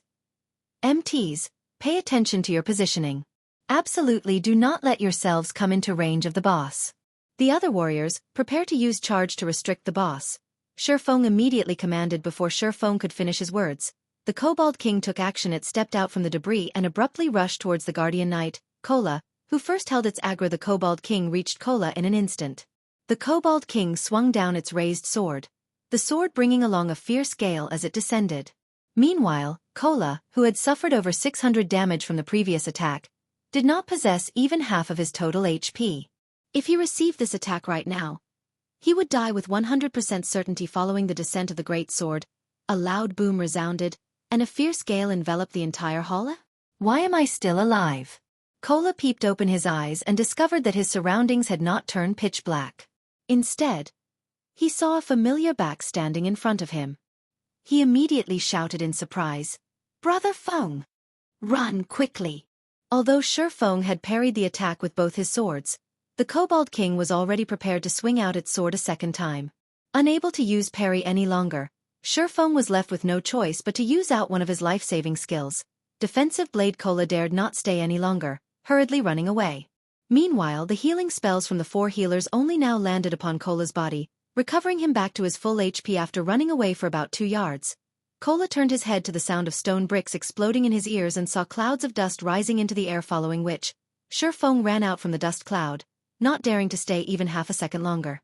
After all, the Berserk Kobold King possessed the capability of instant killing him. Just after Shifeng ran out of the dust cloud, the Kobold King was already hot on his heels. However, its target was not Shifeng, but the escaping Kola used charge to block it. Shifeng naturally would not let the Kobold King have its way. Immediately after Shifeng commanded, the 3 spectating berserkers started using charge in succession. The first charge only caused the Kobold King to pause slightly. Following it, the second charge caused it to retreat by a single step, while the third charge made it retreat by 2 steps. Although the Kobold King did not enter a fainted state, it was sufficient just by having the knockback effect. After they finished using charge, the berserkers immediately got out of the way. However, one of them was a tad bit slower, and the sword aura coming from the Kobold King's horizontal slash brushed past him. Instantly, the berserker's HP fell down to 0, his body falling flat on the ground. The shorter the distance, the greater the damage the Kobold King's sword aura attack caused. Within a distance of just 2 to 3 yards, a single strike could instant kill a full HP MT. Not to mention a berserker whose HP was inferior to an MTS. However, the berserker's death was still a worthwhile sacrifice. At the very least, the felled berserker had managed to earn the team some time, allowing the 2 MTs to have a better chance of survival. The mages had also started using restriction skills to restrict the boss, allowing the 2 MTs to be more scared than hurt. Amongst the skills that best restricted the Kobold King was Blackie's Evil Whip. The Kobold King had wasted quite some time in order to escape from those thorns. The Frozen Nova from the other mages had all failed to induce a frozen effect on the Kobold King.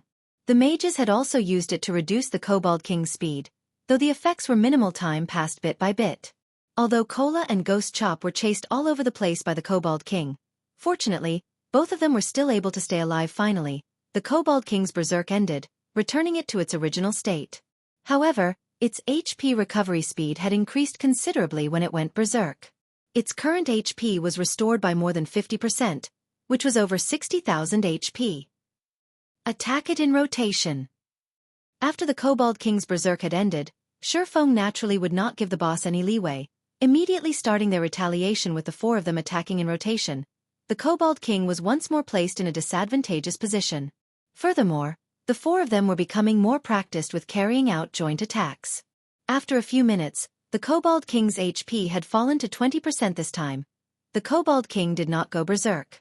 Instead, it abandoned its great sword, pulling out 2 blood-red, one-handed long swords that had runes carved into them. It then began madly brandishing its swords.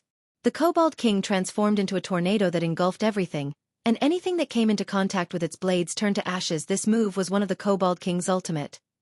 Blade Storm. All berserkers use charge, then immediately retreat.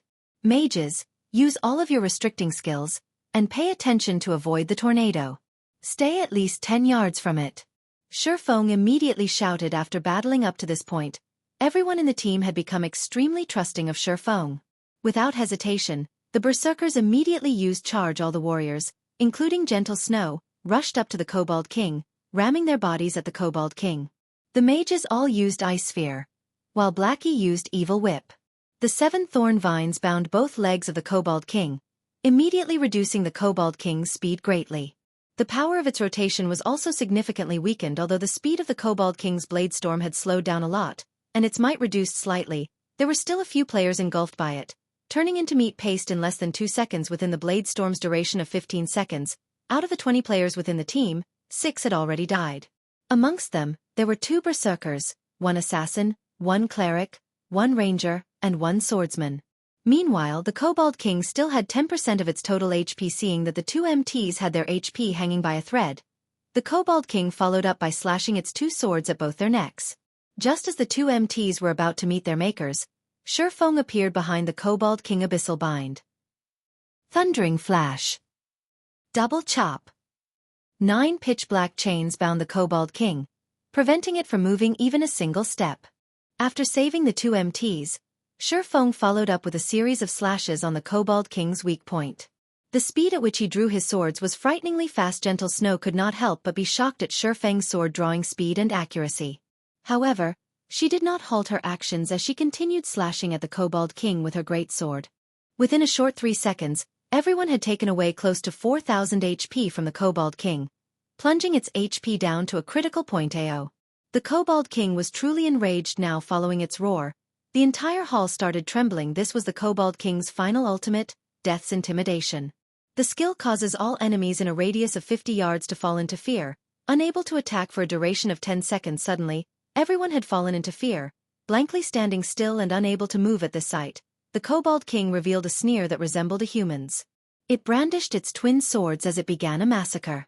Within an instant, it had taken the lives of a berserker and assassin. Striking out sword after sword, the 2 MTs were killed off as well. Meanwhile, not even 4 seconds had passed since the Kobold King had used Death's Intimidation. If the Kobold King was allowed to continue having its way, everyone would be dead. When the 10 seconds were up, after half of the entire team was dead, Shurfeng became the Kobold King's target. Shurfeng was finally able to move. Previously, he had activated his extraordinary physique too. His resistance to fear became higher than the average player. So the effective duration of the fear induced was also reduced by quite a lot. However, The Kobold King's sword was already descending. Unable to avoid it, Shifeng bellowed as he activated Life Shield. At the most critical moment, just as the Kobold King's great sword was about to land on Shifeng, the Abyssal blade had managed to block off this attack. Following which, Shifeng's entire person was sent flying from it, with a damage of over 640 points appearing above his head. Fortunately, Shifeng had over 1000 HP right now. In addition to the life shield absorbing some of the damage he took, he had managed to survive the Kobold King's attack. However, the life shield was also destroyed by this attack. Seeing that Shifeng did not die, the Kobold King became flabbergasted. It then rushed towards Shifeng, wanting to give him the final blow. Phantom kill. 9 Dragon Slash. Shifeng's doppelganger used parry to block against the Kobold King's attack. Simultaneously, the doppelganger activated defensive blade and was able to delay the Kobold King for quite some time. Meanwhile, the Kobold King was receiving continuous attacks from the 9 abyssal blades. Its HP steadily fell, leaving it with only 1% remaining. Seeing that the cooldown for his own defensive blade was finished, Shifeng as well activated the skill. From a distance of 10 yards, Shifeng started attacking the Kobold King with sword auras. Damages of over 100 points kept on appearing above the Kobold King's head, taking its HP away bit by bit. After the Kobold King had managed to get rid of the doppelganger, its remaining HP did not even reach 300 points. Suddenly, it threw out both of its swords, sending them piercing towards Shifeng. Unfortunately, both swords were blocked off by Shifeng's defensive blade. However, the Kobold King had yet to give up. It turned into a streak of shadow, appearing in front of Shifeng in the blink of an eye and sending a slap at Shifeng with its claws. At this moment, Shifeng's thundering flash had finished its cooldown. Blocking the sharp claws with the crimson blade, Shifeng slashed at the Kobold King's neck with the abyssal blade, the blade turning into a streak of lightning as it struck at its target. Pung. Shifeng was blasted towards a wall, with only a thread of his HP remaining. On the other hand, the Kobold King lay on the floor, motionless. Shifeng had also abruptly risen by a level, reaching level 7. A large pile of items dropped amongst these items. There was one that was unusually dazzling. The item released a demonic silver glow, bringing a chill to those who laid their eyes on it. Ash blade. Shifeng was shocked after seeing this item. This thing was the legendary item of Dark Moon Graveyard. In Shifeng's previous life, he had only heard rumors of it, and never actually saw it before. Chapter 107. Moment of Glory. After the Kobold King's death, everyone's fear was similarly dispelled. They all regained their freedom of movement. However, at that moment, there were only 6 members alive in the entire team. When everyone looked at the corpse of the Kobold King laying on the floor, they all had expressions of shock on their faces. Even Gentle Snow was baffled at this result. Logically speaking, they should not have been able to survive through the fear state. So, just how did the Kobold King die? However, when she looked at Shifeng standing beside the Kobold King's corpse, and furthermore, at the scant amount of HP he had remaining, realization struck Gentle Snow. Needless to say, Shifeng was definitely the one who had killed the Kobold King. The others were shocked into speechlessness. In such a situation, just what method did Shifeng use that enabled him to kill the Kobold King? Brother Feng, you are too awesome. You killed the boss.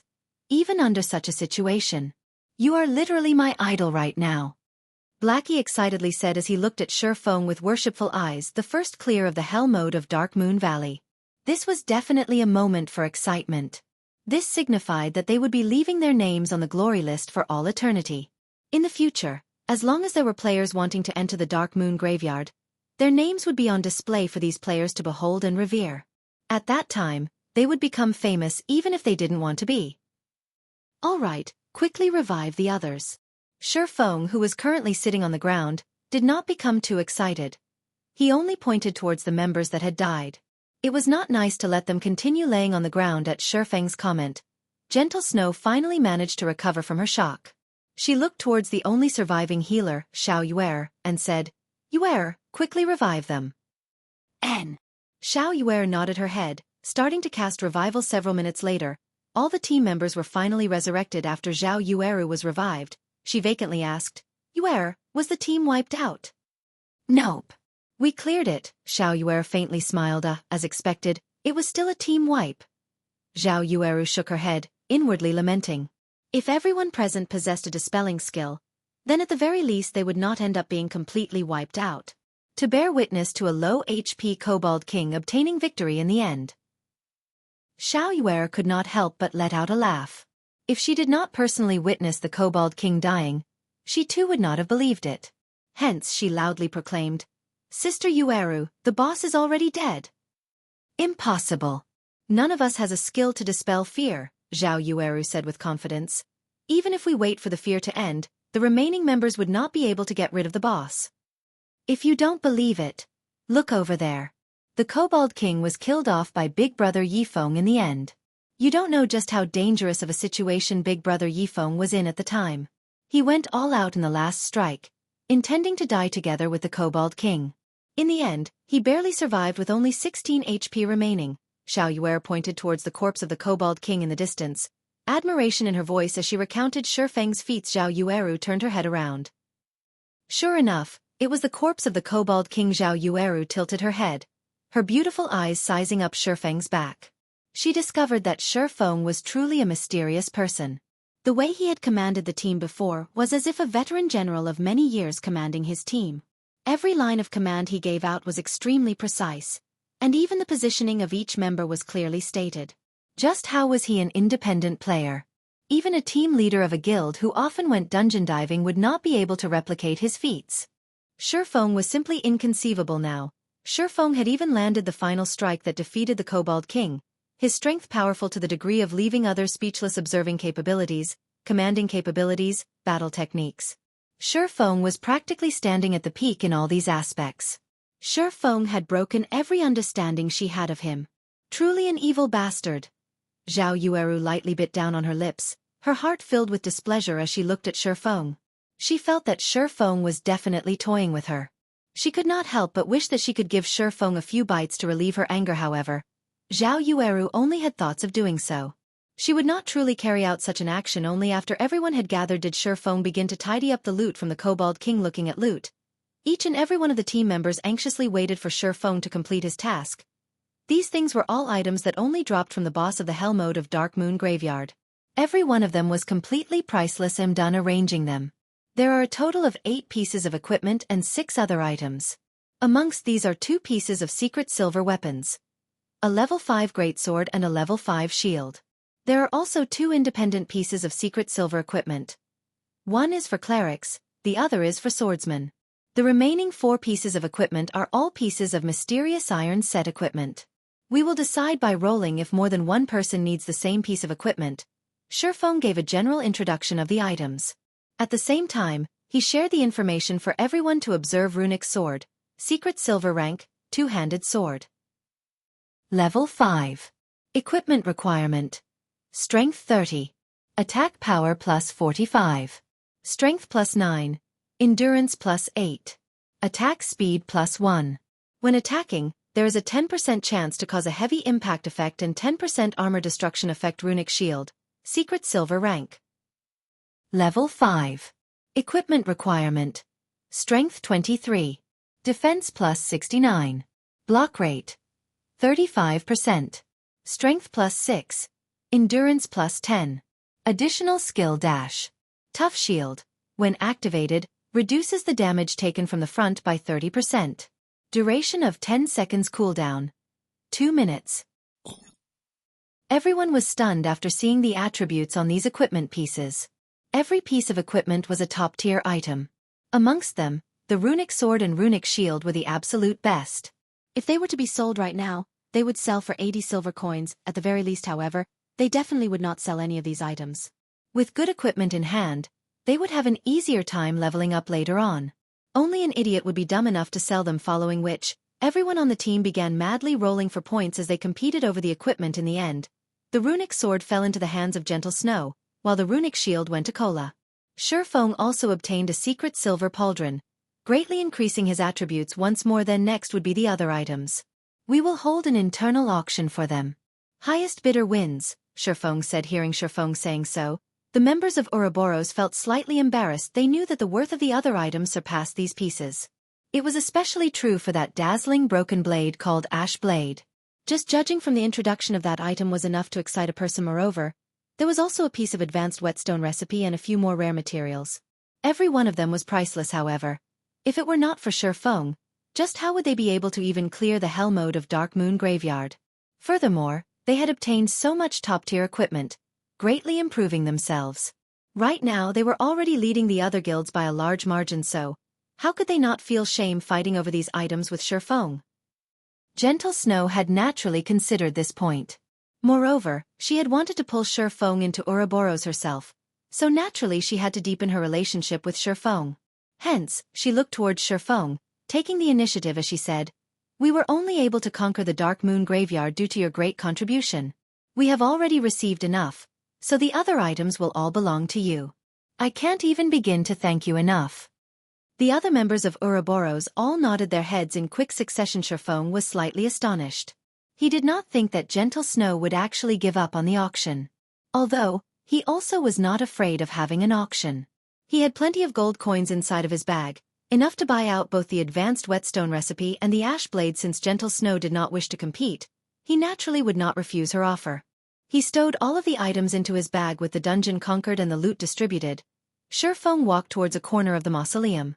He then activated the mechanism to trigger the teleportation gate. Everyone walked into the teleportation gate, disappearing from the large hall of the mausoleum one after another just after everyone had left from the Dark Moon Graveyard. White River City Region System Announcement. Congratulations to Ouroboros for becoming the first team to conquer the Hell mode of Dark Moon Graveyard. All players within the team will be rewarded with 10 reputation points in White River City Red Leaf Town Region System Announcement. Congratulations to Ouroboros for becoming the first team to conquer the Hell mode of Dark Moon Graveyard. All players within the team will be rewarded with 30 reputation points in Red Leaf Town System. Congratulations to Ouroboros for becoming the first team to conquer the Hell mode of Dark Moon Graveyard. All players within the team will be rewarded with 1 mysterious treasure chest, 50,000 EXP, and 10 glory points. Chapter 108. Shaking the Four Corners. Outside the Dark Moon Graveyard. This dungeon is just impossible. Without an average level of 10, who would be able to clear it? Flaming Tiger, who had just revived out of the dungeon, cursed in all 3 times he had entered the Dark Moon Graveyard. Not once had he even found the location of the dungeon's boss before his entire team dropped dead. This dungeon was just toying with them. Everywhere inside the dungeon was filled with elite monsters. Even if they killed some, there was still an endless stream of monsters to slowly grind them to death. It was absolutely frustrating. Jianghu raised his thick brows, his complexion gloomy as he looked back toward the teleportation gate of the Dark Moon Graveyard in the distance. With such lack of progress, it had long since passed the point of just making a loss. If this situation continued, it would be detrimental to the team's future development. Everyone rest up for a while. We can't continue wasting our time here. I'm guessing that the progress of the other guilds isn't that good either. They should have died several times as well, already. Let's take this chance when the other guilds are focusing on the Dark Moon Graveyard to raid the level 5 Party Dungeon and Lava Cavern in separate groups. In any case, they won't be able to conquer this team dungeon. We can also use this time to increase our levels quickly, Zhang Luowei said, choosing to give up on the Dark Moon Graveyard. Although leaving their names on the glory list would be a quick way to raise the fame and influence of their guild, it was an entirely different matter if everyone was similarly unable to conquer the dungeon. The only other thing they could compete in were in terms of average level and equipment of the guild's elite members, and also, in terms of who could set foot into White River City the earliest. In fact, it wasn't just the members of Shadow that were faced with such a situation. All the guilds in the entire White River City were currently trapped in this suffering known as team dungeons. Nobody had thought that the team dungeon's difficulty would be so high, leaving them utterly helpless. The virtual reality games in the past usually had less monsters than players inside of dungeons. In God's Domain, however, the number of monsters inside the dungeons greatly outnumbered that of the players. It was a number that was simply impossible to cope with. Even if they increased the number of MTs and healers they brought with, it would still be a useless endeavor after some time had passed. The second-rate guild, Assassin's Alliance, had also died out from the dungeon with dejection covering their faces. What's gotten into all of you? It's just a few deaths. Don't forget, for each time we die, we will gain significant progress. We will be able to clear the dungeon sooner or later. So stop feeling dejected. Right now, we should try to think up a method to get through the fog. After some rest, we will try to raid the dungeon one more time today, Stabbing Heart said inside the team chat. Being encouraged by Stabbing Heart like this, the team members regained quite a lot of their confidence. They all started voicing out their ideas and suggestions, intending to conquer the Dark Moon Graveyard at all costs. White River City Region System Announcement. Congratulations to Ouroboros for becoming the first team to conquer the Hell mode of Dark Moon Graveyard. All players within the team will be rewarded with 10 reputation points in White River City Red Leaf Town region system announcement. Congratulations to Ouroboros for becoming the first team to conquer the hell mode of Dark Moon Graveyard. All players within the team will be rewarded with 30 reputation points in Red Leaf Town. Just as the various guilds were considering whether they should give up raiding the Dark Moon Graveyard, 2 consecutive system announcements immediately attracted the attention of every guild within White River City. Meanwhile, when the players of Red Leaf Town heard of this system announcement, they were first filled with shock, but they were soon cheering and shouting in worship. Ouroboros is just too awesome. They're practically inhuman.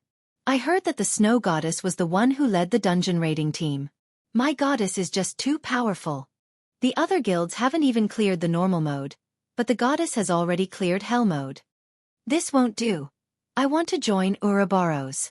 I would be satisfied even if I could become the goddess servant.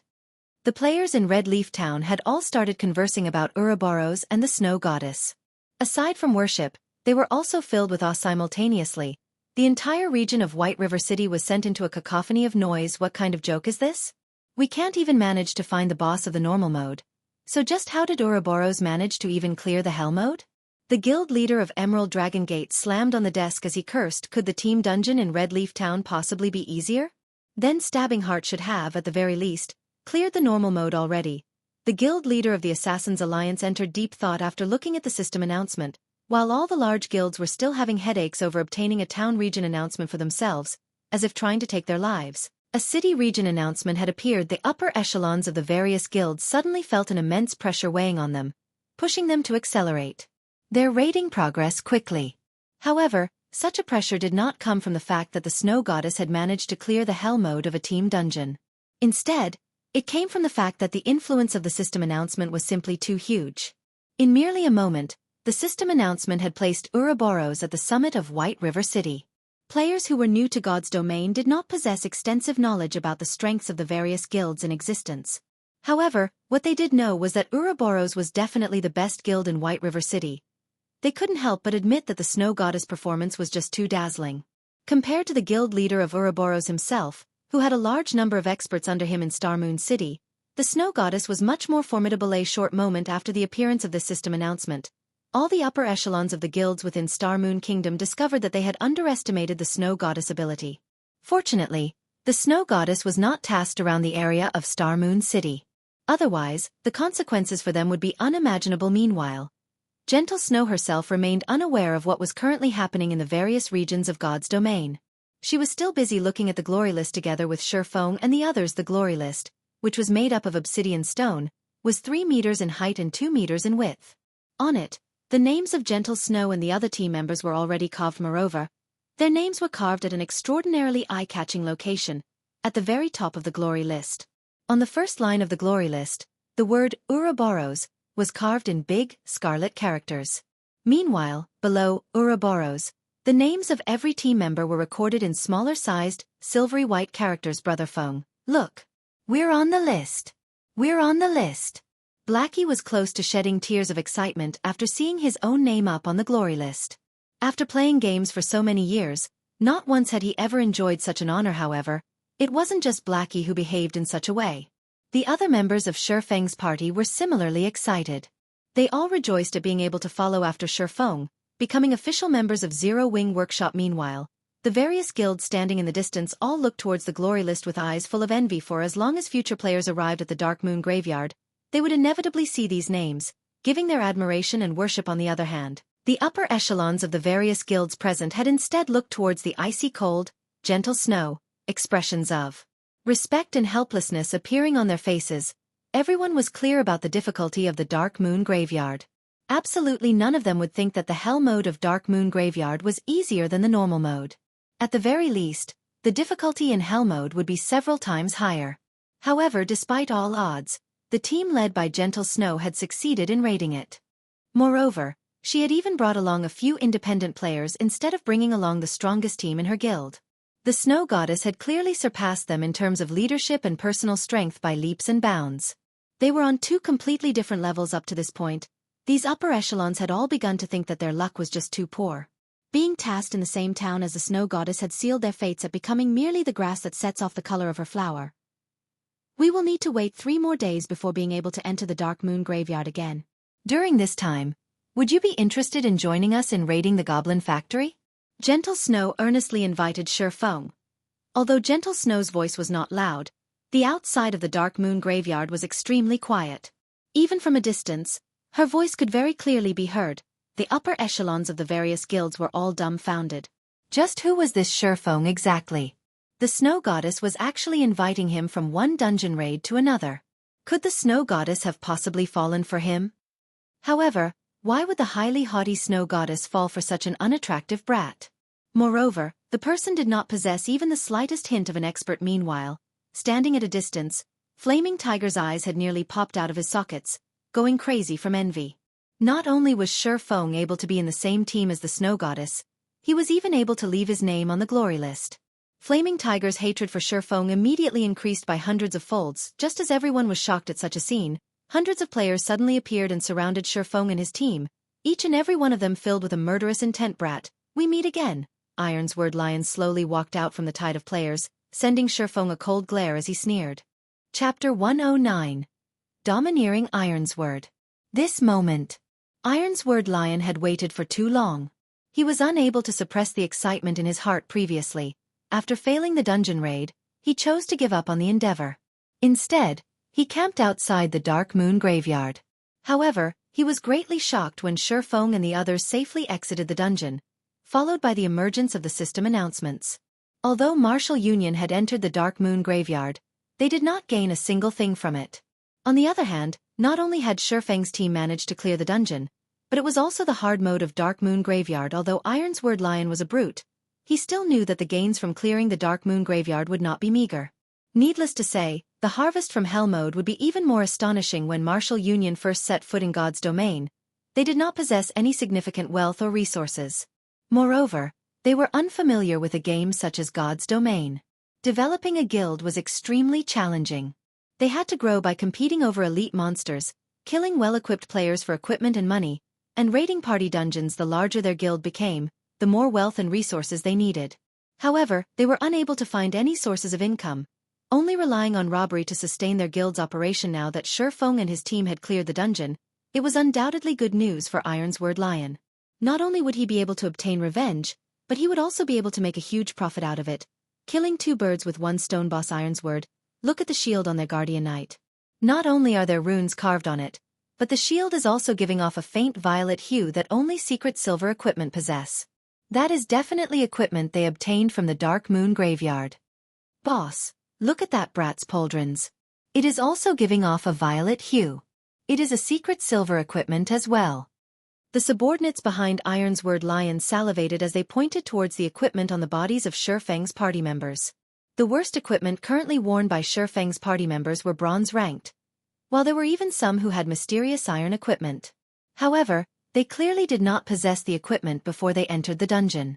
Hence, they must have obtained them from within the Dark Moon Graveyard, which also meant that all of them were level 5 mysterious iron equipment and secret silver equipment. Every piece of the equipment was priceless. Boss, if we were to steal all of the equipment and sell them, it would solve the problem of developing our guild. Drifting Blood looked towards Shi Feng's equipment, giggling as he spoke. Ironsword Lion nodded, thinking that Drifting Blood's words made sense. The main reason their guild was developing slowly right now was due to their lack of funds.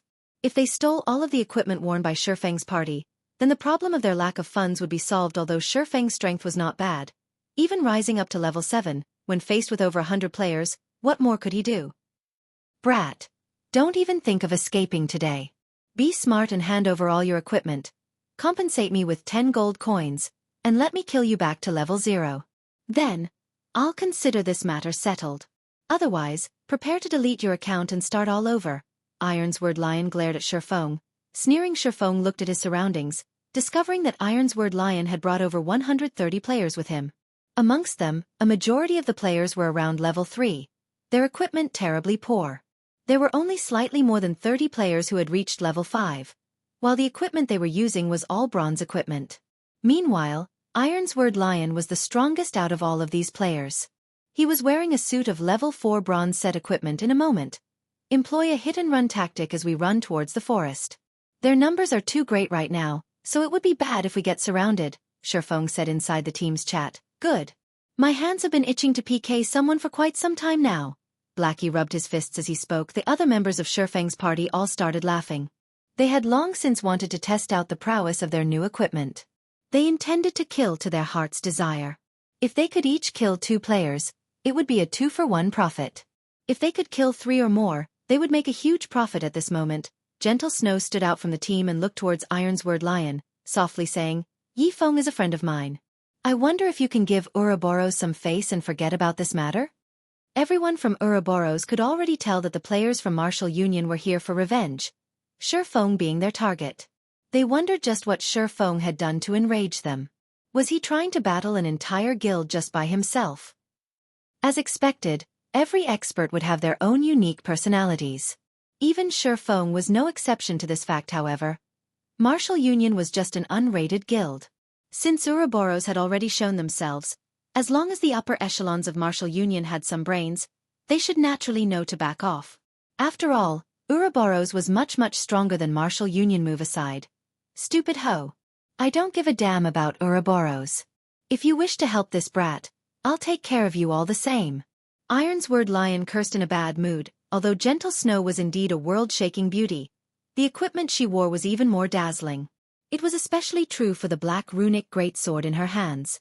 Just a simple glance at it and one could tell that it was a high-quality secret silver weapon. It just so happened that he was also in need of such a weapon.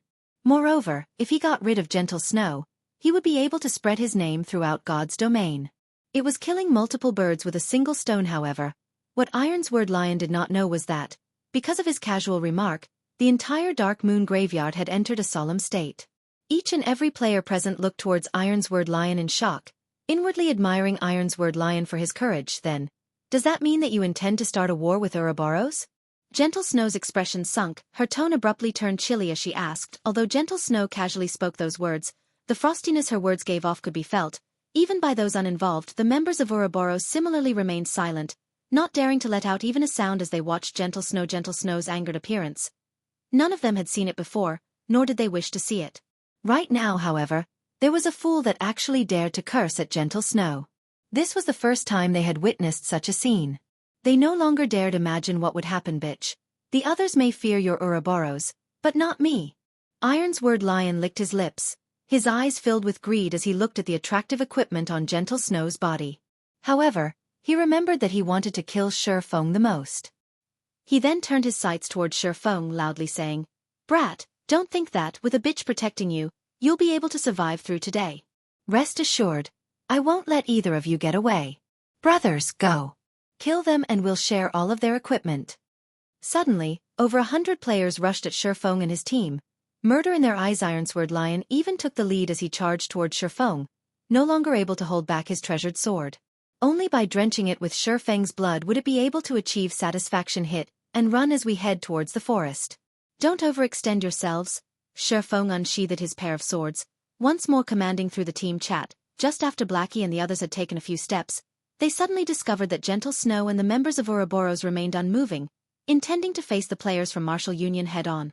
They truly did not know what was going through Gentle Snow's head. However, since Gentle Snow was sticking up for Shifeng, naturally, Shifeng could not escape into the forest to carry out guerrilla warfare. Blackie and the others also looked towards Shifeng with questioning gazes.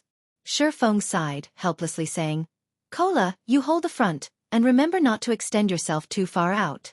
Drowsy sloth. Pay attention to healing the others. Blackie, use Hellflame in the areas with more people. Gluttonous mouse. Stay behind and kill the ones with low HP. Lonely Snow, you're with me." Before both sides collided with each other, the enemy's magic had already struck at Shifeng and the others' fireballs and frost arrows struck at the team, one after another.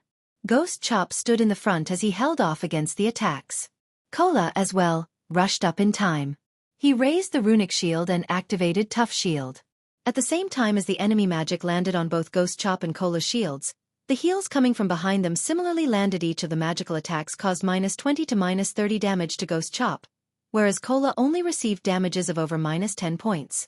The highest damage Cola received was only over -30 points.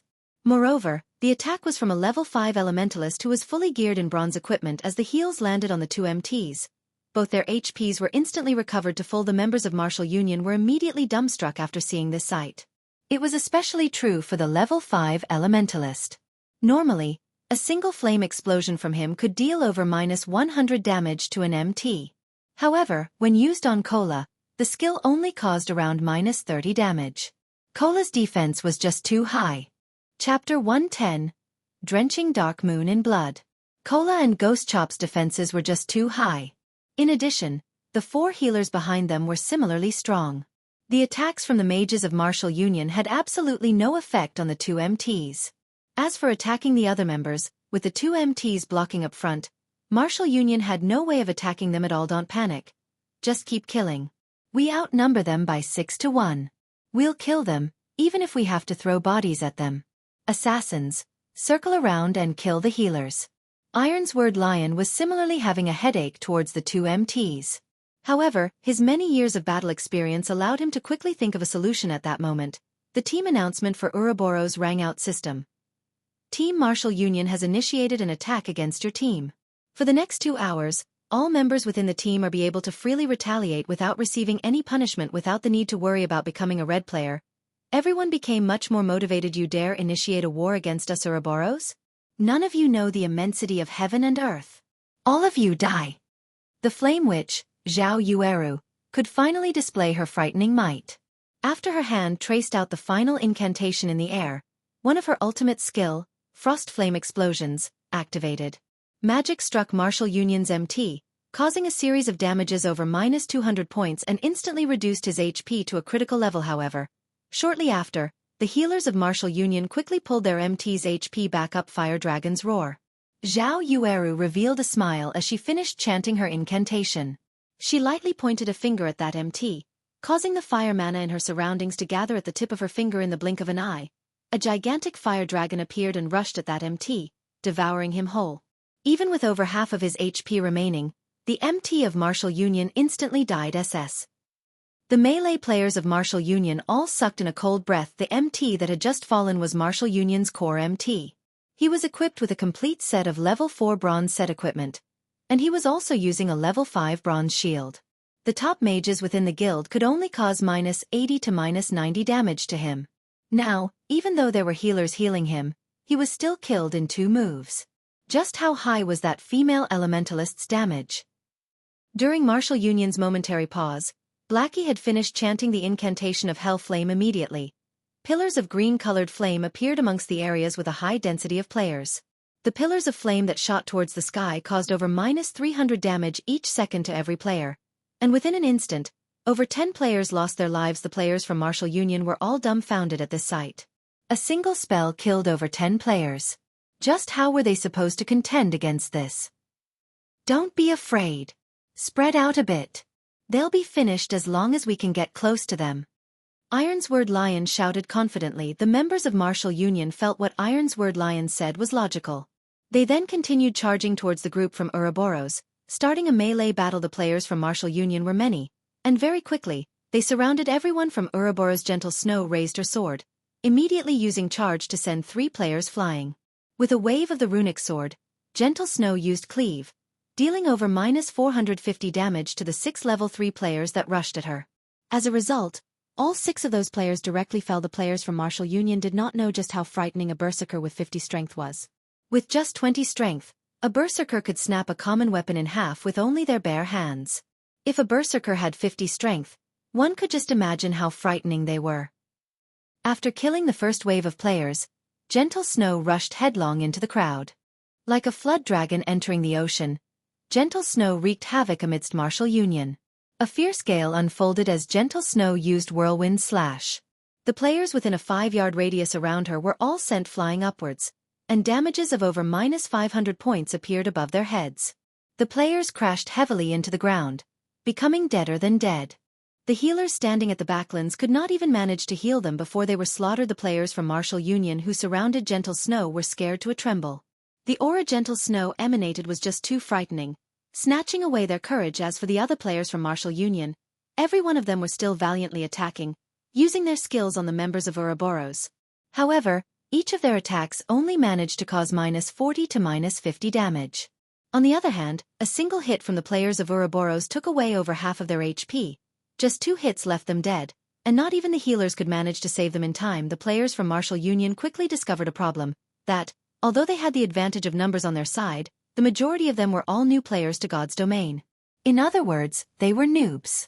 Not only was the difference in their levels huge, the gap in their equipment was even more ridiculous. Only the elites of Martial Union could barely contend with the members of Ouroboros. Meanwhile, on the side of Ouroboros, there was a beauty of a cleric that always gave out a heal and truth shield at the most crucial of moments, saving the members of Ouroboros from death. As a result, the members of Martial Union went mad with frustration. However, even though they wished to kill off this cleric, the person herself was constantly being protected by two assassins. As long as any player rushed at the group, a chain of attacks from the two assassins would massacre them. In the end, the members of Martial Union were caught in a stalemate. They could neither advance nor retreat. All assassins use stealth and get rid of their healers. Without healers, their deaths are all but guaranteed. Ironsword Lion bellowed in the team chat if half a dozen assassins from Martial Union could sneak over with stealth, they could easily kill off a cleric if they joined hands with each other. Drifting blood. Where's that brat?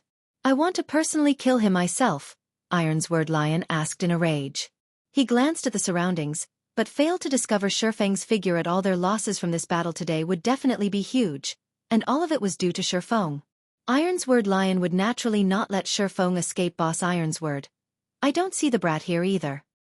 He seems to have vanished, Drifting Blood anxiously replied. Find him. He must be found. Ironsword Lion's rage burned. The person he wanted to kill the most had disappeared. If this news were to spread, he would definitely become a laughingstock at this moment.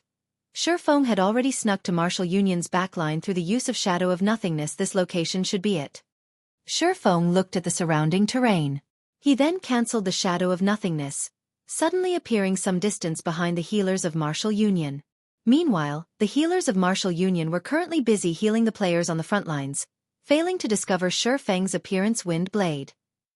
Shifeng turned into a fierce gale, sweeping towards the healers of Martial Union. While in the middle of chanting a prayer, a male cleric suddenly found a pitch-black sword piercing through his chest. Following which, he felt a burst of pain at his neck before the sight before him turned dull grey under Shifeng's blade. A level 5 cloth-armored cleric was no different than a piece of paper.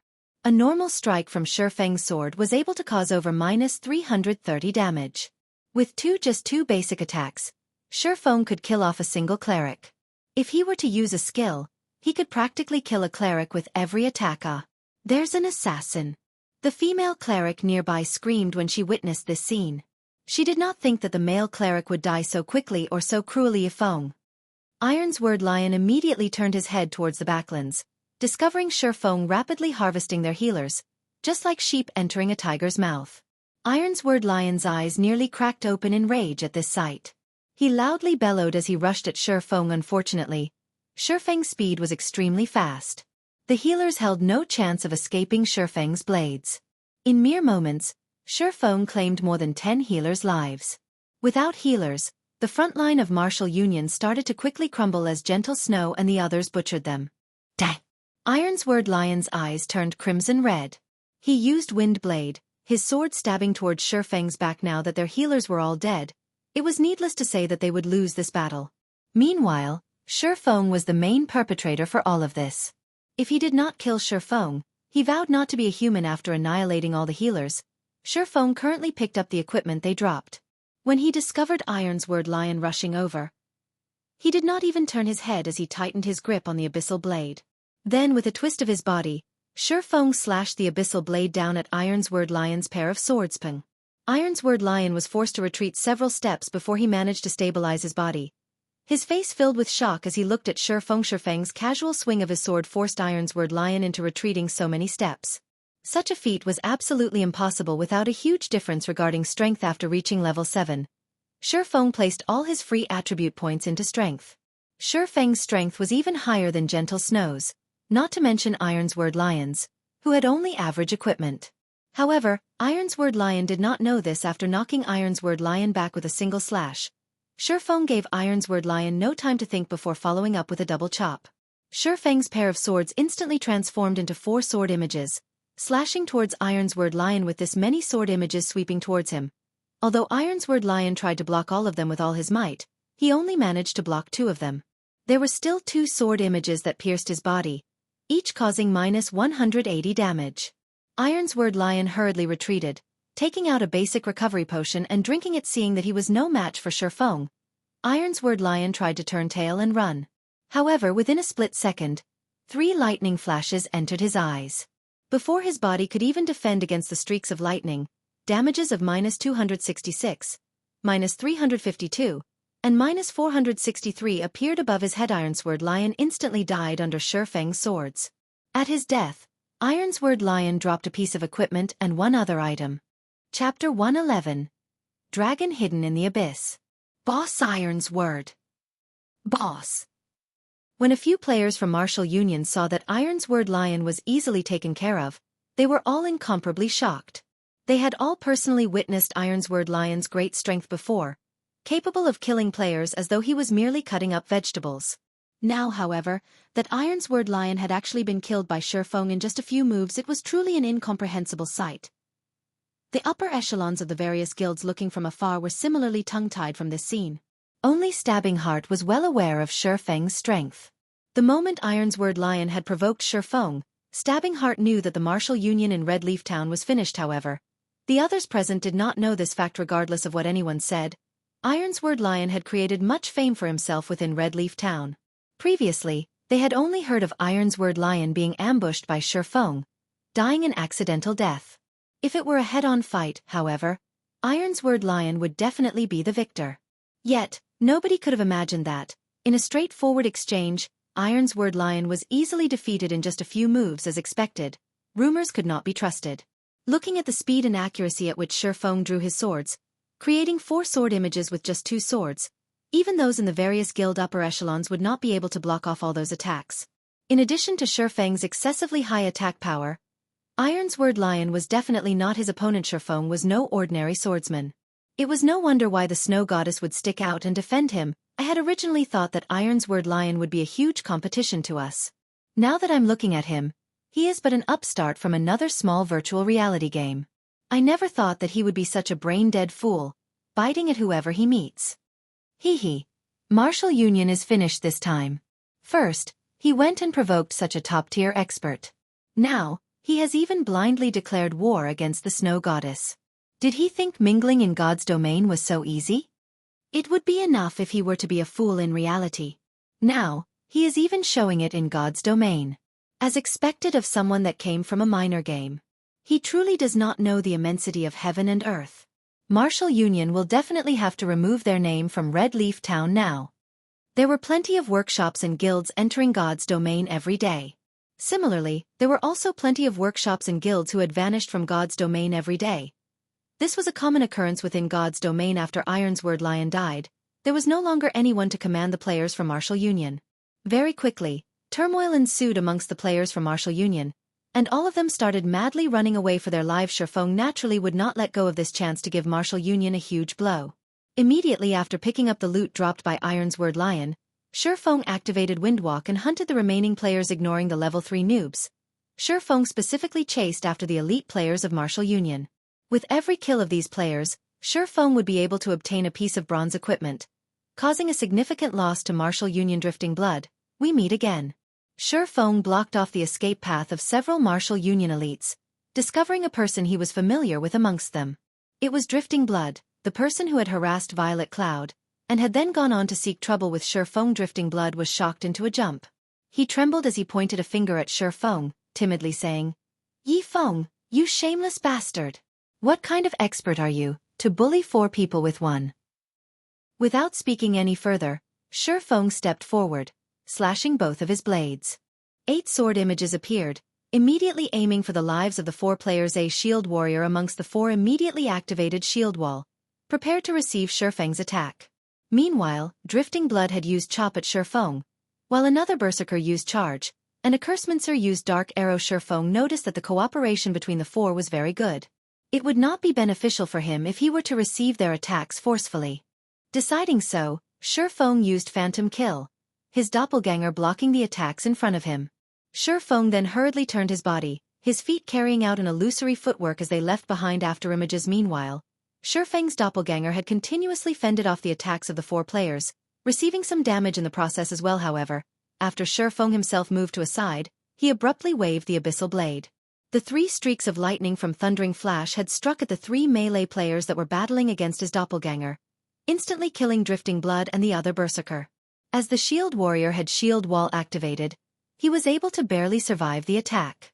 However, Shifeng's doppelganger had taken the chance to use a chop on the shield warrior. Now, only the Cursemancer, who was in the midst of chanting, remained. Shifeng used Wind Blade, dashing up to the Cursemancer like a fierce gale. Seeing this scene, the Cursemancer was frightened into a run. However, Shifeng had used Chop, his sword slashing down on the Cursemancer's back, causing a critical hit of -1156 damage and instantly killing the Cursemancer with the difference. In terms of equipment and battle techniques, Shifeng was able to bring an end to the battle quickly. After looting the equipment dropped by the 4 players, Shifeng continued hunting for the other elite players from Martial Union. 10 minutes later, all the elite players from Martial Union were dead. The damage caused to Martial Union this time was absolutely devastating. It was practically impossible for them to contend with the other guilds for dominance over Red Leaf Town. Now, Miss Snow, thank you for help today. Otherwise, our losses would be immeasurable. Shifeng expressed his gratitude towards Gentle Snow. Even if he could kill off many players in a battle against Martial Union, and even escaping in the end, his other party members would definitely have died. It's nothing. Just a minor effort. Although Martial Union's losses are devastating in Red Leaf Town, there are still members of Martial Union in other towns. When everyone is gathered at White River City at level 10, that version of Martial Union will not be as easy to deal with as this small group, Gentle Snow softly said. I see that you're just an independent player without any guilds to rely on. If you do not have any large guilds protecting you, you would easily become a target for Martial Union. Why don't you join Ouroboros? Right, big brother Yi Feng. With Ouroboros' strength, by the time we reach White River City, even the people from first-rate guilds would not dare to provoke us. Moreover, our guild gives out extremely good benefits. Xiao Yuer commented. Many thanks for Miss Snow's worries. However, I'm too used to freedom, so I never had any intentions to join a guild before. Shifeng straightforwardly rejected the invitation. Although Ouroboros was a good guild, they similarly had a lot of problems. Take Gentle Snow for example. She was clearly the first vice leader of the guild, yet, she had still left Ouroboros in the end. Just like how Shifeng himself was casually chased away from Shadow. At the end of the day, it was still best to hold his decision rights in his own hands. Since that is your way of thinking, I won't try to insist that you join us. However, if you ever change your mind in the future, Ouroboros would welcome you any time. Gentle Snow could naturally see through Shifeng's thoughts. However, everyone had their own ambitions, and it would not do well for her to force the situation. Right now, it was enough for them to maintain an amicable relationship, following which, Shifeng led Blackie and the others away from the Dark Moon Graveyard, returning to town to sort out everyone's bags. He then planned to take them to level up. Previously, he had always been tight for time. Now that he had finished dealing with his matters, the time was just right for everyone to rise up to level 10 quickly. Meanwhile, Xiao Yueru looked at Shifeng's departing back, faintly feeling a sense of familiarity. She did not know why she was feeling an indescribable sense of loss in her heart. Snow, why didn't you try harder? If you told him about the matters of the god-slaying army, he might have even agreed to join, Xiao Yueru asked. Gentle Snow smiled, saying, didn't you hate the thought of him joining us before? But now you want him to join us instead. A blush appeared on Xiao Yueru's delicate face as she said in an upright tone, aren't I doing this for you? Regardless of what anyone said, he is also a top-tier expert. If you were to lure him into Ouroboros, he would become a person on our side. In the future, if he gets along well in the god-slaying army, he would be able to bring you a lot of influence and authority. If he didn't perform so outstandingly well just now, I would definitely try my best at pulling him over. However, he was just too remarkable, just like a true dragon. Right now, he is but a dragon hidden in the abyss. Sooner or later, he will be able to soar into the skies, and we will be able to do nothing to hold him back. Who knows, in the future, he might even become a headache of an opponent to Ouroboros. Gentle Snow lightly laughed. An opponent, is it? Xiao Yueru entered a deep thought. Chapter 112. 7 Luminaries Gemstone. After Martial Union was exterminated, the news of its demise was quickly spread around Red Leaf Town. Some people had even recorded the battle and posted it onto the official forums. The incident quickly becoming popular. Ouroboros had first conquered the hell mode of Dark Moon Graveyard. They had then gotten rid of Martial Union's over 100 members. The valiant appearance of the Snow Goddess had captured the hearts of all the male players, and instantly, Ouroboros' position and influence around the region of White River City had skyrocketed. As a result, countless players wished to join Ouroboros due to the recording of this battle. There were plenty of upper echelons of guilds that had noticed Shifeng's existence. The origin of this battle was, after all, due to Martial Union's enmity towards Shifeng. However, not only had Shifeng himself received the aid of the Snow Goddess, he had even personally killed off Ironsword Lion in a head-on confrontation.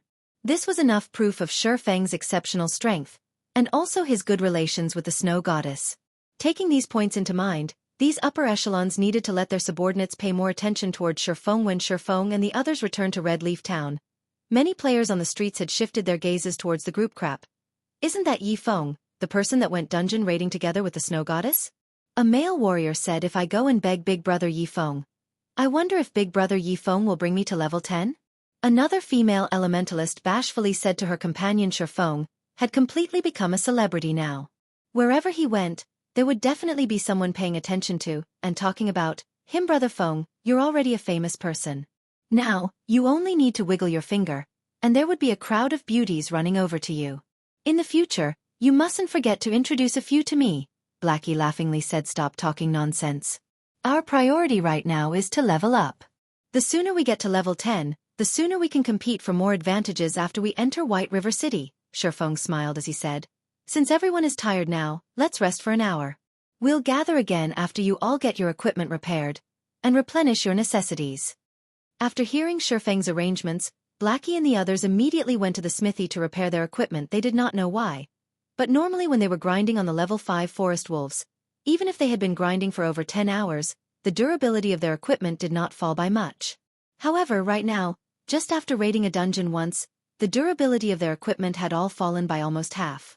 If they were to raid the dungeon another time, the durability of their equipment might fall to 1 within just 3 to 4 hours, becoming useless. When everyone arrived at the smithy to repair their equipment, they suddenly discovered a frightening matter. Previously, it was a normal occurrence for them to change into new equipment. Hence, they had never repaired their equipment even once before. Now, however, all the equipment Kola was wearing only had half of its durability remaining. As a result, repairing all of it had required a fee of 1 silver 63 coppers. Such an amount was enough to purchase a level 1 bronze equipment. The higher the durability loss of an equipment, the higher the repair fees would be. If every piece of equipment on Kola's character had dropped down to 1, it would take, at the very least, for silver coins to get it all repaired. Such an amount was the equivalent to 2 days of Kola's earnings. However, because Kola had become a follower of Shifeng, the speed at which he earned money was much faster when compared to many other elite players. If those elite players were to repair their equipment, the total fees would be equivalent to several days of their earnings. Boss, are you trying to rob us here? Kola complained, unwilling to fork out such an expensive repair fee. Previously, he had obtained a mysterious treasure chest from clearing the hell mode of Dark Moon Graveyard. From the mysterious treasure chest, he had received over 3 silver coins and 5 bottles of intermediate recovery potions. If it weren't for that treasure chest, just this repair fee alone would have turned him into a broke bastard. Adventurer, I have already given you a 10% discount. It is already a very cheap price, the blacksmith said with a huff. Hearing the blacksmith saying so, Blackie and the others suddenly came to a realization. Their reputation in Red Leaf Town had already reached 30 points, receiving a 10% discount for all purchases made in Red Leaf Town. They truly did not think that it would be so costly just to repair their equipment. However, if their equipment turned to scrap, not only would they lose their equipment, their leveling speed would also be greatly reduced. Hence, they had no choice but to repair their equipment. Trade area. Auction House. Shifeng was frantically purchasing items from the auction house. The previous glimmer chestplate forging designs Shifeng sold before had once again allowed him to profit greatly. Now, there were at least 73 gold coins in his bag. In the entire White River City, there was not a single player who was more rich than him at the moment. Right now, if he saw any items whose prices would inflate in the future, he would buy all of them.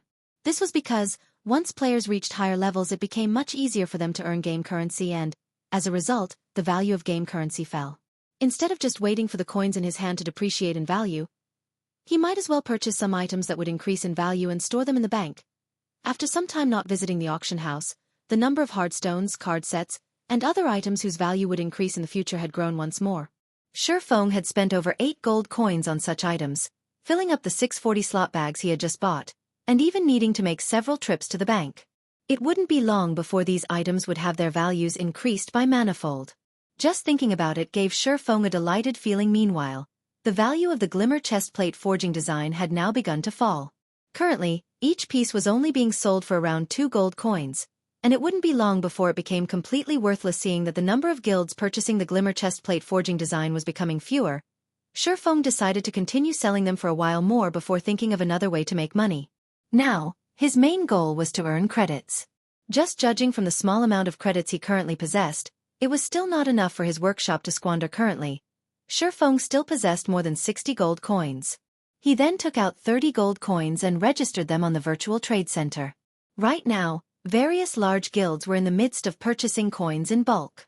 It wouldn't be long before he could sell all his coins, earning him a lot of credits, following which, inside the bank, Feng started arranging the harvest he obtained today. He had already obtained more than 10 pieces of bronze equipment just from the elite players of Martial Union he had killed. Originally, Feng had intended to sell off these equipment pieces. However, his workshop would definitely be recruiting new members in the future. Hence, he decided to store them inside his warehouse, as they might come into use in the future. In any case, he was not lacking in this small amount of money. As for the ash blade, the most important item he obtained from the Dark Moon graveyard, he kept it inside his warehouse for now. It was still of no use to him right now. Only when he arrived at Star Moon City would he have a chance at finding a clue about the ash blade. After all, the owner of the ash blade had an unfathomable origin, being titled as the God Slayer in God's domain, an existence feared even by the gods. The clues relating to this ash blade could only be found in the capital city of Star Moon Kingdom. What's this thing here? Feng dug up a crystal the size of his palm from his bagan. Isn't this one of the items dropped by Ironsword Lion? Feng discovered that he was somewhat familiar with this item. It was indeed one of the 2 items that were dropped by Ironsword Lion. 7 Luminaries Gemstone. Special item. Transports the user to Blackwing City, uses remaining 4/5. Dropped after death. This Ironsword Lion truly can't be underestimated. It was no wonder he was so powerful in the previous life. It was all because of this item here. Feng looked at the 7 Luminaries Gemstone in his hand, unable to refrain from revealing a smile. Blackwing City was no ordinary location. It was also not a place that players could simply go to as they wished. Players needed a teleportation crystal to go to that place, and the 7 Luminaries Gemstone was one of those passes in Feng's previous life. Blackwing City's fame resounded throughout God's domain. All the major powers would willingly purchase the passes to Blackwing City at high prices. However, to an average player, it would be meaningless, even if they went to Blackwing City. At most, they would only go there to widen their horizons. However, to the upper echelons of a major power, it was an absolute heaven. After going there once, they would want to go there again. Feng looked at the time, discovering that today was a big day in Blackwing City. He definitely must make a trip to Blackwing City today. Hence, he sent a message to Blackie, saying, "Blackie, I still have some other things to take care of, so I won't be able to bring you all leveling for now. After all of you are rested, go to the level 8 area, Roaring Hill, to level up. As long as you guys are careful, your leveling speeds there will be extremely quick." Chapter 113. Blackwing City. Red Leaf Town, slum area. Although it was still daytime, the enchanted bar was packed with red players that tread along the boundaries of darkness. However, amongst this crowd of players, there were several green players present in the bar, seemingly highly out of place. These players were Ironsword Lion and his several subordinates. "Absolute heaven. I need you to kill a person for me. Name your price," Ironsword Lion said to the man before him. The man, who held a stern expression, was currently drinking from a beer bottle. The stern-looking male did not pay any heed to Ironsword Lion, one of his arms wrapped around an alluring, well-developed woman, while the other held onto a beer bottle. The man only minded his own business as he flirted with the woman, his lips curling into a wicked smile, giving others a chilling feeling. Ironsword Lion's expression immediately sank beside him. Drifting Blood immediately slammed his hands on the table, cursing, "Hey, can't you hear that our boss is speaking to you? Stop trying to act deaf." Just after Drifting Blood finished speaking, a snow-bright dagger had slashed across his neck. The dagger then stabbed into his heart, finally being abruptly pulled downwards and slashed apart a deep wound. A stab, a pull, and a slash, all 3 moves were executed in a very natural manner. Before Drifting Blood could even cry out in pain, his body had already fallen to the ground. "Absolute heaven, what are you trying to do? I'm here to talk business. What is the meaning of you killing my subordinate?" Watching Drifting Blood be instantly dealt with, Ironsword Lion bellowed. However, he did not dare attack the man before him, because he knew that if he were to take action, his end would only be similar to that of drifting blood because I like it. What? You have something to say about it? Absolute Heaven laughed as he indifferently looked at Ironsword Lion. He casually brandished his dagger, creating an image of a flower U. Ironsword Lion was angered to madness, but he still dared not let out the curse through his mouth. Absolute Heaven was an assassin in real life. A famous one, to boot. He was also a top-tier expert within virtual reality games. However, there were very few people who knew of him. For those who did know him, they were usually ones who had been assassinated by him before. When Ironsword Lion used to play some other Wuxia game before, he had been assassinated by Absolute Heaven several times previously, which was how he got to know Absolute Heaven. However, Absolute Heaven's temper was extremely odd. Regarding the things he was uninterested in, no matter how much money he was offered, he would refuse to carry them out. He was only willing to carry out tasks that managed to pique his interests. Until today, he had yet to fail a single task that he had taken on. If Absolute Heaven was threatened or compelled into doing something, then oftentimes, the customer that did so did not have a happy ending. Ironsword Lion had once seen a customer wanting Absolute Heaven to kill a player back to level 0 no matter what. However, Absolute Heaven refused to do so. That customer was similarly an ill-tempered person, declaring to take action against Absolute Heaven as well. As a result, the customer was personally killed by Absolute Heaven all the way back to level 0, forced to delete his account in the end. Seeing Ironsword Lion remaining silent, Absolute Heaven smiled. He then resumed hugging onto the beauty by his side and drinking his beer without a care in the world, acting as if everything before had never happened. Drifting blood being killed off in the bar similarly did not attract the attention of any other players. That was because incidents like this occurred on a daily basis in this place. Everyone had long since gotten used to seeing it. Meanwhile, Ironsword Lion could only inhale deeply several times, calming down the rage in his heart. Absolute Heaven, don't be so quick to refuse. If I tell you the name of this person, you will definitely be interested, Ironsword Lion said in a serious tone. However, Absolute Heaven remained uncaring, as if Ironsword Lion was just empty air. This person is called Yifeng. He is a top-tier expert. I only wish for you to kill him back to level 0, or force him to delete his account and start all over again. As for the price, it is up to you to decide. Ironsword Lion took out a recording, sending it to Absolute Heaven. The recording depicted the scene where Ironsword Lion himself was killed off by Feng. 2 swords, 4 images. Impossible to fend off. The final strike that killed off Ironsword Lion was also extremely swift and graceful. Impossible for anyone to block. After taking a look at the recording, Absolute Heaven's interest was immediately piqued. He then said, "A million credits, one-time payment." Ironsword Lion's heart could not help but twitch after hearing this price. However, he had long since known of Absolute Heaven's way of setting prices based on the target's strength. Normally, killing a player would only cost around 100,000 credits. Ironsword Lion did not imagine that Feng would be worth so much, actually requiring 1 million credits. Fine. Give me your account. I'll transfer it to you immediately. However, how much time would you require to get the job done? Ironsword Lion was very determined. Even if he had to dig out all his resources, he still had to get rid of Feng in order to appease his anger. 5 days. Absolute Heaven looked at Feng inside the recording, excitedly saying so. Hearing Absolute Heaven's guarantee, Ironsword Lion could already picture the sight of Feng being killed back to level 0. He then transferred the money to Absolute Heaven on the other side. The person in question had already arrived at Blackwing City. Blackwing City was one of the most mysterious cities in God's domain. It was much more flourishing than Star Moon Kingdom. Just by standing on the streets, one could see gorgeous-looking, European-styled, medieval-aged buildings. Even if it was nighttime, the city was still illuminated with glorious lights. Moreover, the NPCs that walked the streets were all over level 100. There were even quite a few NPCs who possessed Tier 2, and even Tier 3 jobs. Rumor had it when the king of Star Moon Kingdom met up with the city lord of the Blackwing City, even the king was required to act respectfully in fear of offending the city lord. Within Blackwing City, there were plenty of interesting things to be found. If one were to tour around the city, it would take at least a few weeks to do so. Blackwing City also had plenty of masters of various lifestyle jobs living here. The items made by these masters would usually end up being sold in shops in the city. Moreover, players were also able to purchase the specialties of other countries in Blackwing City. This was definitely a treatment not found in other ordinary cities. With all these attractions, The most famous amongst them was the auction house of Blackwing City. The auction house here held an auction once every week.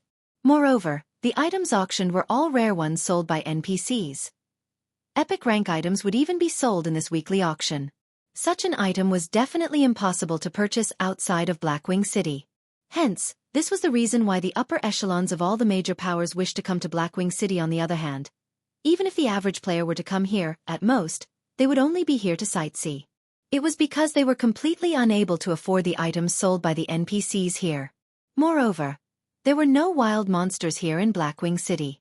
There were also no quests to be found here. It was a city purely meant for players to conduct trade within. Blackwing City was a heaven, loved by the tycoons of the game. There are still 2 hours before the auction starts. I'll go buy some local specialties first, then. Shifeng looked at the time, discovering that he was still early. He hailed for a horse carriage, bringing him to the business district of Blackwing City. Blackwing City was just too huge. If Shifeng were to walk on foot, he would need, at the very least, 2 to 3 hours to arrive at the business district. Normally, players would spend money to hire horse carriages as a means of transportation. However, hiring a horse carriage did not come cheap. At the minimum, a horse carriage would cost 1 silver coin, and depending on the distance traveled, the price would similarly change. If an average player were to come to Blackwing City at this period of the game, they most likely would not even be able to afford a horse carriage. After more than 10 minutes had passed, Shifeng alighted from the carriage, arriving at an engineering shop. This engineering shop was not large. It was only a small building with 2 floors.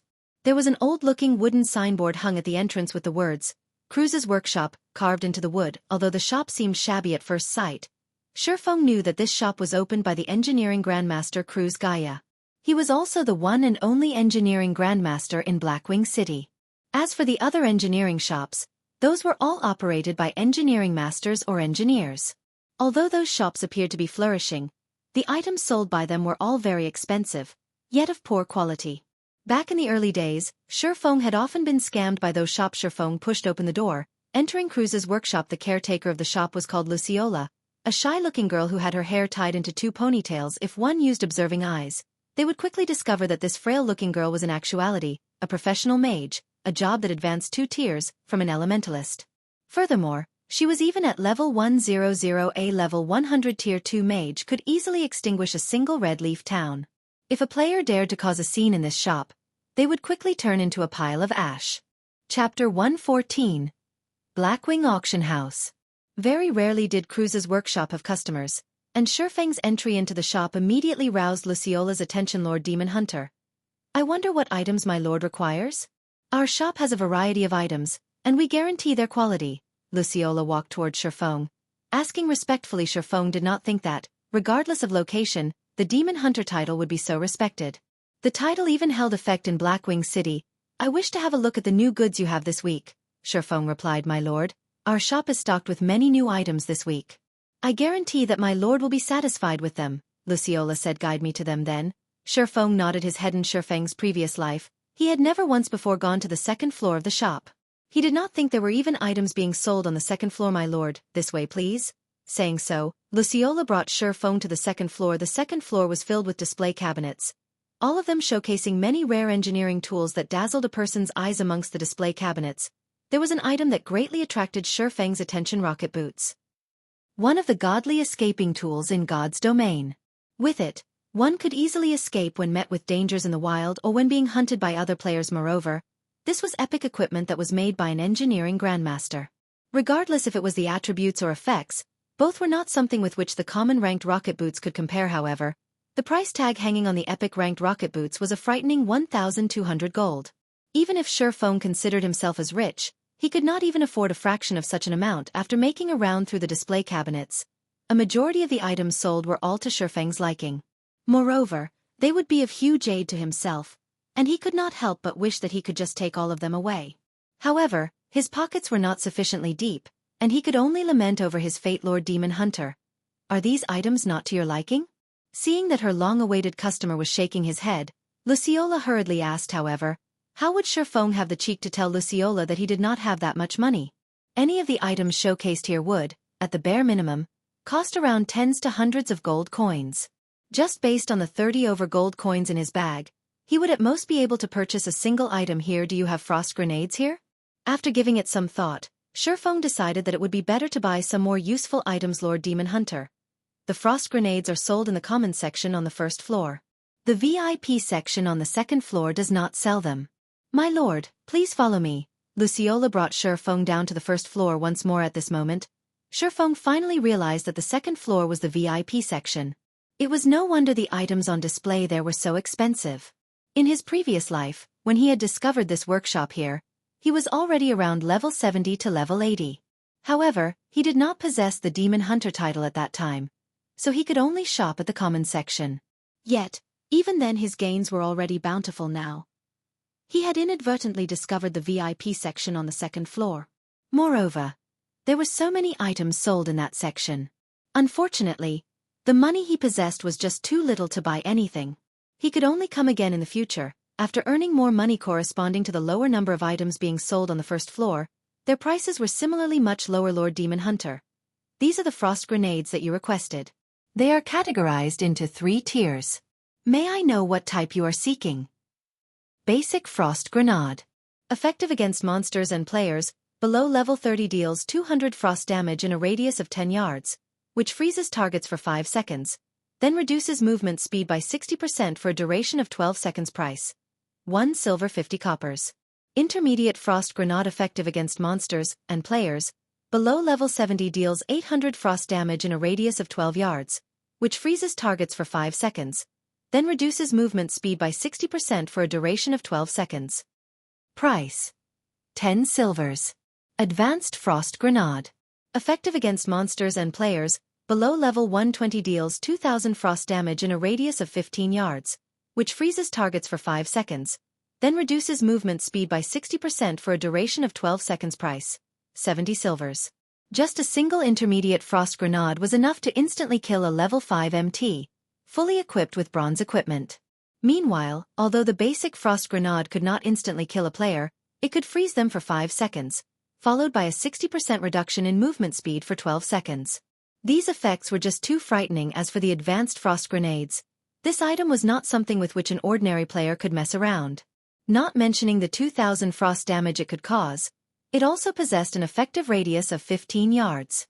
If Shifeng were to have used this item in his previous battle with Martial Union, it would have saved him much trouble. Just throwing 3 of these things would rid him of all his problems. However, a single advanced frost grenade already cost 70 silver coins. It was just too expensive a price tag. Moreover, using such an item at his level was simply too extravagant. I want 3 stacks of basic frost grenades and 30 units of intermediate frost grenades. Shifeng thought that it was still best to purchase a few intermediate ones as a preventive measure.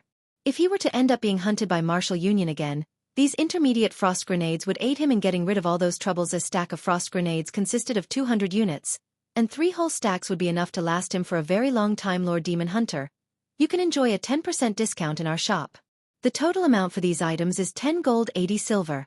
Luciola brought out all the requested items, saying after making a quick calculation, alright. Shifeng felt joy in his heart.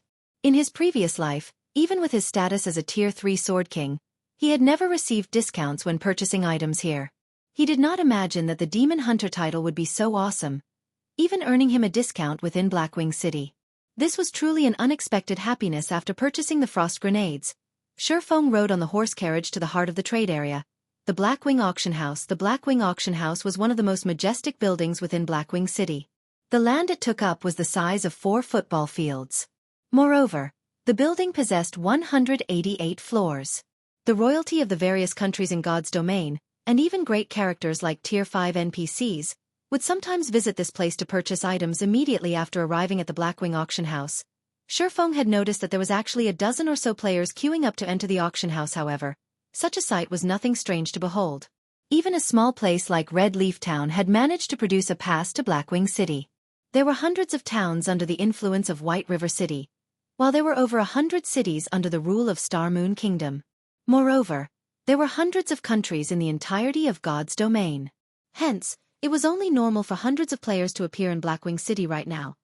The ones who were capable of coming to Blackwing City right now were either those who had extremely good luck or those who belonged to the upper echelons of major powers.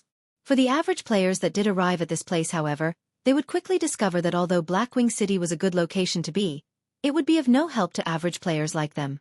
Hence, it would be better for them to sell the entry ticket to a major power, earning some quick money. Meanwhile, the players that were lined up here all had very high levels.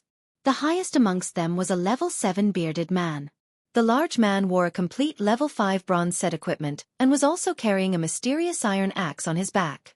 One glance at the man was enough to tell that the man's strength was not to be trifled with. As for the other players, they were all at level 6, each wearing complete bronze set equipment, and none of them looking to have a simple background. Noticing Shifeng walking over, these players all discovered that Shifeng was surprisingly at level 7, the same level as the bearded man beside them. However, the silvery white, delicate set equipment worn by Shifeng faintly gave off a chilling and heavy pressure. Although it was a bronze set equipment, a single look at it and anyone could tell that it was not just any ordinary set equipment. Moreover, there were even individual pieces of secret silver ranked equipment. Although they could not tell what rank the black sword hanging around Shifeng's waist was at, the other sword gave off the glow of a secret silver equipment. Compared to the bearded man, Shifeng was obviously much more powerful, and the players present immediately started having notions of befriending him. This one is Lonely Goose of the Moon Temple. Fellow friend, I have never seen you around before. Is this your first time visiting Blackwing City? A gentle scholarly-looking, level 6 swordsman walked up and asked Shifeng after arriving at Blackwing City. Shifeng did not disguise his equipment, leaving them in their original appearance. He had only altered his own facial appearance, turning it into the appearance of the middle-aged man, Black Flame. That way, nobody would be able to recognize him as Yi Feng. Hearing this scholarly person introduce himself, Shifeng could not help but size up this man called Lonely Goose. Chapter 115. Egoistic Blade. The Moon Temple was a very well-known guild in God's domain. However, their area of influence was not situated in Star Moon Kingdom, but instead, the Tulip Empire. The competition between guilds there was much more intense compared to Star Moon Kingdom. Meanwhile, the Moon Temple was one of the top few guilds in Tulip Empire. Compared to Ouroboros, they were much stronger. The scholarly Lonely Goose in front of Shifeng right now was also a famous top-tier swordsman. It would be advantageous to Shifeng if he befriended such a person. Hello. Shifeng nodded his head, giving others a taciturn feeling. Aside from Lonely Goose, several more players came up and introduced themselves to Shifeng. They all wished to befriend him. After all, an additional friend meant an additional path they could have in the future. It was especially true for the top-tier experts that could arrive at Blackwing City. As to whether they would become enemies in the future, the possibility of such a situation happening was low. As for the reason to such a conclusion, up till now, the group of them had yet to see a top-tier expert belonging to the same country as them in Blackwing City. Also, every country was very far apart from each other, and countries coming in touch with each other would be a matter in the far future. On the other hand, if they could become friends and have a cooperative relationship, then it would be beneficial to both sides. This was also one of the hidden benefits of Blackwing City. The bearded man swept a glance at Shifeng, discovering that Shifeng's level was actually the same as his own. Being able to reach level 7 was an achievement of which he was extremely proud. However, now that he realized he was the same level as an independent player, he immediately felt a sense of provocation. In addition to the other players trying to befriend Shifeng, the bearded man snorted, "Humph, he's just an independent player. What is the point in trying to curry favor with him?" With the bearded man's words, the entire atmosphere in the auction house became tense. Playing the part of the friendly guy, Lonely Goose said with a smile, "Brother Egoistic Blade, not everyone can easily come to Blackwing City. Is there a need for such a cold treatment? If we can all get along with each other, it would be a great benefit for all of us in the future." Help! Just based on the luck of an independent player, how would he be able to mutually cooperate with us? How can he be of any help to us? The disdain in the bearded man's words kept on growing. The man then flaunted the guild emblem on his chest, the words, "Bloodthirsty War God," written on the emblem. The emblem was silver in color, signifying that the bearded man was at the rank of an elder within the guild. Bloodthirsty War God was one of the top 3 first-rate guilds in Black Dragon Empire. Bloodthirsty War God was a long-established guild, its lengthy history tracing back at least 60 years ago. At that time, not even Shifeng's parents had been born yet. Looking at Egoistic Blade behaving so, even Lonely Goose felt helpless about it. He then looked at Shifeng apologizing, "Truly sorry. Brother Egoistic Blade doesn't usually behave this way. Maybe he is in a bad mood today. This should be Brother Black Flame's first time coming to the Blackwing auction house, right? You've come at a good time. Today just happens to be a day where the Blackwing auction house is holding an auction. However, if you wish to participate in the auction, you need to purchase a Blackwing insignia that costs 2 gold coins. You will only be allowed entry if you possess the Blackwing insignia. Furthermore, the players who possess the Blackwing insignia can bring along 2 more players with them. How about Brother Black Flame, let me bring you into the auction? You could save a big expenditure that way. As Shurfeng was about to voice his rejection, Egoistic Blade sneered. A beggar that can't even afford a Blackwing insignia, what right do you have to come along with us? I only have one thing to say. I don't wish to be together with this little bastard. If you all wish to form an alliance, it's either me or him. You guys make your choice. Either he goes, or I go. Egoistic Blade had the bloodthirsty war god serving as his background, while Shurfeng had nothing he could rely on. Egoistic Blade was extremely confident that Lonely Goose and the others would choose him without even the need to think. Only when the strong cooperate with each other would they be able to bring out the greatest benefits. If they were to cooperate with an independent player, who could guarantee that, after this person's entry ticket to Blackwing City had been used up, he would still be able to return to Blackwing City. Meanwhile, Egoistic Blade had a first-rate guild supporting him. It would be tens of thousands of times easier for him to obtain another pass to Blackwing City when compared to a mere independent player. If Shurfeng did not even possess the ability to frequently visit Blackwing City, how would he be able to guarantee a mutual cooperation? Brother Egoistic Blade, must you do so? Lonely Goose and the others could not help but have a headache as they tried to mediate the situation. They only wished to mutually profit from each other. Yet, Egoistic Blade had created such a situation and had even spoken such words. If they chose to accept Shurfeng into their group, then Egoistic Blade would definitely feel humiliated. However, if they accepted Egoistic Blade, then Shurfeng would naturally leave feeling angry and as though he had been crossed on one side, it was a first-rate guild. On the other, it was an independent player. The situation left everyone in a state of distress. What are you all hesitating about? Is it such a hard decision to make? I have the bloodthirsty war god backing me. The information and resources I have at my disposal far exceed what any of you can imagine. If you all do not wish to cooperate, then I can simply look for some other guilds to cooperate with. No matter what, I don't wish to see an independent player within our alliance group. Egoistic Blade looked at Lonely Goose and the others, saying in an extremely displeased manner. Shurfeng watched Egoistic Blade's extremely stubborn behavior as if the world revolved solely around him alone. The man was even using the influence of his background in order to chase Shurfeng out of the group. Although Lonely Goose and the others had clearly come up to Shurfeng on their own accord, they now showed signs of hesitation. Seeing this situation, Shurfeng sneered. Since I'm just an independent player, I won't trouble you any longer, Brother Lonely Goose. People who walk different paths cannot make plans together. Let us go our separate ways from now on. Finished saying so, Shurfeng walked towards the entrance of the auction house. Looking at Shurfeng walking away in a huff, Lonely Snow and the others could do nothing but drop the subject. After all, Shurfeng was but an independent player. Although he was an expert, he would not be able to bring them much benefit. A mere independent player wishes to have the same standing as us?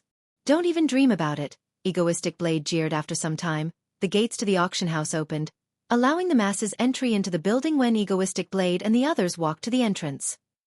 I'm sorry, sir, but you are not allowed to enter. A knight blocked Egoistic Blade and the others. Lord Knight, all of us possesses the Blackwing insignia. Lonely Goose pointed towards the insignia on his chest, saying the auction held today is the VIP auction. Commoners are not allowed entry. The normal auction will only be held next week, so please come back again at that time, the knight explained. Egoistic Blade then pointed at Shurfeng, who was currently walking into the auction house, moodily saying, Lord Knight, then what right does that person have to enter? He doesn't even have a Blackwing insignia on him. It won't be good if you do something like that, right? The knight became extremely displeased by Egoistic Blade's attitude. However, he still looked along the direction Egoistic Blade pointed to, discovering the Lord Demon Hunter, Shurfeng. The knight then swept his gaze at Egoistic Blade and the others, saying in disdain, just based on you commoners, you all wish to have the same standing as the Lord Demon Hunter? Be smart and get lost quickly.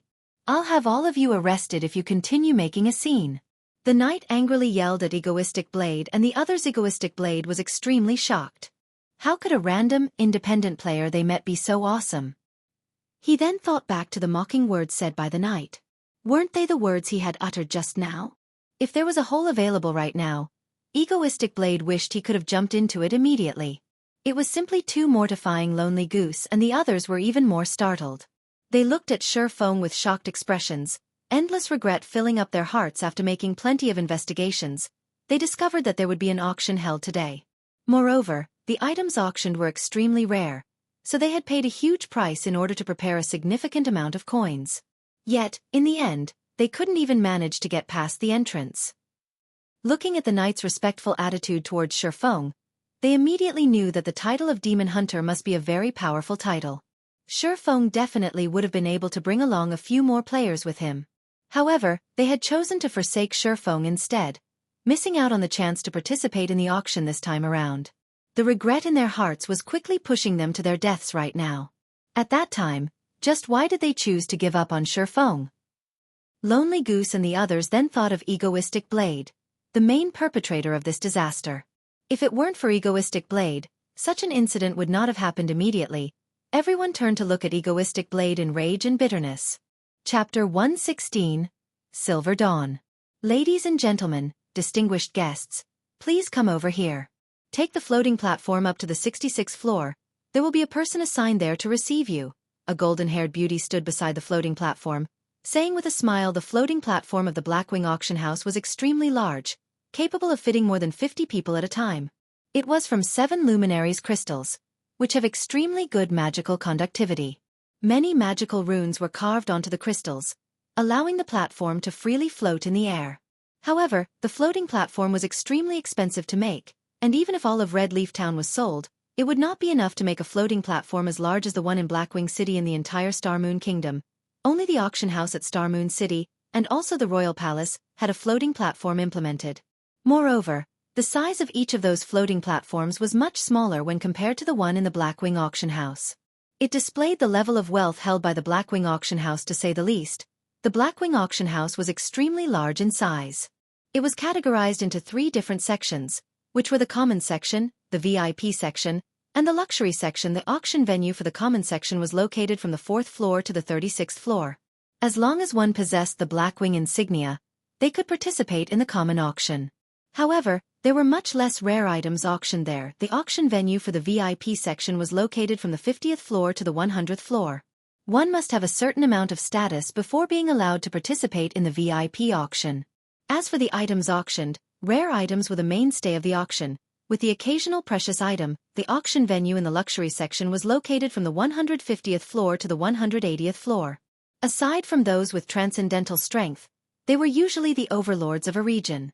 For example, the characters at the pinnacle of Star Moon Kingdom in Feng's previous life. After he became a Tier 3 Sword King, he obtained a relatively good title, allowing him the fortune of entering the VIP section. As for the luxury section, only the guild leaders and vice leaders of first-rate guilds had the right to enter this area. The pinnacle players who had reached Tier 5 in their jobs were also allowed in this area. As to what items were sold at the luxury auction, Feng had no information about them whatsoever. It was a secret only known to the tyrants and pinnacle players of God's domain. Feng arrived at the auction venue on the 66th floor. The entire venue was about the size of a single football field, and at this moment, it was completely packed with people. These people were all NPCs with the status of nobles or above, and it was an extremely difficult task for players who wished to compete for items with these NPCs. These NPCs were here specifically to prevent players from easily winning a bid without any competition. Frankly speaking, the NPCs were just props at the auction venue.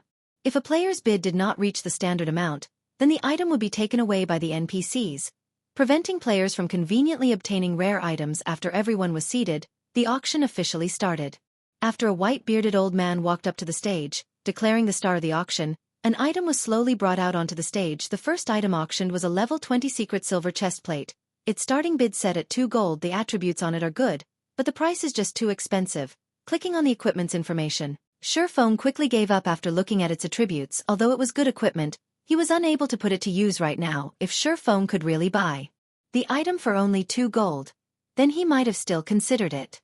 However, after a bout of bidding from the NPCs, the price of the equipment had already soared to 7 gold. If he were to sell the chestplate to a first-rate guild, he could not possibly obtain 7 gold for it. At most, he could sell it for 3 to 4 gold. After all, to the average players right now, even copper coins were considered a precious commodity, not to mention gold coins, after which, piece after piece of secret silver equipment was brought out. There was even fine gold equipment being auctioned. However, not a single piece managed to attract Shifeng's attraction. The reason was simple. All of them were just too expensive. If the average level of players reached around level 20, then the prices of equipment would become much cheaper. However, God's Domain had started its operation only recently, so most players were still around level 4. Where would these players find that much money? Half an hour later, the equipment phase of the auction finally ended, and the auction for other items began. The following item being auctioned is a weapon forging design. This forging design is a fine work of Master Korean, and the bid for it will start at 3 gold coins. Immediately, Shifeng's interest was roused. He then clicked to check on the item's information. Silver Dawn Forging Design, Secret Silver Rank, One-Handed Sword. Level 10. Seeing that it was Secret Silver ranked, Shifeng knew that his luck had come. Moreover, the Silver Dawn was a level 10 weapon. It was absolutely something that he needed the most. The Abyssal Blade also needed 10 level 10 secret silver weapons to level up. With this forging design, that problem would easily be handled. However, besides Shifeng, there were still a few other forgers who participated in the bid. After all, a secret silver forging design was extremely rare. With that, the bidding for the forging design quickly started. Within moments, the bidding price had already reached 6 gold. Shifeng gritted his teeth, shouting, 7 gold. 7 gold 30 silvers. 7 gold 50 silvers. 8 gold. With the crazed bidding from the NPCs, the price for the Silver Dawn steadily rose. Crap. I bid 15 gold. Seeing that the price has reached 13 gold, Shifeng immediately raised it by 2 gold, showing his determination, and shaking the composure of these NPCs. If the price continued to rise, even Shifeng would not be able to stomach it. After all, he only had slightly more than 20 gold coins remaining. 16 gold. The original worth of this forging design was around 15 gold coins. Shifeng did not think that the NPCs would still compete. 17 gold. Shifeng made his decision. If the NPC forgers were to bid once more, he would immediately bid 20 gold for it. At that point, if it was still no good, then he could only consider himself as unlucky. Finally, the NPC forgers shook their heads at this price, no longer competing in the bid. Congratulations to Mr. Black Flame for winning Master Korean's Silver Dawn forging design. The white-bearded old man clapped his hands, congratulating Shifeng. After receiving the forging design, Shifeng let loose a sigh of relief. At the very least, he did not waste a trip to the auction house this time. As for the 17 gold he had spent, sooner or later, he would be able to get it all back through the Silver Dawn. After auctioning off the forging design, the white-bearded old man continued, the next item is a super rare skill for melee jobs. The bid starts at 5 gold coins. Thunder Flame Explosion. Action type. Requires melee weapon. Causes 200 base damage, and additional flame and thunder damage to enemies within a 5-yard radius. Enemies struck will be placed in a fainted state for 4 seconds cooldown. 45 seconds. Shifeng's eyes shone after seeing this item. Thunder Flame Explosion was definitely a super skill for melee jobs and was one of the most precious items in this auction. What to do? I don't have enough money right now. Shifeng greatly desired this skill book. However, the starting bid for it was already at 5 gold. At the very least, the final price for it would be 20 gold or above. While Shifeng was in silent contemplation, the price for the skill book had already risen to 10 gold. Compared to the Silver Dawn, the bidding for the skill book was even more fiery. Shifeng had no choice but to call out the interface for the virtual trade center, canceling the remaining gold coins he had registered. Thank God. Shifeng let loose a breath as he discovered that there was still 23 gold remaining out of the 30 gold he had registered. In addition to the coins he had on hand right now, it just barely totaled over 30 gold. Such an amount should be sufficient to purchase this Thunder Flame Explosion. 20 gold. Shifeng shouted 20 gold. Mr. Black Flame has bid 20 gold. Is there anyone else interested in bidding? This is the only precious item in the auction this time around. Everyone should not miss this chance to obtain it. Shifeng could not help but send a disdainful glare at this old man. 21 gold. Since it is a precious item, then it definitely won't be anything simple. I bid 24 gold. A tier 2 swordsman pleasingly Sadie bid 26 gold. A tier 3 shadower yelled. The majority of the NPCs present in this auction consisted of melee jobs. Hence, the competition for the skill book was extraordinarily intense. Moreover, the higher-tiered NPCs were all filthy rich. Just by doing a simple quest, they would be able to obtain compensation of several gold coins, so their rate of income was extremely quick. If Shifeng did not earn a lot previously, he stood absolutely no chance at competing with these high-tiered NPCs. Looking at these high-tiered NPCs, he found each one of them was more powerful than the other. There was even a Tier 4 NPC placing a bid for the skill book, seeing as the price was about to reach Shifeng's bottom line. 30 gold. Shifeng placed his final bid. He would either succeed or die trying. Chapter 117. Aqua rose. With Shifeng's bid of 30 gold coins, the price of the skill book was greatly increased. A few Tier 2 NPCs shook their heads at this sight, giving up the bid, one after another. Although this skill book was good, its price was simply too high. Just as Shifeng was about to relax. 35 gold. A resonant voice resounded throughout the entire auction venue. Shifeng turned his head to look at the source of the voice, nearly cursing out loud as he found the voice's originator. The person who yelled out the bid was actually not an NPC with a melee job, but a Tier 4 female wizard. Magicians were always the richest individuals in God's domain. To a Tier 4 wizard, they only need carry out a single magical research to earn 30 to 50 gold coins. How unfortunate. Shifeng shook his head, no longer competing for the skill book. He only had slightly over 30 gold coins. He couldn't compete for it even if he wanted to.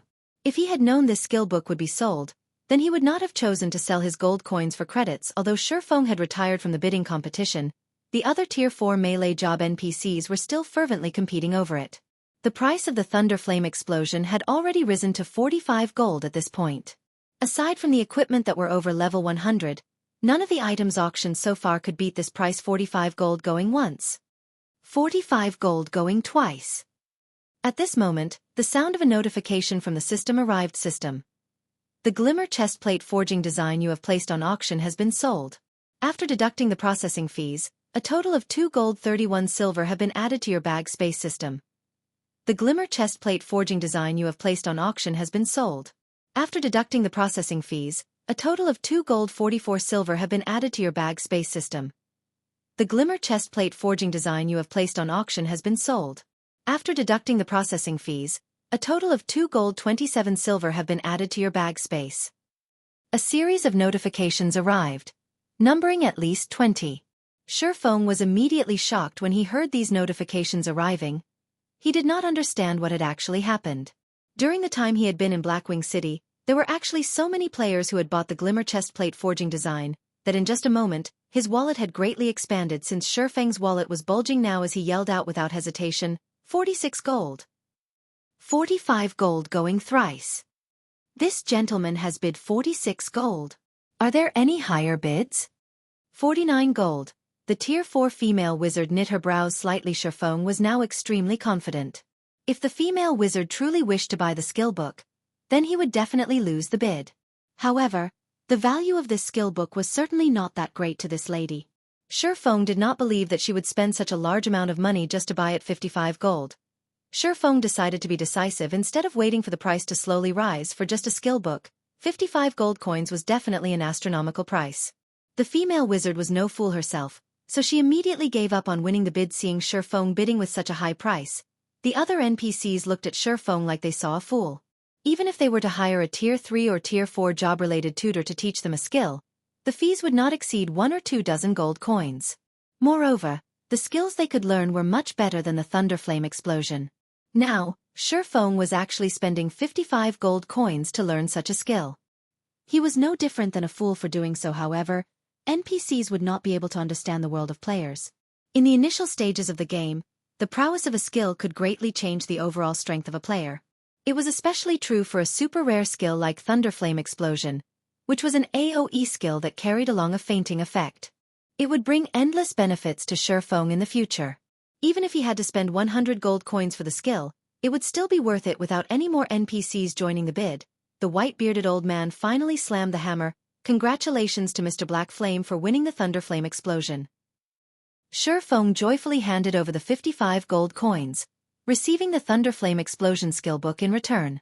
He then immediately learned the skill. Thunderflame Explosion was a godly skill for grinding monsters and PK in the early stages of the game. With the skill in hand, Shifeng had thought of several more ways to grind monsters. Following this, the auction went on for another hour or so before ending. However, None of the items that appeared were the ones Shifeng needed right now. Moreover, every one of those items was auctioned off at prices of over 100 gold. The final item to appear was even an epic ranked item.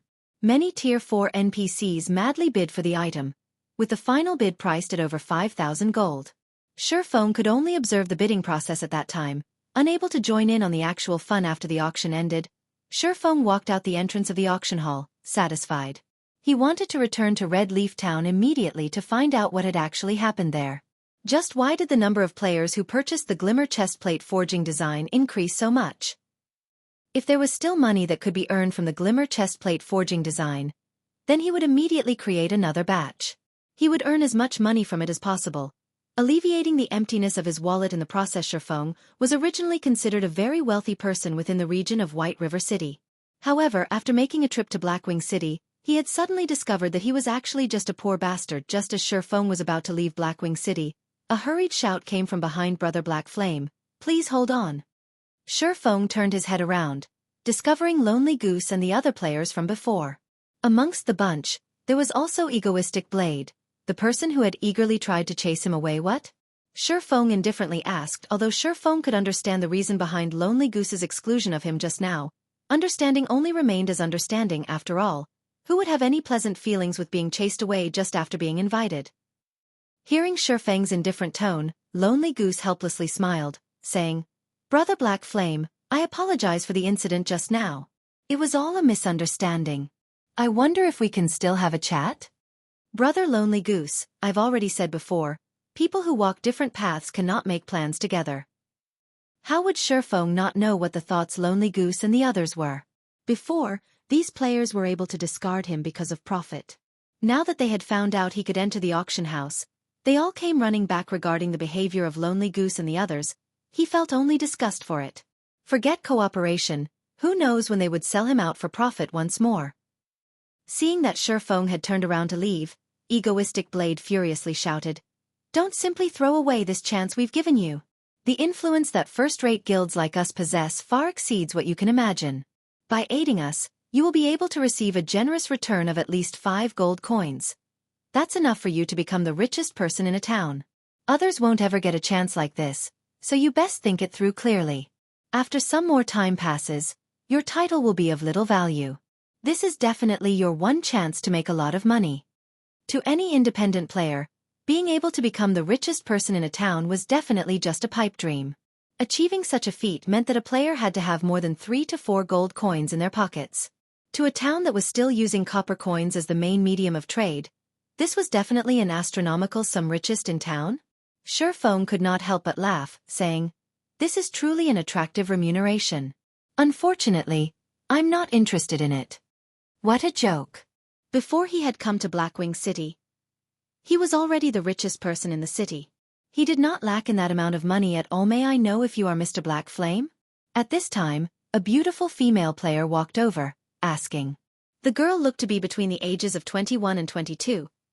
Her appearance extremely beautiful, and her body garbed in a gorgeous purple robe. The girl had her lips pursed, her eyes squinted into a smile as she looked at Shifeng. On her delicate white cheeks, a tinge of blush could be seen as she smiled at Shifeng, further increasing her charms. "That's right, and you are?" Shifeng was not familiar with this girl before him. However, seeing that she was a level 7 cursemancer and she wore a complete mysterious iron set equipment, it would seem that her strength was definitely out of the ordinary. "Hello, you can call me Aqua Rose. We previously met inside the auction venue, but you might have missed me there," the elegant girl named Aqua Rose said with a smile. Hearing the girl's self-introduction, Shifeng was greatly shocked. One of the top 10 ranking cursemancers in God's domain, the Tier 6 curse god, Aqua Rose. Shifeng was actually able to meet her at this place in Shifeng's previous life. Aqua Rose's fame was much greater than the cleric god, Violet Cloden. "Were you at the auction just now?" Shifeng was startled. It should be known that, in order to enter the VIP section's auction venue, one required a certain amount of status. Shifeng was only fortunate to have obtained the Demon Hunter title after doing the first phase of an epic quest. Naturally can't compare to Mr. Black Flame. "I was only in there to take a look, unlike you, Mr. Black Flame, spending 55 gold just to buy a single skill book," Aqua Rose sighed, saying, "Hence, I am representing Twilight Echo to seek cooperation with you.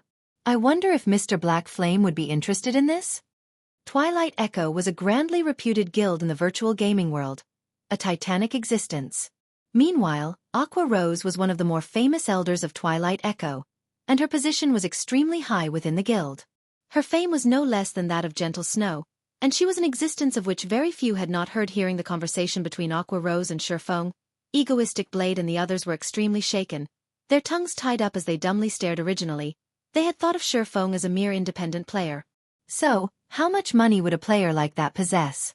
If they were to give him 5 gold coins, he would definitely be deeply grateful to them. Yet, from Aqua Rose's words, Shifeng had actually spent 55 gold just to buy a single skill book. Even if they added up all the money they possessed, such an amount was still more than double theirs. Just who was this Shifeng actually?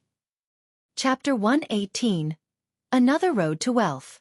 Receiving Aqua Rose's invitation, Shifeng nodded his head in agreement. In any case, he was bound to have to cooperate with the large guilds in Blackwing City.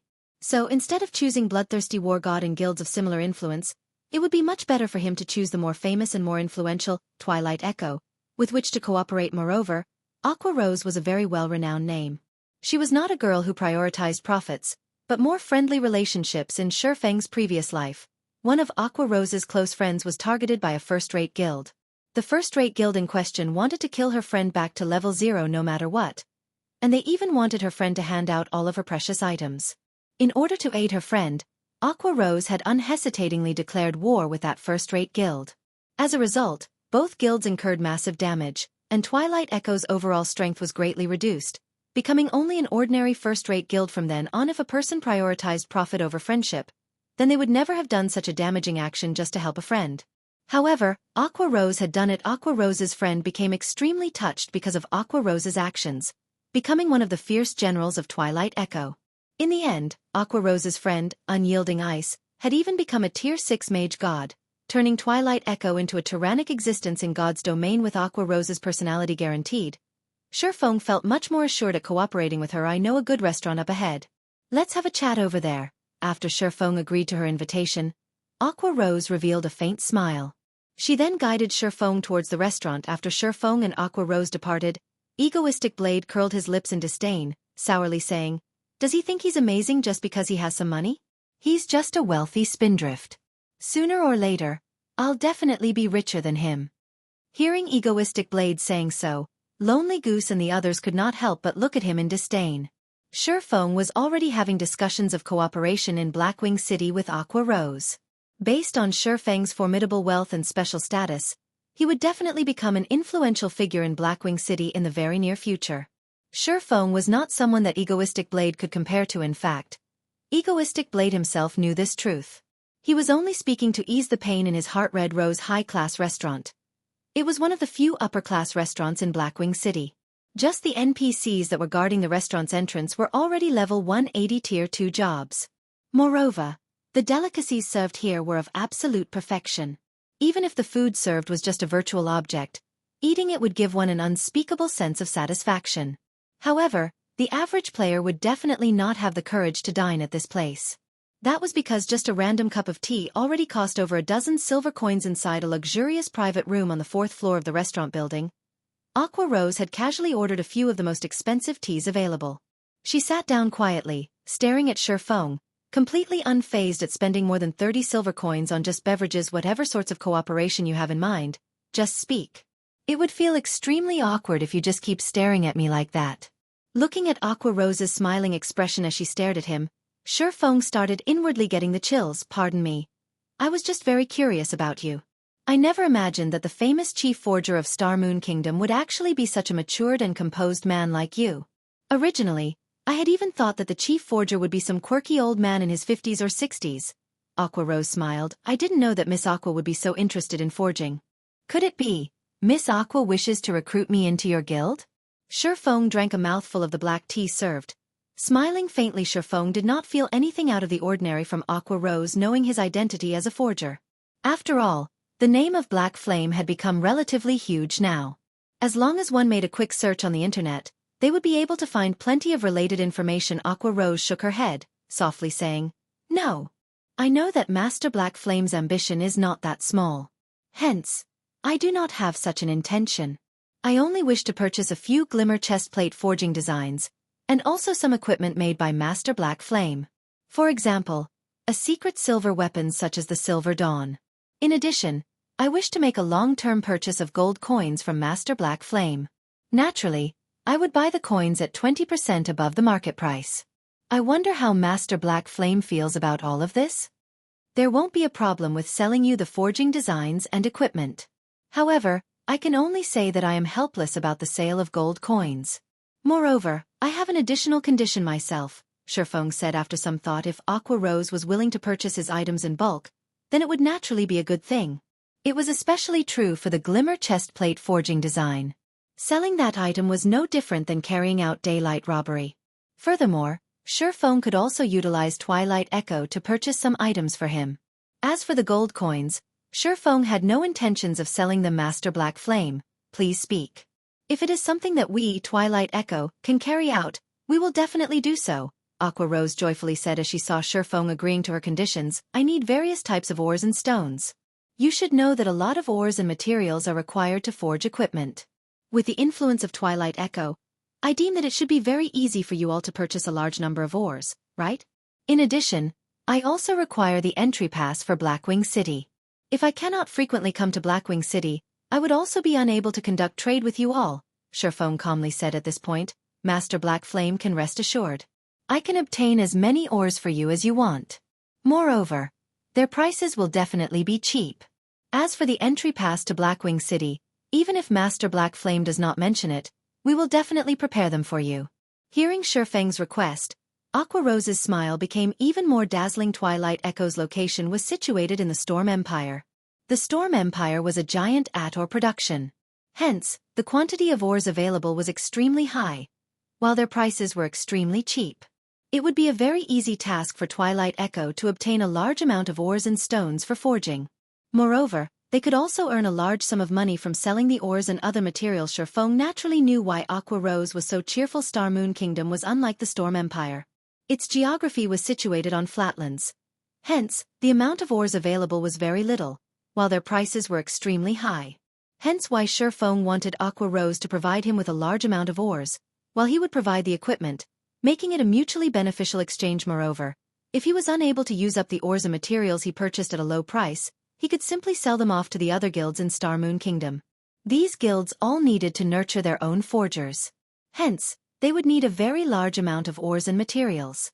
Shifeng would not have to worry about looking for a buyer at all. Shifeng did not imagine that, just by making a single trip to Blackwing City, he would obtain both the items he wanted, and also another road to wealth. Let's trade the forging designs first, then. As for the other equipment and materials, we will trade them on another day. How about 2 days later? Shifeng's heart was constantly filled with thoughts regarding the fellowship party of Jianghu University. It was only a few days before the fellowship party would be held. With his forging skills, if he were to put all his efforts into forging equipment in these 2 days, he should be able to make a large sum of money. If he took the chance to sell off ores as well, he would make even more money. If his luck was good, he might be able to obtain a good harvest from the fellowship party. Master Black Flame, you too should know that God's Domain has only recently started its operation, so every guild is slightly tight on gold coins. Can we perhaps conduct the trade with both gold coins and credits? If we can conduct the trade in this way, Master Black Flame, I will purchase as many Glimmer chestplate forging designs as you possess, Aqua Rose said in a slightly embarrassed tone. Oh dear. Shifeng pretended to sigh, showing a troubled expression. Seeing this, Aqua Rose became slightly panicked. Right now, every large guild was tight on gold coins, and though they wished to purchase them in bulk, it was an extremely difficult task. After all, God's Domain only acknowledged coins, not credits.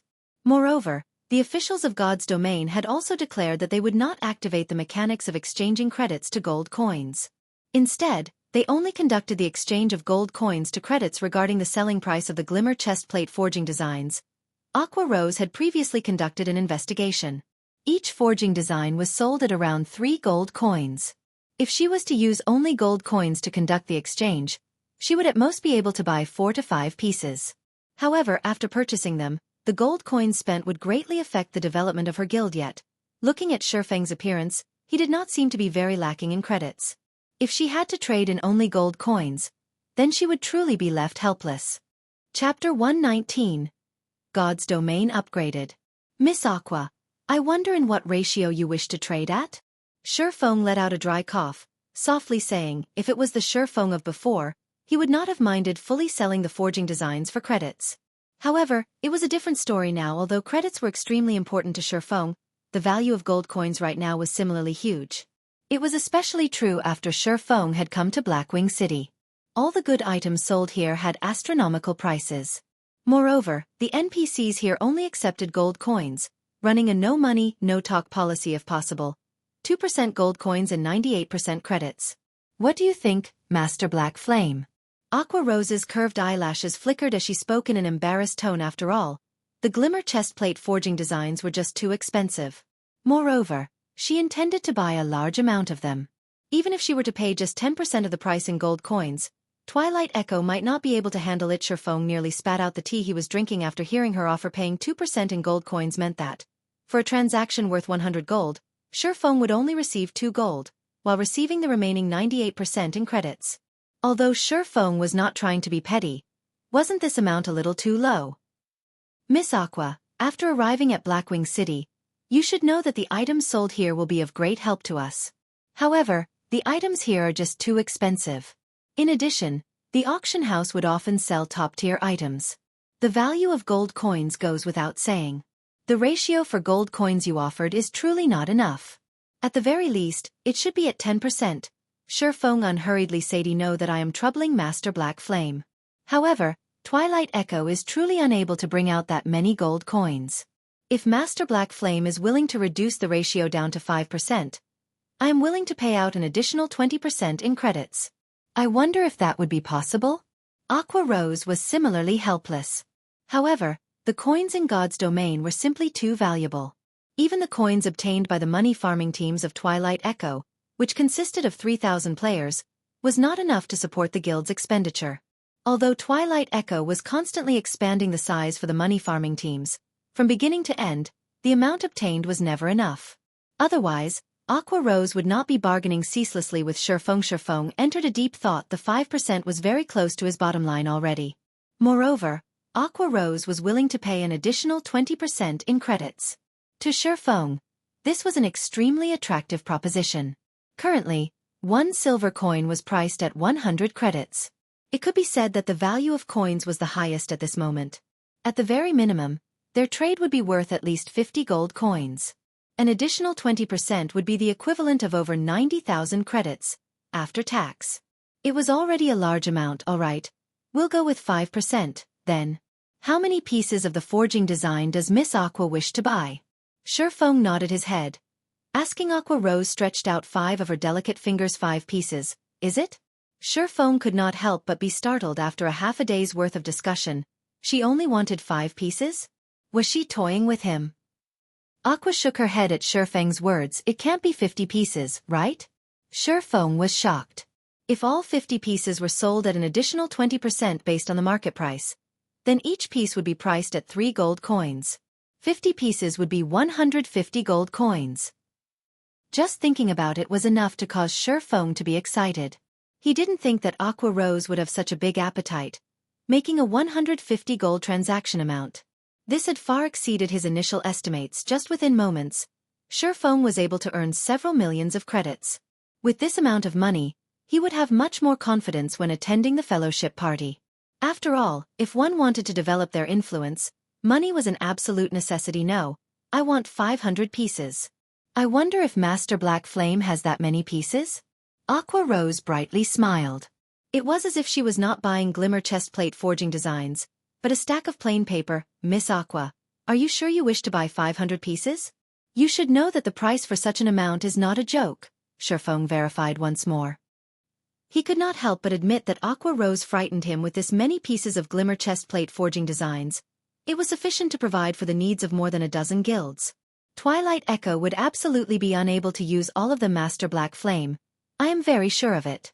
However, with such a large transaction, I too have an additional condition, Aqua Rose said with a mysterious smile. Speak, Shurfeng said. Within Blackwing City, your glimmer chestplate forging designs are only allowed to be sold to us, Twilight Echo. Moreover, with such a large transaction, even if only 5% of it would be traded in gold coins, that would still be 75 gold coins. I can only pay all these gold coins in installments. Of course, the first payment would be 10 gold coins. Afterward, I will make sure to pay off the debt within a month. I wonder if you can be satisfied with that? Aqua Rose said after hearing Aqua Rose speak. Shifeng immediately understood her intentions. This girl intended to purchase his glimmer chestplate forging designs to resell them to the other guilds. That way, she too would be able to earn a ton. Shifeng similarly understood the reason for Aqua Rose's sincerity. Furthermore, he was not a petty person himself. He immediately said in a generous tone, "All right, and since you are buying that many pieces, you only need to pay 10 gold coins. The remainder you can just pay it all off in credits." It would be fine as long as he could sell off the glimmer chestplate forging designs. As for who he sold them to, it did not matter that much. He wouldn't be envious of Aqua Rose either. Aqua Rose's connections were much wider than his own. Being able to sell that many pieces of the forging designs, and at an even higher price, would all be due to Aqua Rose's own ability. On the other hand, Shifeng did not possess such an ability, so why should he bother himself with these matters? He would be satisfied as long as he could earn all the money possible for him to earn from the forging designs, following which, Shifeng searched for a lounge, spending more than 2 hours in it to make over 600 pieces of glimmer chestplate forging designs. Yet, even after making so many of them, his cost did not even exceed 2 silver coins. This way of earning money was literally quicker than robbing an NPC bank. Shifeng passed 500 pieces of the forging designs to Aqua Rose, receiving 10 gold coins in return. At the same time, Aqua Rose immediately deposited 17.88 million credits into Shifeng's account. In addition to the credits Shifeng earned previously, he now had over 18 million credits in his bank account. Shifeng had become a millionaire within an instant. Shifeng nearly fainted from the rush of joy he felt originally. Shifeng had thought that it would be fortunate if he was able to earn a few million credits in the following few days. Now, however, he had earned nearly 18 million credits in an instant. In a few more days, that amount might even rise to 20 million. Although it was not enough to put him on the same level as the young masters of large corporations, it was still enough for him to compete with Shadow at the fellowship party.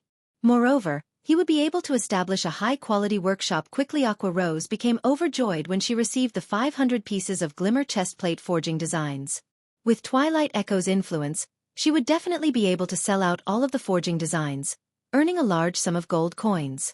The speed at which she earned gold coins would be several hundred times faster than that of the money farming teams. With this many gold coins, the development of the guild would definitely rise greatly. Who would be able to compete with Twilight Echo from then on?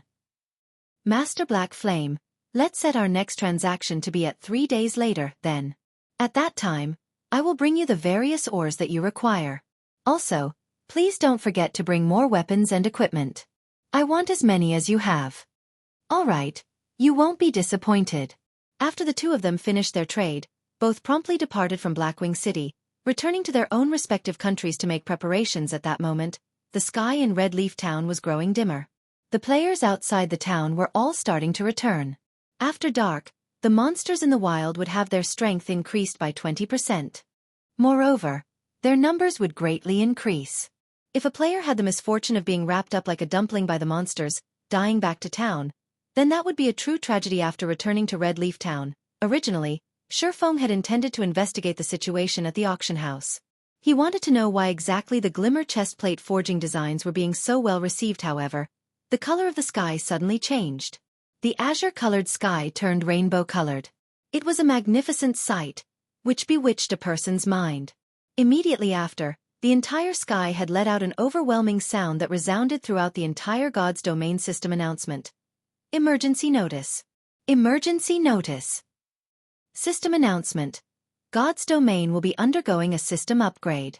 The system upgrade will require 12 real-life hours. May all players please log out of the game within 10 minutes. System announcement. God's Domain will be undergoing a system upgrade. The system upgrade will require 12 real-life hours. May all players please log out of the game within 10 minutes. System announcement. God's Domain will be undergoing a system upgrade. The system upgrade will require 12 real-life hours. May all players please log out of the game within 10 minutes. A series of 4 consecutive system announcements resounded throughout the entirety of God's Domain. Countless players were shaken by the sight and sound coming from the sky, all of them starting a discussion over it. They did not understand just what had happened to God's Domain. Why was there a need for such a sudden upgrade to the system? Just what is happening here? Why is God's domain evolving so quickly? Shifeng's brows creased into a bundle after hearing the system announcement. According to his memories, God's domain's first upgrade would only happen at least a month later. Right now, God's domain evolving was bad news to Shifeng. Chapter 120. Evolution. Once the system announcement ended, every single player began looking for a safe location, preparing to log out of the game. Although many players held resentment towards the system upgrade, God's domain was quickly entering nighttime. Even if they stayed in the game, they would not be able to do much. The only things they could do were to trade off the day's harvest or chat with their companions. Enjoying their time, Shifeng took this chance to immediately run towards the auction house of Red Leaf Town, clearing out items such ore, herbs, and various other materials. As long as they were rare materials, Shifeng bought them all. After purchasing all the items he could and filling his bag up completely, Shifeng ran towards the bank, intending to return to the auction house once more to do more shopping. Unfortunately, the system notified him that he only had 3 minutes remaining to log out. He would not have enough time to make a return trip from the bank. I only managed to buy this many. Shifeng looked at the time, releasing a helpless sigh. Fortunately, he had obtained quite a number of gold coins from the trade just now, allowing him to purchase materials worth more than a dozen gold coins. Soon after, Shifeng headed to the hotel, preparing to log out. On his way, he met many players who were uncontrollably excited over the system upgrade that was to come. They all started a discussion amongst themselves, anticipating the benefits that would come with this system upgrade. Shifeng only wanted to chuckle at them due to their anticipation. Without a doubt, there would be benefits from the evolution of God's domain. However, many would be unexpected. After arriving at the hotel, Shifeng paid a fee of 10 coppers to rest for a day. Meanwhile, the other players noticed Shifeng was extravagantly spending 10 copper coins to rent a room. They could only obtain such an amount after putting their all into grinding monsters for 5 to 6 hours. Such spending was simply too wasteful. However, when they saw that Shifeng had already reached level 7, none of them dared comment on his actions. A level 7 player was definitely a character at the apex of Red Leaf Town. If they accidentally provoked Shifeng, it would not be an impossible matter for them to die back to level 0. After all, these sorts of incidents often occurred in Red Leaf Town. These players could only inwardly look at Shifeng in disdain. One could be quite capricious when one was rich. Shifeng only minded himself as he entered one of the guest rooms, paying no heed to those other players. He would not bother explaining to those players the reason why he chose to rent a room and not just log out of the game from a random location. As the morning sun rose, Shifeng got up from his bed, removing the advanced gaming helmet from his head. It was 8 o'clock in the morning, just in time to start his usual morning training. At that moment, Shifeng's phone rang, the caller ID showing it was Blackie calling him. Blackie, did something happen? Shifeng answered the call, asking curiously. Normally, Blackie would not take the initiative to contact him unless it was an urgent matter. Brother Feng, something big has happened. Quick, turn on your TV. Right now, the news channels are showing it right now. Almost every TV channel is showing it. Blackie said with ragged breaths, his tone greatly excited. If Shifeng was unfamiliar with Blackie, he might have thought Blackie had been doing some sort of extreme exercise. Shifeng turned on the old and small TV in his broken-down apartment. He then switched the channels, discovering that every TV channel was interrupted by the same news report. Today at 5 a.m. The top 1,000 largest global corporations all announced their decision to invest in God's domain. They wish to improve the development of the virtual economy further. At the same time, each of these corporations will all be establishing their own God's domain workshops. As for the latest report on God's domain, according to official statistics, all the vendors selling the God's domain virtual gaming helmets were flooded with customers within the short 3 hours since the announcement. This is all due to the corporations across the globe investing in the game. As a result, the player population of God's domain suddenly increased by over 800 million users. At the same time, the current player population was boosted to 1.8 billion users, breaking the world record for the number of players of any virtual reality game. Various news constantly played on the television. The news reports were advertising the idea of making God's domain a second world for mankind, encouraging everyone to experience the game. Also, to further advance the data collection by the main God system, further completing God's domain, the price of the basic virtual reality helmets reduced from 8,000 credits to 4,000 credits. As for the price of advanced virtual reality helmets and virtual gaming cabins, those remained unchanged. That was fast. Shifeng revealed a faint smile after listening to these reports. However, he was not shocked by them, though. The report arrived slightly earlier than he expected in Shifeng's previous life. These reports only surfaced after 10 days of God's Domain's operation. Due to these large corporations investing themselves in God's Domain, virtual reality games began receiving an extensive range of attention. The entire virtual gaming world similarly burned like a raging inferno, and the previously retired gaming experts all joined God's Domain. Moreover, the few remaining popular virtual reality games were forced to shut down due to the popularity of God's Domain. As a result, all the affected gamers transferred to God's Domain, instantly causing the game's player population to explode. The competition within the game similarly grew fiercer. All virtual reality games had a definite similarity with each other. Limited resources. If the original population of a single town suddenly grew from several thousand to over 10,000, the number of players competing over the available resources greatly increased. Naturally, the prices of items would also greatly increase, so that's why realization suddenly struck Shifeng. Was no wonder why the number of people buying the Glimmer chestplate forging designs had increased. It turned out that it was all due to these large corporations investing in the game and the additional 800 million new players joining the game. These players were all level 0. So naturally, their need for equipment was intense. They would not hesitate to buy the Glimmer chestplate forging designs, forging a large amount of Glimmer chestplates and earning a lot of money. What a shame. These new players came at such a bad time. Shifeng pitied the players who had just joined God's Domain. The timing they chose to join was just too unfortunate. Of all the times they could have chosen, they chose to join immediately after God's Domain had its first evolution.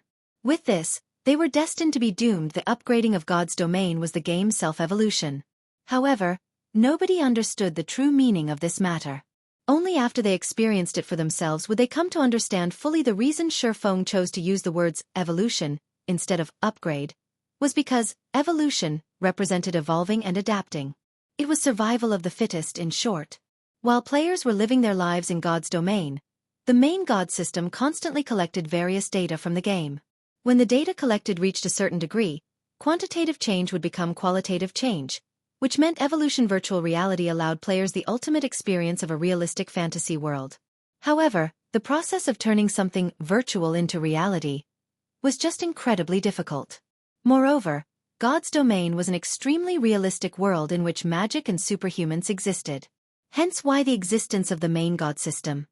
The system's purpose was to turn God's Domain into an even more realistic world, constantly perfecting and evolving God's Domain. Shifeng felt the main perpetrator for hastening the evolution should be himself. His reason that, in his previous life, the Hell mode of the team dungeon was cleared exactly a month after God's Domain's opening, with the upgrade following soon after.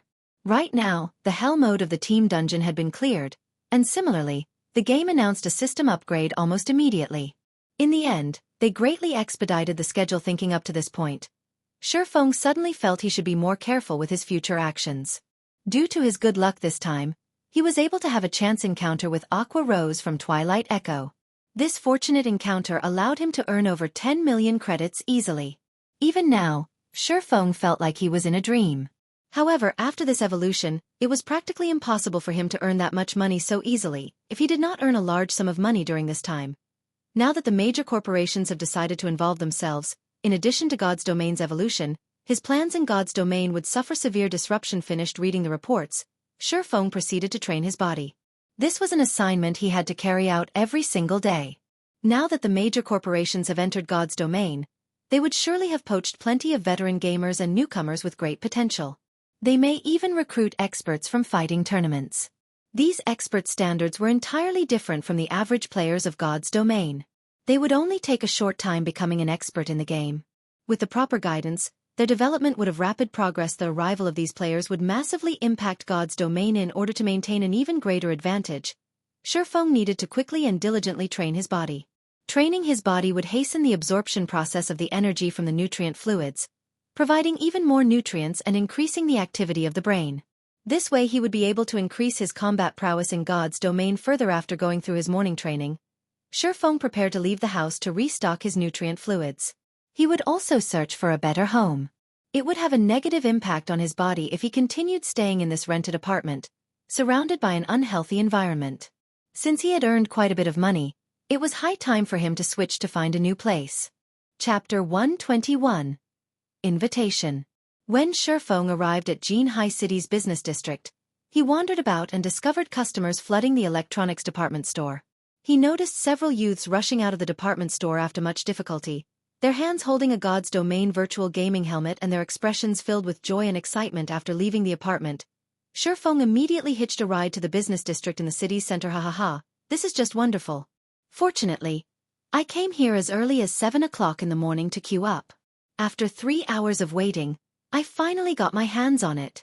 From today onwards, I will be fighting for my future in God's domain. The lean youth wearing a blue t-shirt laughed loudly as he grasped the helmet. Do you need me to carry you guys? I have a friend who has been playing God's domain since the game started. Right now, he is already a level 4. As long as we have him to help us, we'll definitely level quickly. If we're lucky, we might even be able to have him carry us. Another curly-haired youth proudly proclaimed. Really? Then it's a promise. Our futures will be in your hands from now on. As for your lunches at the university, we'll pay them for you. Leave it to me. He and I are close brothers. When these youths heard there was an expert willing to give them pointers and carry them, they were all incredibly excited. They fantasized about their beautiful futures with the many global corporations fiercely investing in God's domain. In addition to the many news reports about it, the common folk all discovered a new way to make money. These large corporations would easily offer a gaming expert a high salary. So much so that, for some of the veteran and expert players, the annual salaries would reach as high as 3 million credits. This was an unimaginable figure when considering the virtual reality games of the past. Previously, those with an annual salary in the millions just from gaming were godlike players standing at the apex. Now, however, even retired experts could receive an annual salary of 3 million credits. Meanwhile, the current trending top-tier experts could receive an annual salary of up to 8 million credits according to Shifeng's knowledge. The annual salary of the guild leader of Ouroboros did not even exceed 6 million credits, while Gentle Snow's annual salary was only 4 million credits.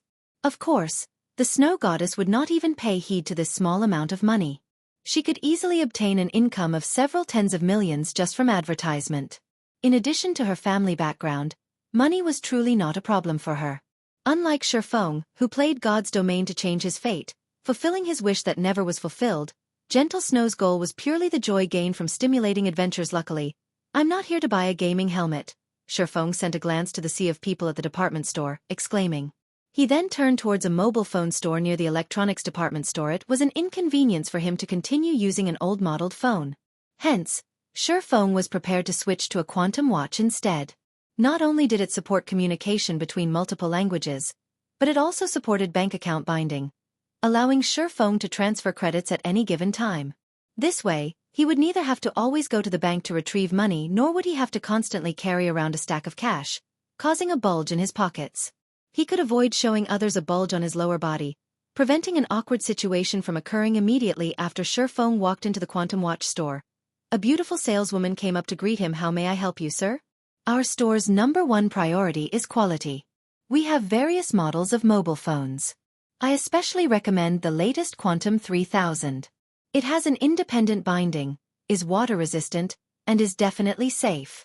Not only can it carry out payment in real time, but the Quantum 3000 also supports transactions from the virtual reality game, God's Domain. Alright, take me to see it then. This way, please, sir. Judging from Shifeng's tone, the beautiful saleswoman could discern that Shifeng intended to buy a quantum watch. Immediately, she respectfully brought Shifeng to the area dedicated to selling quantum watches. She then took out dozens of models. Not only were their designs beautiful, but they were also elegant-looking and convenient to use. They were all operated by a holographic screen, and even when carrying out vigorous activities, the clarity of the display and sound would not be affected in the slightest, sir. As we are doing a promotion for God's Domain, you only need to pay 29,999 credits instead of the usual 30,000 credits to take the Quantum 3000 home. Shifeng could not help but sweat at the saleswoman's promotion. Just how was this any different from 30,000 credits? This price was practically unaffordable for the average university student if they did not possess a well-paying job, and even then, they would usually need to save up for half a year before being able to buy one. However, Shifeng was indeed in need of the latest quantum watch. After all, it would be particularly convenient for him. Although running to the bank was good training for his body, it was, after all, a very troublesome task. It was especially true when he needed to make a transaction of millions of credits. He would definitely look fishy if he carried around a large suitcase filled with money. Give me this blue one, then. Shifeng chose a good-looking model under the beautiful saleswoman's guidance. Shifeng carried out the bindings for his identity, original phone number, bank account, and so on. Shifeng then swiped using his new quantum watch, paying the bill for it. It was a very convenient item now that he had obtained a quantum watch. Shifeng went on to purchase 10 bottles of A-rank nutrient fluids and 50 bottles of B-rank nutrient fluids, spending a total of 150,000 credits for them. Although it was a heartache to spend so much money, in consideration for the future of his body, Shifeng still needed to carry out several in-depth strengthening training sessions. So, he needed to purchase this number of nutrient fluids at the very least. D. His quantum watch rang and vibrated, notifying him that his class monitor, Zhao Ruoshi, was calling him. Aside from notifying him about the class assembly last time, the class beauty, Zhao Ruoshi, had never once contacted him. Class monitor, is something the matter? Shifeng immediately asked fellow student Shifeng, must I have a purpose to call you? Or are you trying to tell me that you hate receiving calls from me? Zhao Ruoshi said in a slightly downcast tone. No. How could that be possible? I still haven't thanked you for your help the last time. Hearing such a bitter tone from Zhao Ruoshi, Shifeng hurriedly responded. In his heart, Zhao Ruoshi was a very good girl. Not only was she smart, kind and beautiful, but she was also the only one who stood up to Ling Failong, demanding justice for Shifeng. Her actions gave Shifeng a warm feeling. That's better. At least you still have a conscience. Zhao Ruoshi laughed. The date of the fellowship party I mentioned to you the last time has been confirmed. It will be held next Friday. Every participant will be required to pay a fee of 5,000 credits. I've already paid it for you, so don't forget to show up. Finished speaking, Zhao Ruoshi immediately disconnected the call. As a result, Shifeng was left dumbfounded for a long moment. Ruoshi, why did you notify Shifeng? You've even paid the participation fee for him. He's not anything good, to begin with, always keeping his thoughts and emotions to himself. He must have a hidden motive. There is a wide gap between both of your statuses, and to change his own fate, he will definitely use unscrupulous means to get close to you. You better not let him trick you. Ling Failong pretended to care about Zhao Ruoshi. However, inwardly, he was close to the point of going insane with anger. A poor bastard like Shifeng actually received Zhao Ruoshi's attention. She even footed the participation fee for him. Her actions revealed that she indeed possessed some interest towards him. Enough, Ling Failong. Whoever I pay for is my own business. I don't need you to butt in on it, Zhao Ruoshi said in displeasure. Ling Failong was speechless. However, he did not dare to display his thoughts.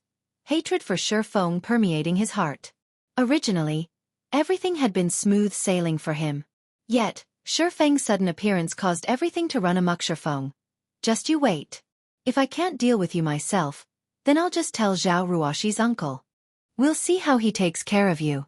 Ling Failong inwardly sneered. With Shifeng's lowly status, Zhao Ruoshi's uncle would definitely reject them being together. As long as he exerted a little effort, he could easily deal with a small fry like Shifeng at 6 p.m. Shifeng returned to his rented apartment. After spending the afternoon running around, Shifeng finally found himself a good apartment in the city's center. The furnishing of the apartment was quite thorough. Moreover, the surrounding environment was very appealing. With the initial deposit paid, as long as he packed up his things, he could move into the apartment tomorrow. After tidying himself up, Shifeng drank a bottle of B-rank nutrient fluids.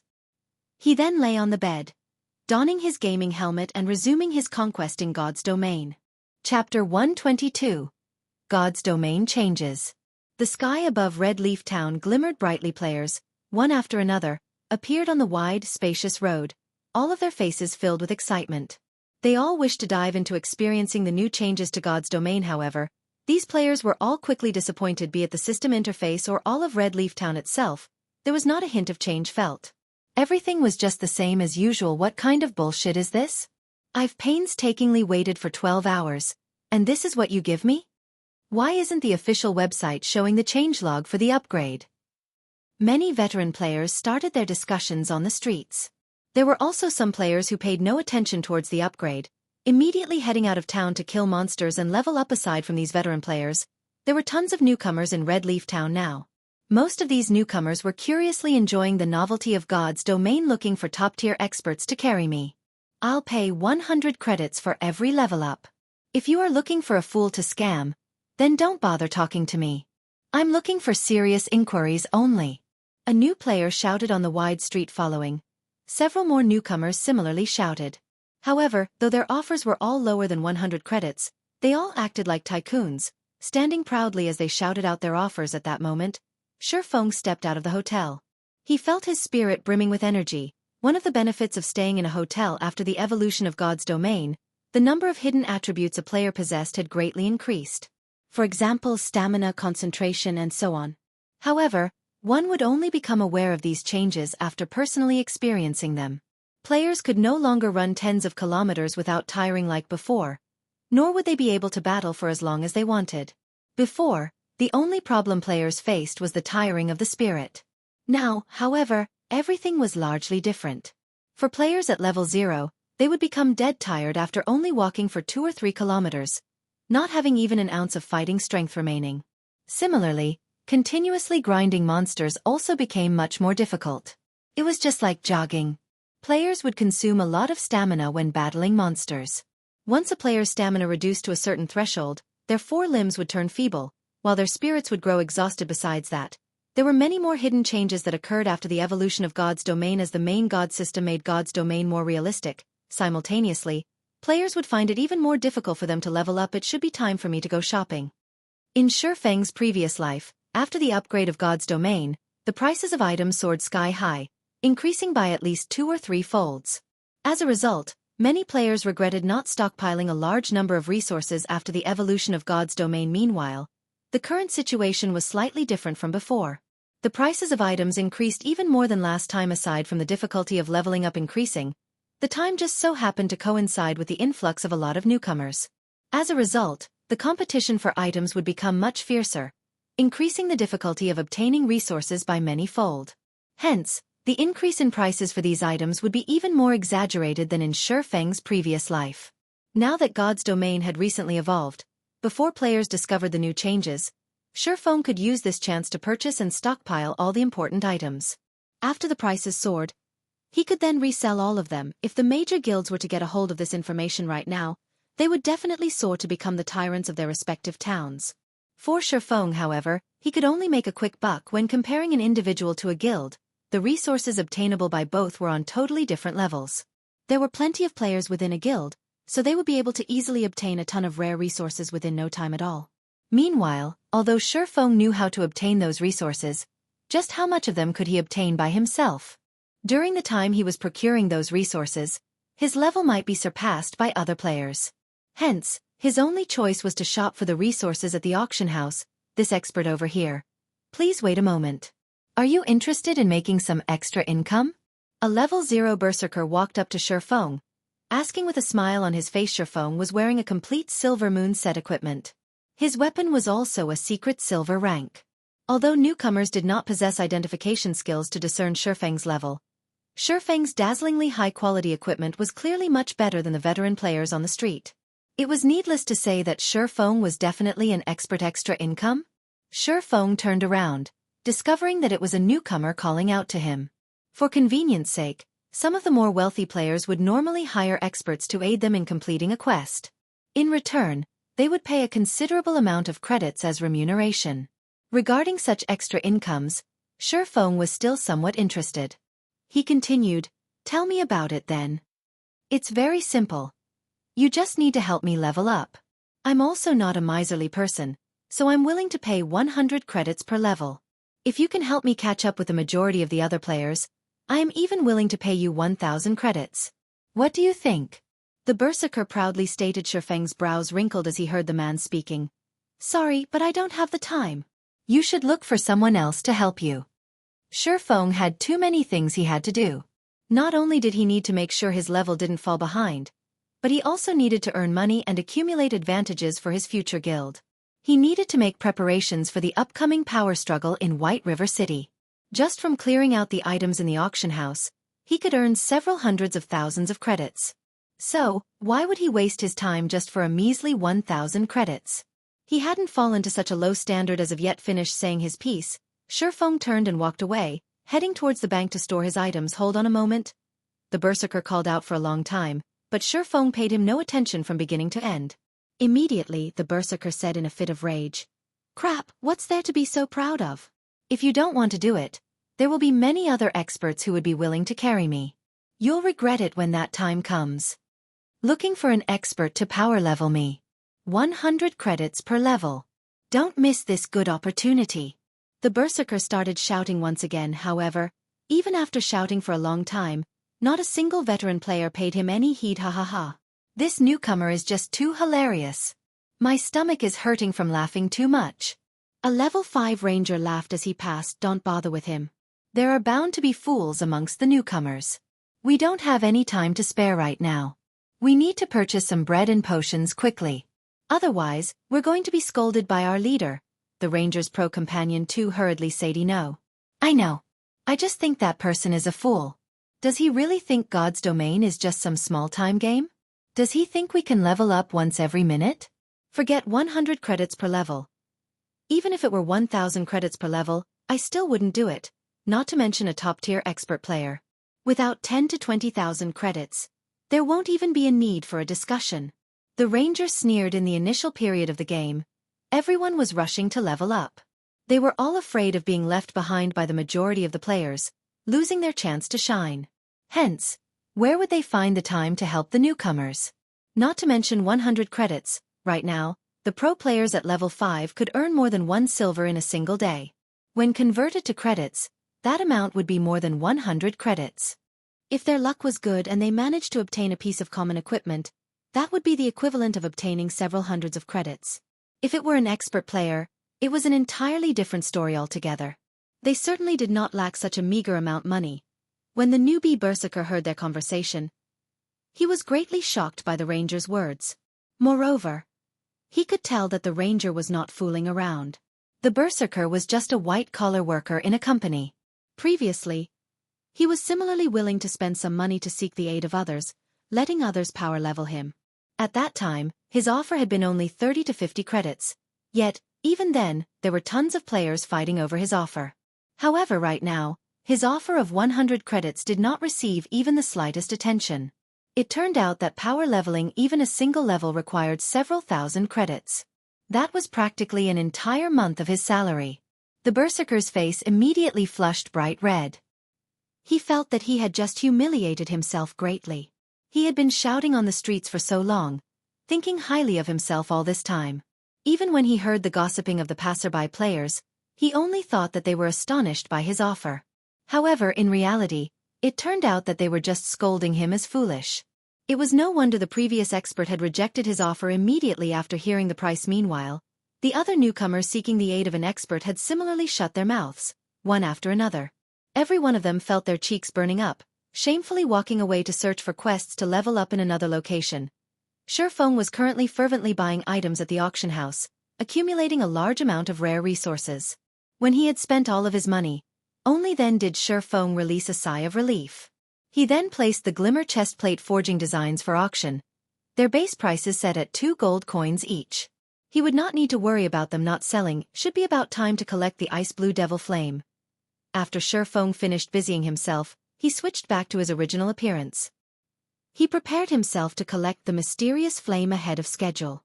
Now that God's domain had evolved ahead of schedule, the mysterious flame might similarly be obtained by other players ahead of schedule.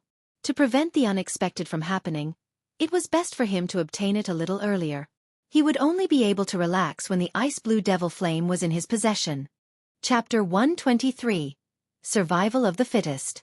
Ice blue devil flame. It was one of the handful of Tier 2 mysterious flames that could only be found in White River City. This flame held a fatal attraction towards forgers. Moreover, the 100 ghost forest that housed the ice blue devil flame was only a short distance from Red Leaf Town.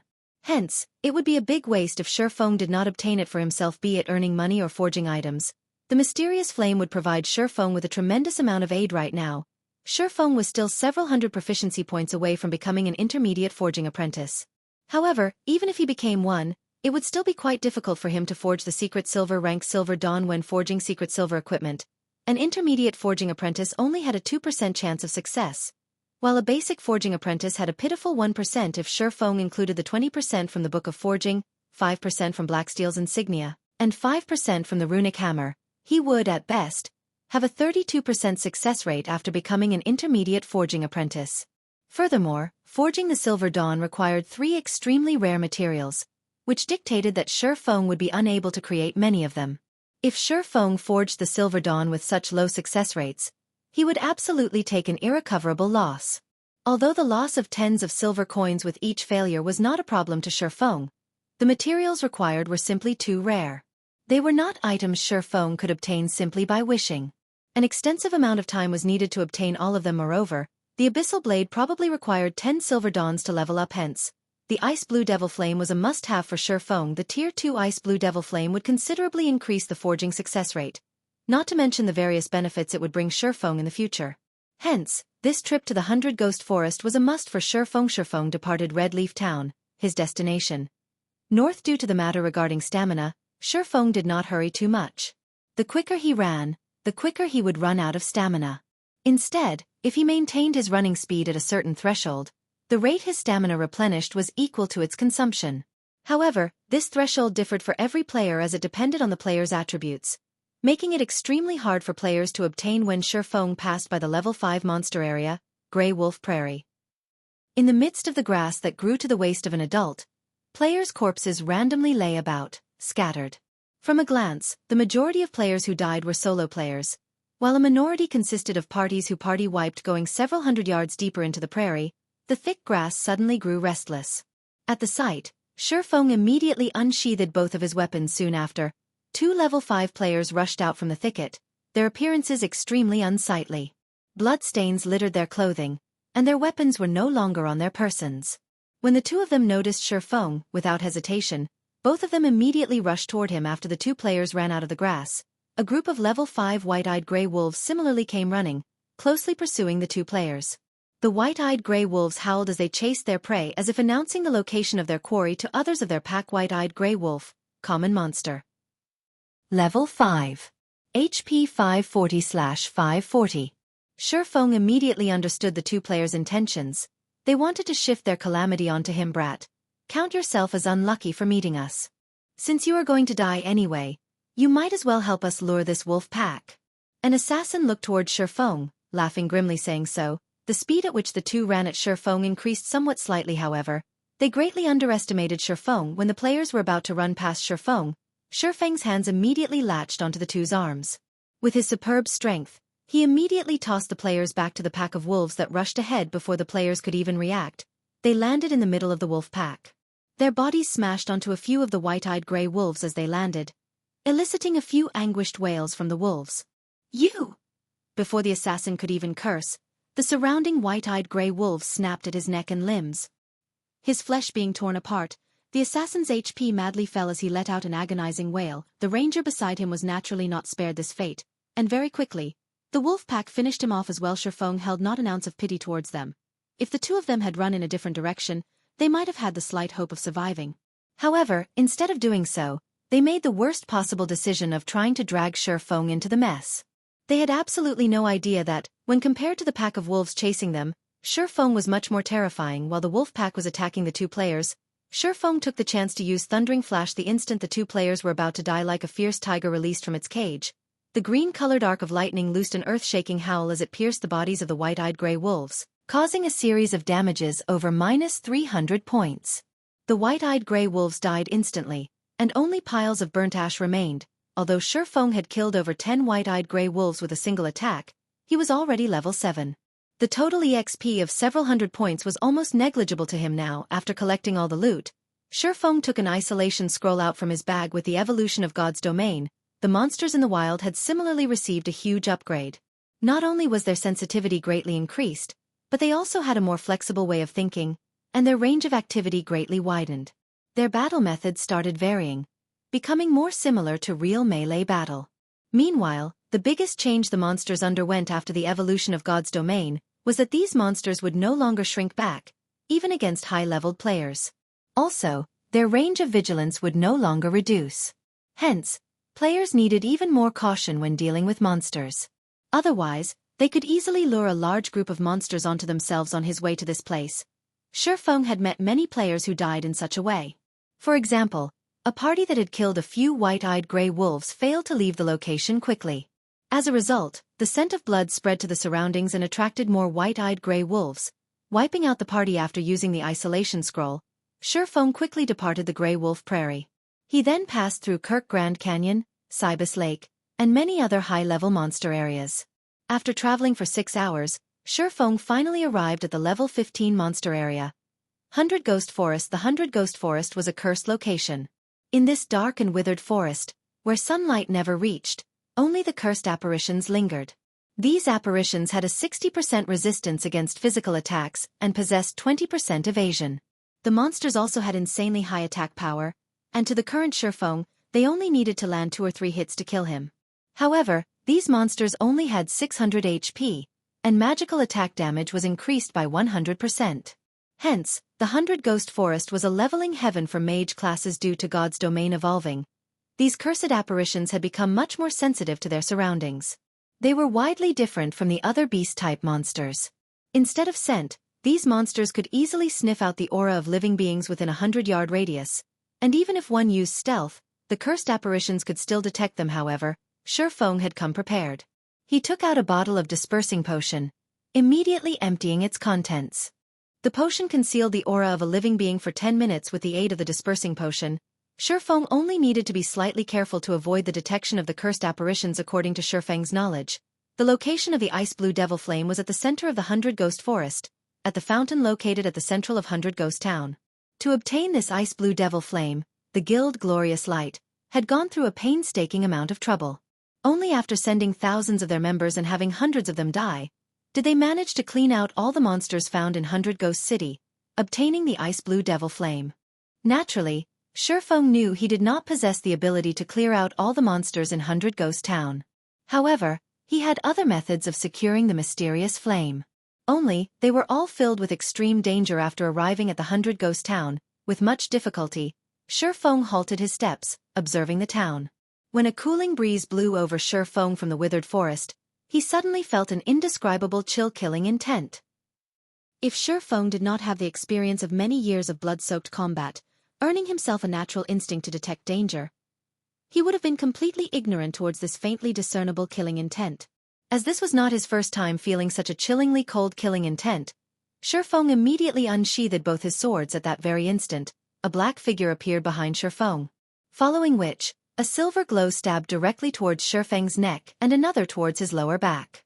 Like a poisonous snake, the two attacks were both swift and fatal. From these two actions alone, Shurfeng knew his attacker was a top-tier expert immediately. Although Shurfeng was slightly on guard, the speed of the attacks was just too swift for him to dodge.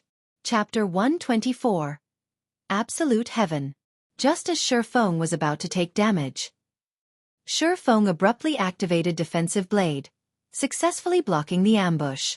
If an assassin's ambush struck a player, they would enter a fainted state for 3 seconds. These 3 short seconds were enough for an expert assassin to obliterate half a MT's HP. Moreover, assassins did not possess only a single skill that could place their target in a fainted state. As long as an assassin placed a player in the fainted state, they would remaining in that state until their death scram. Shurfeng roared. He struck out with his sword as he withdrew his body, his sword capable of annihilating an army of thousands. As the abyssal blade hurtled towards its target, it carried along sounds of explosions. Interesting. The black figure reacted quickly, doing a swallow's turnover. As the abyssal blade scraped past his body, like a whip, the black figure brandished both his weapons once more, one of his daggers slicing into Shurfeng's side. Throughout the entire process, the black figure's actions were as smooth and natural as flowing water courting death. However, Shurfeng paid no attention to the dagger sailing towards him, the crimson blade already in motion. The crimson blade transformed into 4 sword images, all aimed for the black figure's vital points. Shurfeng was utterly confident in his own attack power. The black figure was suddenly shocked. He did not think Shurfeng would be so decisive, giving up his defense and instead, aiming for mutual destruction. In a hurried motion, the black figure used his other dagger to block Shurfeng's attacks. Dang! Dang! Dang! Sparks flew in mid-air. Shurfeng's immense strength knocked the black figure back by 2 yards. He only managed to stabilize his body after retreating 3 consecutive steps. The black figure gazed at Shurfeng in shock. Indeed, you do not disappoint me, the The black figure let out a muffled sneer. The black figure did not understand how Shifeng possessed such impressive strength. Shifeng also perceived him right before his ambush, taking preventive measures against it immediately. Furthermore, the instant before Shifeng was attacked, he unhesitatingly chose to attack in turn, giving the black figure no choice but to attack. This was the first time he had failed an ambush in a virtual reality game at this moment. Shifeng was similarly in great shock. This black figure was practically a killer amongst killers. His movements were both soundless and lethal. His assassination techniques also seemed extremely well practiced. Furthermore, his attack speed was insanely quick. The black figure was even able to tail Shifeng without discovery. If he had not revealed his killing intent the instant before he attacked, Shifeng might truly have been his prey. The black figure wore a black hooded cape, which completely concealed his facial features. Moreover, the hooded cape he used was very special. It was capable of rendering identification skills useless, and as a result, even his name was obscured. Shifeng then turned to read at the system notification system. Red player Absolute Heaven has initiated an attack against you. Although the cape managed to trick identification skills, hiding the black figure's red name, it could not fool the system. Shifeng had never heard the name Absolute Heaven. However, judging from his skills, Absolute Heaven was definitely not some nameless figure. The failure this time is due to my inept preparation. The next time I come, I'll definitely take your life, Absolute Heaven said as he turned around to retreat. You think you can escape? Shifeng used Wind Blade, the Abyssal Blade thrusting towards Absolute Heaven. As long as an assassin was revealed, their battle prowess reduced by half. Since Absolute Heaven wanted to kill him, Shifeng would not let him off, naturally. He needed to kill this assassin before anything else. He did not wish to have someone constantly following him. Aiming for his life, the Abyssal Blade moved along the wind, instantly arriving and slicing towards Absolute Heaven's back as if he had long since been prepared. Absolute Heaven twisted his body, lifting his silvery white dagger. Using only a small amount of strength, Absolute Heaven managed to block Shifeng's sword. Simultaneously, his other silver-colored dagger stabbed towards Shifeng's abdomen. Kidney strike. From the series of attacks from before, Absolute Heaven had accumulated sufficient energy to force Shifeng into a fainted state for 4 seconds. Shifeng did not think that Absolute Heaven would return with a counterattack. He immediately did a side flip, avoiding the kidney strike. However, Absolute Heaven's second dagger closely followed, the dagger aiming for Shifeng's backside backstab. Shifeng immediately leaped into the air, avoiding the backstab. Then, as Shifeng descended, he abruptly brandished the Abyssal Blade. Thunder and fire coalesced around the Abyssal Blade, and like a thunder dragon roaring, the weapon struck down towards the ground. Thunderflame explosion. Absolute Heaven instantly noticed the ferocity of Shifeng's attack. He lifted both his daggers in front of him, using block to defend against this violent strike. However, how could Shifeng's super strength be so easy to defend against? At the moment of contact, Absolute Heaven was immediately forced to kneel. Both his legs sank into the ground, while his body nearly crumbled from the pressure. The successful block of the Thunderflame explosion shocked Shifeng. However, he reacted by swinging the Abyssal Blade, casting Abyssal Bind on Absolute Heaven. Immediately, 9 chains bound Absolute Heaven, preventing him from moving a muscle. Shifeng then followed up with an attack with both of his swords, his full strength placed behind the strikes. 10 sword images flew towards Absolute Heaven, the target unable to dodge or avoid any of the images. Let's meet again next time, Absolute Heaven laughed. He discovered that Shifeng had a plethora of attack patterns, allowing him to send out attacks in unbroken succession. Absolute Heaven's body then started dissipating, the 9 chains that bound him falling to the ground. Similarly, the 10 sword images managed to pierce only air. This was an advanced skill of assassins, Vanish. Not only would it forcefully place the user in an invisible state, but it would also allow the user to enter an invulnerable state for 1 second. Don't even think of getting away. Shifeng was not willing to let Absolute Heaven go. Looking at the impressions in the grass left by Absolute Heaven's feet, Shifeng used Thundering Flash. 3 electric arcs shot out. Absolute Heaven activated Wind Steps, entering an invulnerable state once more for 1 second and successfully fending off the attacks of Thundering Flash. He then ran speedily away. Similarly, Shifeng activated Windwalk to chase after him. However, shortly after Shifeng began pursuit of Absolute Heaven, he noticed Absolute Heaven taking out a handful of white powder. Shifeng immediately turned his head, shutting his eyes tightly. The moment Absolute Heaven scattered the white powder, he released a blinding white light flash powder. It was an item that temporarily blinded monsters and players below level 20 for 4 seconds. It was an extremely rare tool, and it was only sold in the magic shop located in the slums of Red Leaf Town. Moreover, each player could only purchase 10 bags of it per day. After the momentarily blinding light subsided, Shifeng opened his eyes, searching for Absolute Heaven. However, he discovered that Absolute Heaven had long since escaped. His figure no longer in sight. After searching for a long time, Shifeng was unable to discover his tracks. Without any better options, Shifeng could only choose to give up. Just where is this Absolute Heaven from? Shifeng's heart filled with questions. Not only did this assassin possess excellent techniques, but he also had a large number of skills. Moreover, Absolute Heaven was equipped with a complete level 5 bronze set equipment, and both his daggers were secret silver ranked. His origin was definitely not ordinary. Shifeng had only been to Blackwing City recently. Even if he had provoked the bloodthirsty War God Guild, those people did not know of his true identity. If Shifeng were to think of who else he may have provoked, then they'd be Flaming Tiger from Shadow and Ironsword Lion from Martial Union. Shifeng was extremely familiar with the internal members of Shadow, and he knew Flaming Tiger was not capable of finding such an unknown expert. The only possibility remaining was Ironsword Lion. Shifeng had previously killed Ironsword Lion. Based on Ironsword Lion's personality, he would definitely not let this matter rest. There was over an 80% possibility that Ironsword Lion had hired this hidden expert. Shifeng could not help but admit that this situation was a headache.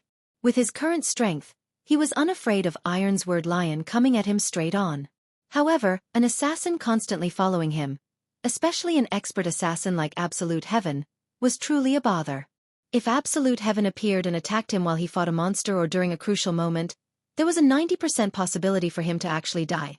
It looks like I can only use another appearance in the future. For now, Shifeng's only option was to alter his appearance. This way, even if that assassin called Absolute Heaven was powerful, he would absolutely be unable to find him. If Absolute Heaven couldn't find him, he couldn't harass him. However, Shifeng could not alter his appearance right now. He needed to find a place with nobody present before doing so. Shifeng worried that this person named Absolute Heaven hadn't left the vicinity yet, and instead, was still tailing him. Thinking so, Shifeng immediately activated the Ring of Nothingness, his body vanishing in thin air. First, he needed to look for a place without other players before changing his appearance.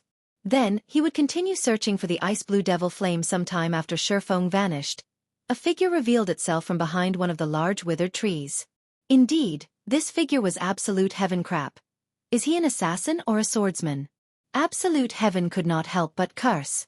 He was normally not one to easily give up. Previously, he constantly said that he was leaving all in order to mislead Shifeng, looking for a good chance to ambush his target once more. He did not think Shifeng possessed such a move, instantly disappearing. Just how was he supposed to look for the chance to ambush Shifeng now?